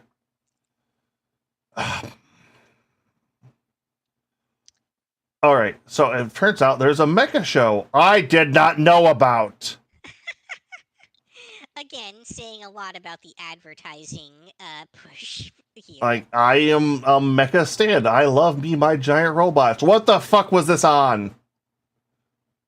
It's not Crunchyroll. It's not Netflix. It's not Hulu. And I'm damn sure it's not High Dive. Amazon, are you taking up anime again? I know HBO's not. It's not Paramount. Maybe it could be Amazon. Okay. I always forget that they do anime sometimes. They haven't done new anime. What do you know what this one was called? Shinka Lion. It's actually very, very small text inside the Japanese logo. Is that Shinka Lion? I don't know. We could not find this. I could not find this. I should have been able to find this. Okay. Might be something that you need to go visit and post. All right, unwatched. There you go. All right, now let's get out of these into something we can both probably talk about. All right, Spice and Wolf. Oh yeah, that's a book cover right there. Yeah. This Okay. is a reboot, obviously. Hold on a second for this one, because we actually have an interesting perspective here. Because while I am aware of the original run, I have never actually watched it. It's always been one of those on my infinite to watch lists. I believe you have watched the original run. Yes, the original run is definitely a major all-time favorite for me. And for most of the people I do hear about this show had a lot to live up to. And as somebody who has not watched the original, I found this show to be very okay. I liked Holo. I liked our main lead. I liked a lot of the stuff that happened. There was nothing that blew me away. Honestly, the fact that this got a simul dub and was very easy for me to binge on is the biggest reason I watched as much of it as I did initially. All right. I'm gonna step in and say that I actually did not end up completing this, even though I was such a strong fan of the original. And I think you just touched on some elements there that are really contributing to that. Um, First off, it was a mistake to ever reboot this show. Um, I understand the impetus to do so. The original run is over 10 years old now, and they wanted to complete the series, and they wanted to have it be known to people as they did so, right? Um, the original show, though, probably had enough of a fan following, to be honest, to allow them to just continue it without rebooting it. I did hear about that. I heard they were definitely looking at it. The problem is apparently a major arc was skipped over in the original run that is very important to the final arc. Yeah, I think I do remember something being mentioned about that. I don't care. Um, the reality is, even if they had to retcon something, I think it still would have been better than doing what they did. Um, the original show was so well crafted, and the fine, delicate interactions in it were what made it so amazing and are the reason that it is talked about to this day. Um, And that is, this. Go ahead. I was gonna say, that's kind of where I was at my half. It's like when Holo and our main character were like just having some downtime together. I enjoyed their interactions so much. Exactly. And that is the problem with this reboot. This reboot destroyed that, frankly.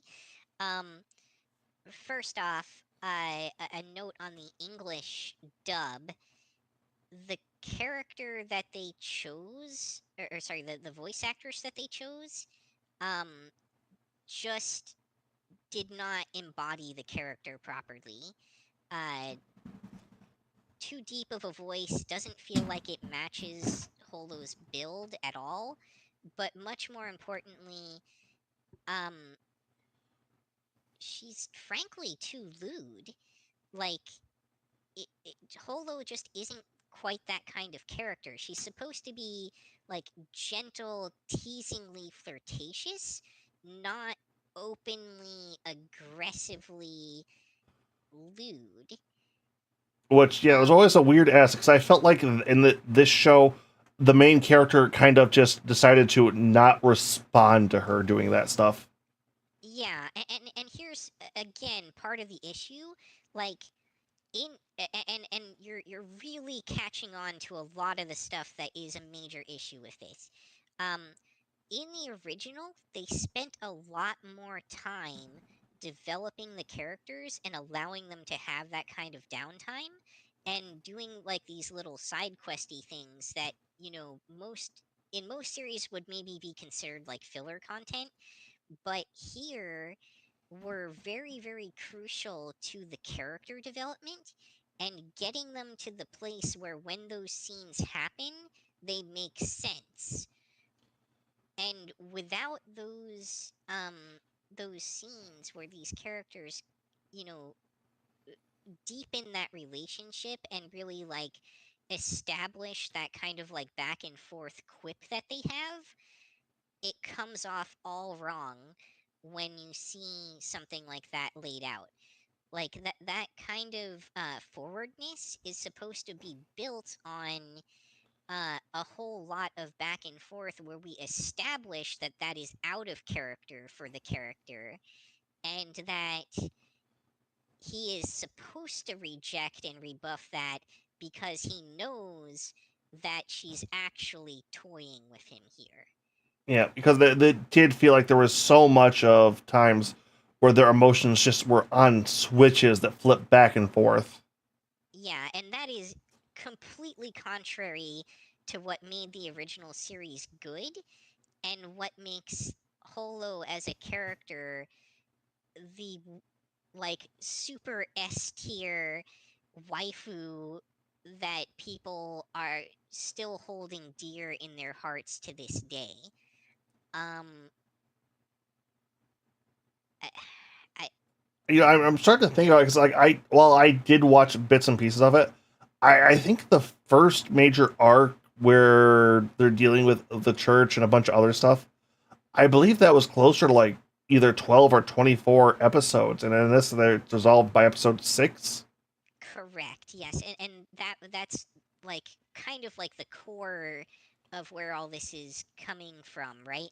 Like they just burned through and put all this focus on the central plot. No one gives, and I'm going to curse here, which is rare for, me on these kind of streams. No one gives a shit about the central plot in Spice and Wolf. It is not what the anime is about. No one cares. A little piece of me is almost wondering if they're trying to do a brotherhood thing and just try to burn through the original to get to the new stuff. It seems like exactly what they're trying to do. And again, the problem with that is you're not setting up new people to understand the show well, so why bother having a reboot?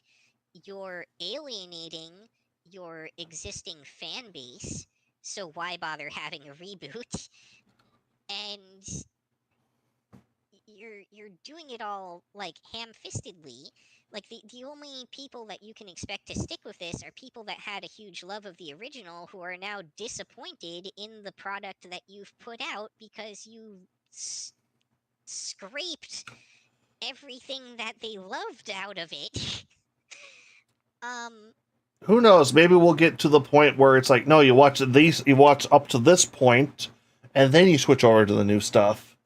Possibly, yeah, but very much so. Like, yeah, this was the church arc that they're in was supposed to be like the season finale for season 1, and as you observed, like it's dealt with by like 4 to 6 episodes into this show, and that just did not give enough time for character development in what is 100% a character-driven show.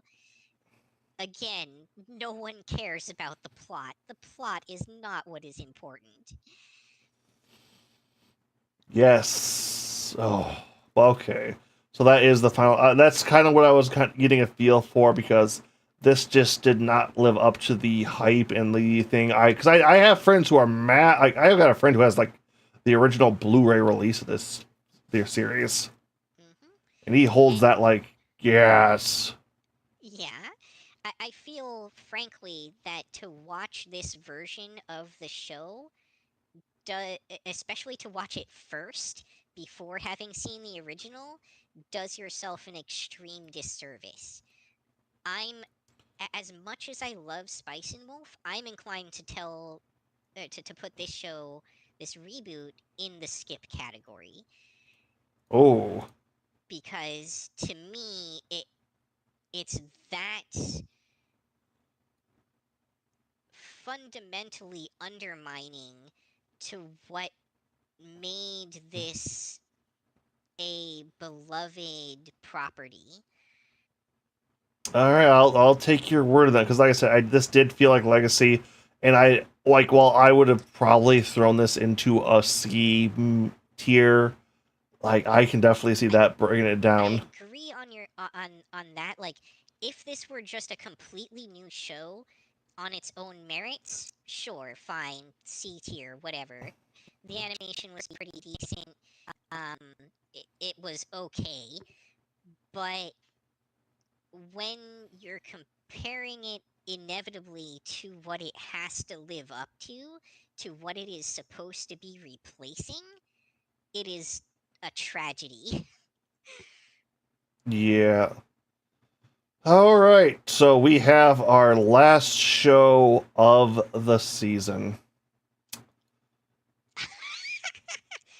This was a did not watch. I'm sure you have some choice words for this one though. All right. For the end here, you mind if I kind of go out on a little bit of a rant? Sure. Let me just double check and make sure we don't have. Okay, yeah, this is the last one. Yep, I see the counter. That's why I was kind of like, all right. So this high speed Atali. This is a racing anime. So would you count racing anime as part of the sports genre? Vaguely, yeah. Um, this tries to be a modern, futuristic racing show. And what I mean by that, this is a show where everybody's driving futuristic cars who whose only futuristic aspect. Okay, let me rephrase it. There are two futuristic aspects to their cars. They have a turbo they can use once per race, Very futuristic. Obviously, nothing that exists on today's vehicles. and about half the racetrack cars are run by AI. Wait, sorry. I do need to interject one more thing. From the technical standpoint, a turbo isn't something that you just use. A turbo is something in the real world that is like a passive feature of your car. It's not something you turn on and off mid race. Um, like to turn off a turbo, you would have to uninstall it from your engine. Uh, No. I meant turbo as in the video game sense. yeah, I figured that's what you meant, but nonetheless, like it's one of those like immersion breaking things for what's supposed to be a sports anime, right? Oh, there is little to no immersion in this show. Yeah. Um, Proceed. all right, so because I'm going to get to the other stuff. I want to get the stuff that irks me on a fundamental level because I enjoy race. I don't enjoy most sports anime. I enjoy racing. Red Line. Um, I'm trying to think of the other ones right at the top, off the top of my head. Initial D. There are a lot of great shows, and there's a variety of different ways you can approach a good racing anime. Like Initial D takes the very technical, very down to earth aspects of what it takes to drive, to go through your car, what tracks, why tires are important, and then you have the other aspect of it, the futuristic fanciful, which Redline nails of let's be crazy, let's have these cars do all these things. This, And even Speed Racer. yes, like Speed Racer is a fun balance. It tries to be no, Speed Racer is an advanced cars kind of thing. Everything's wacky, everything's goofy, everything's that. This tries to be like that, only it decides it wants to be a technical anime too. So everything's grounded and realistic in these futuristic space cars that run off the next generation of fossil fuels. They actually call them fossil fuels. Oh dear.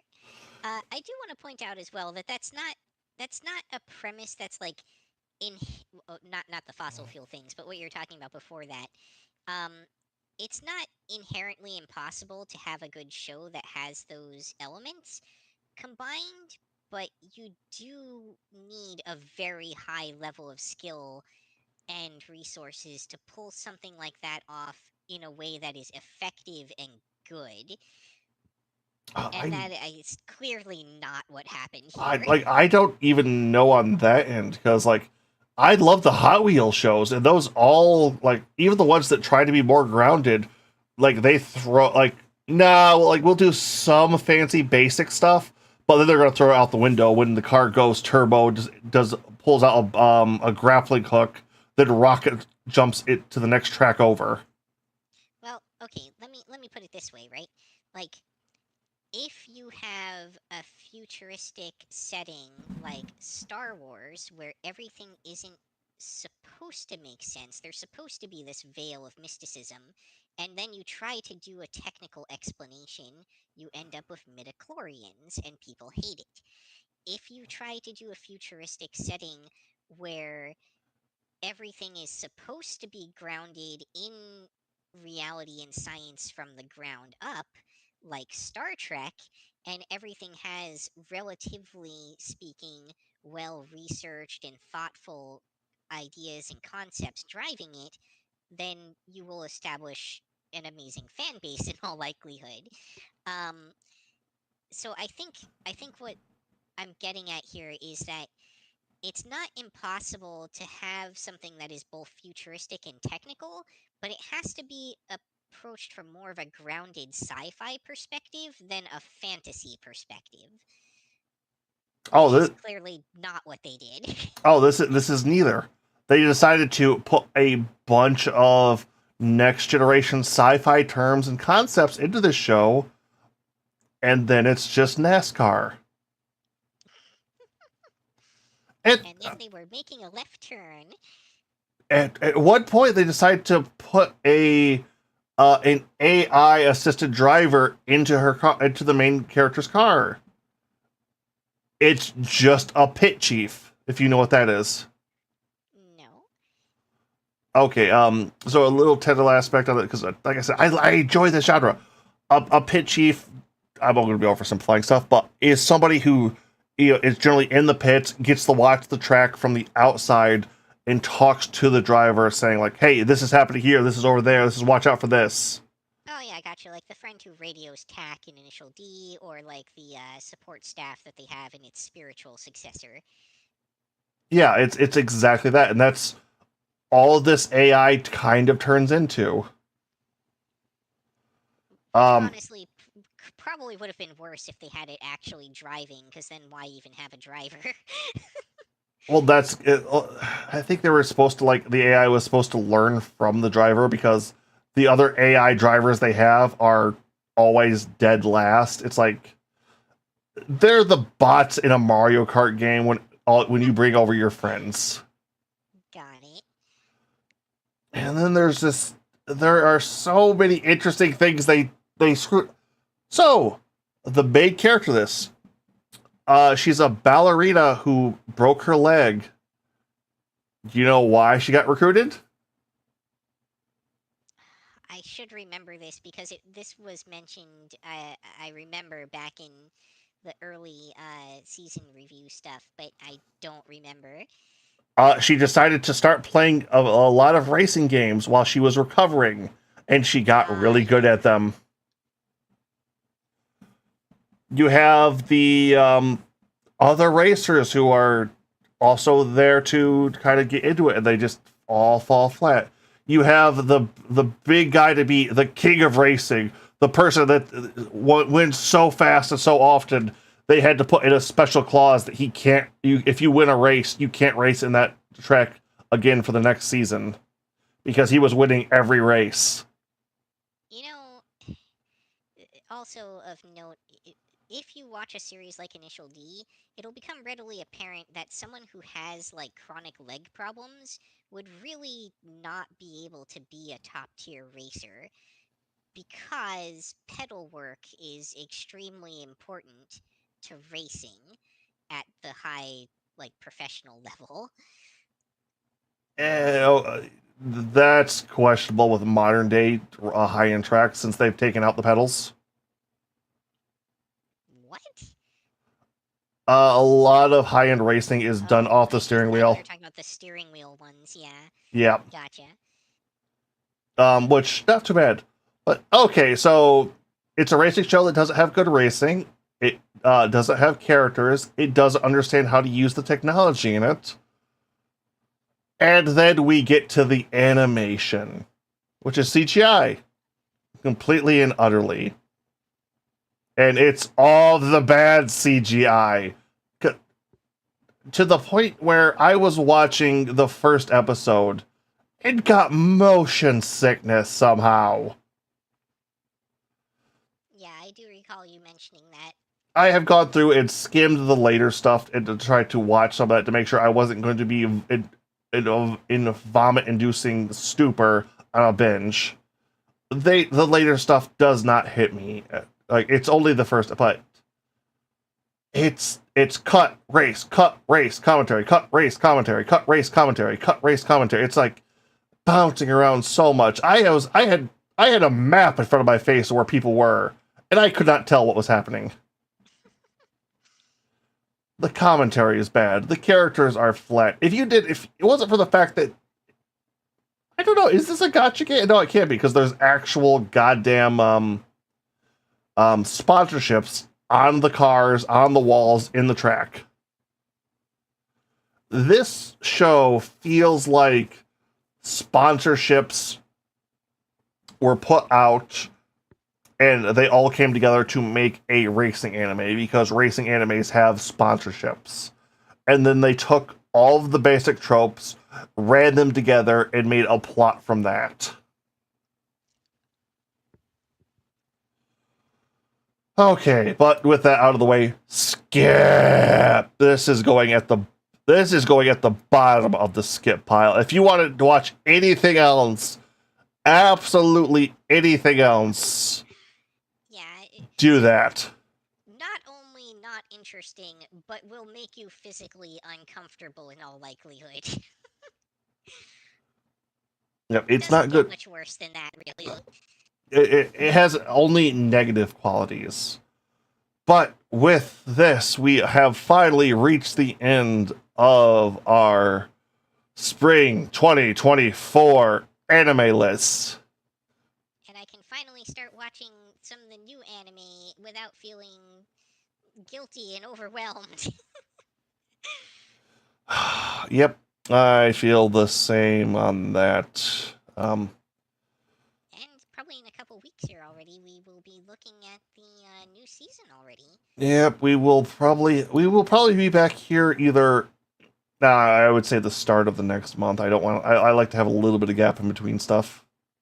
Yeah, that's fair.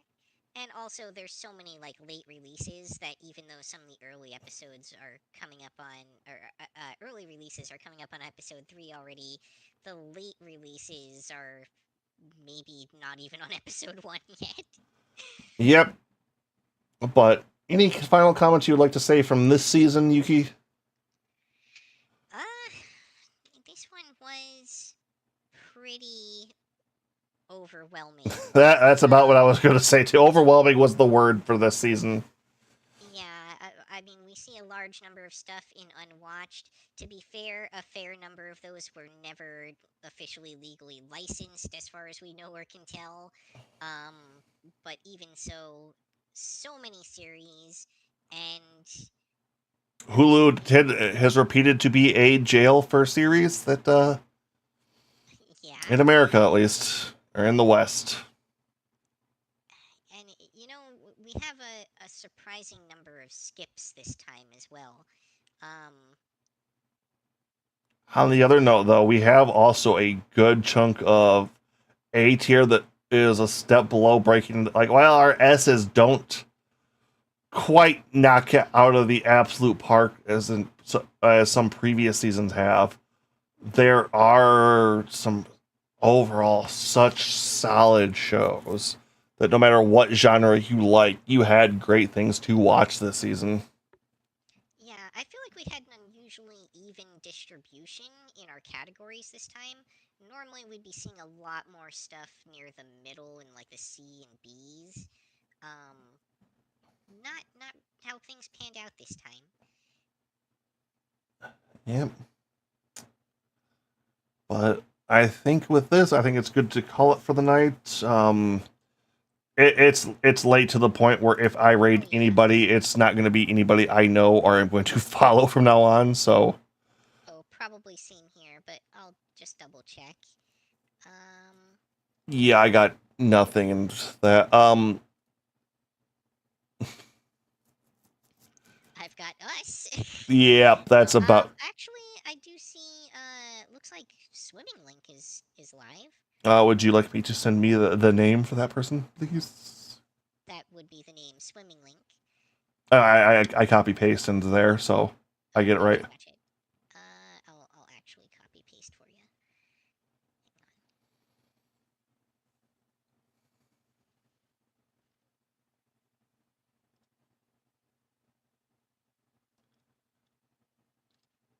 There you go. Okay.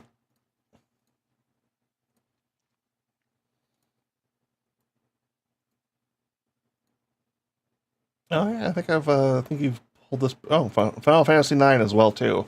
My favorite of the Final Fantasies. Yeah, I'm pretty sure both collabed with Swimming Link before.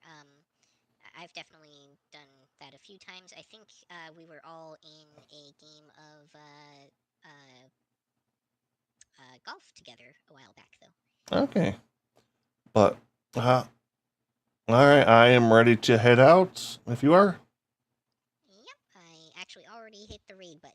Okay, so everyone on my side, I will catch you all later, and we should be back with the next seasons of anime. And dear God, is it going to be something? Until next time.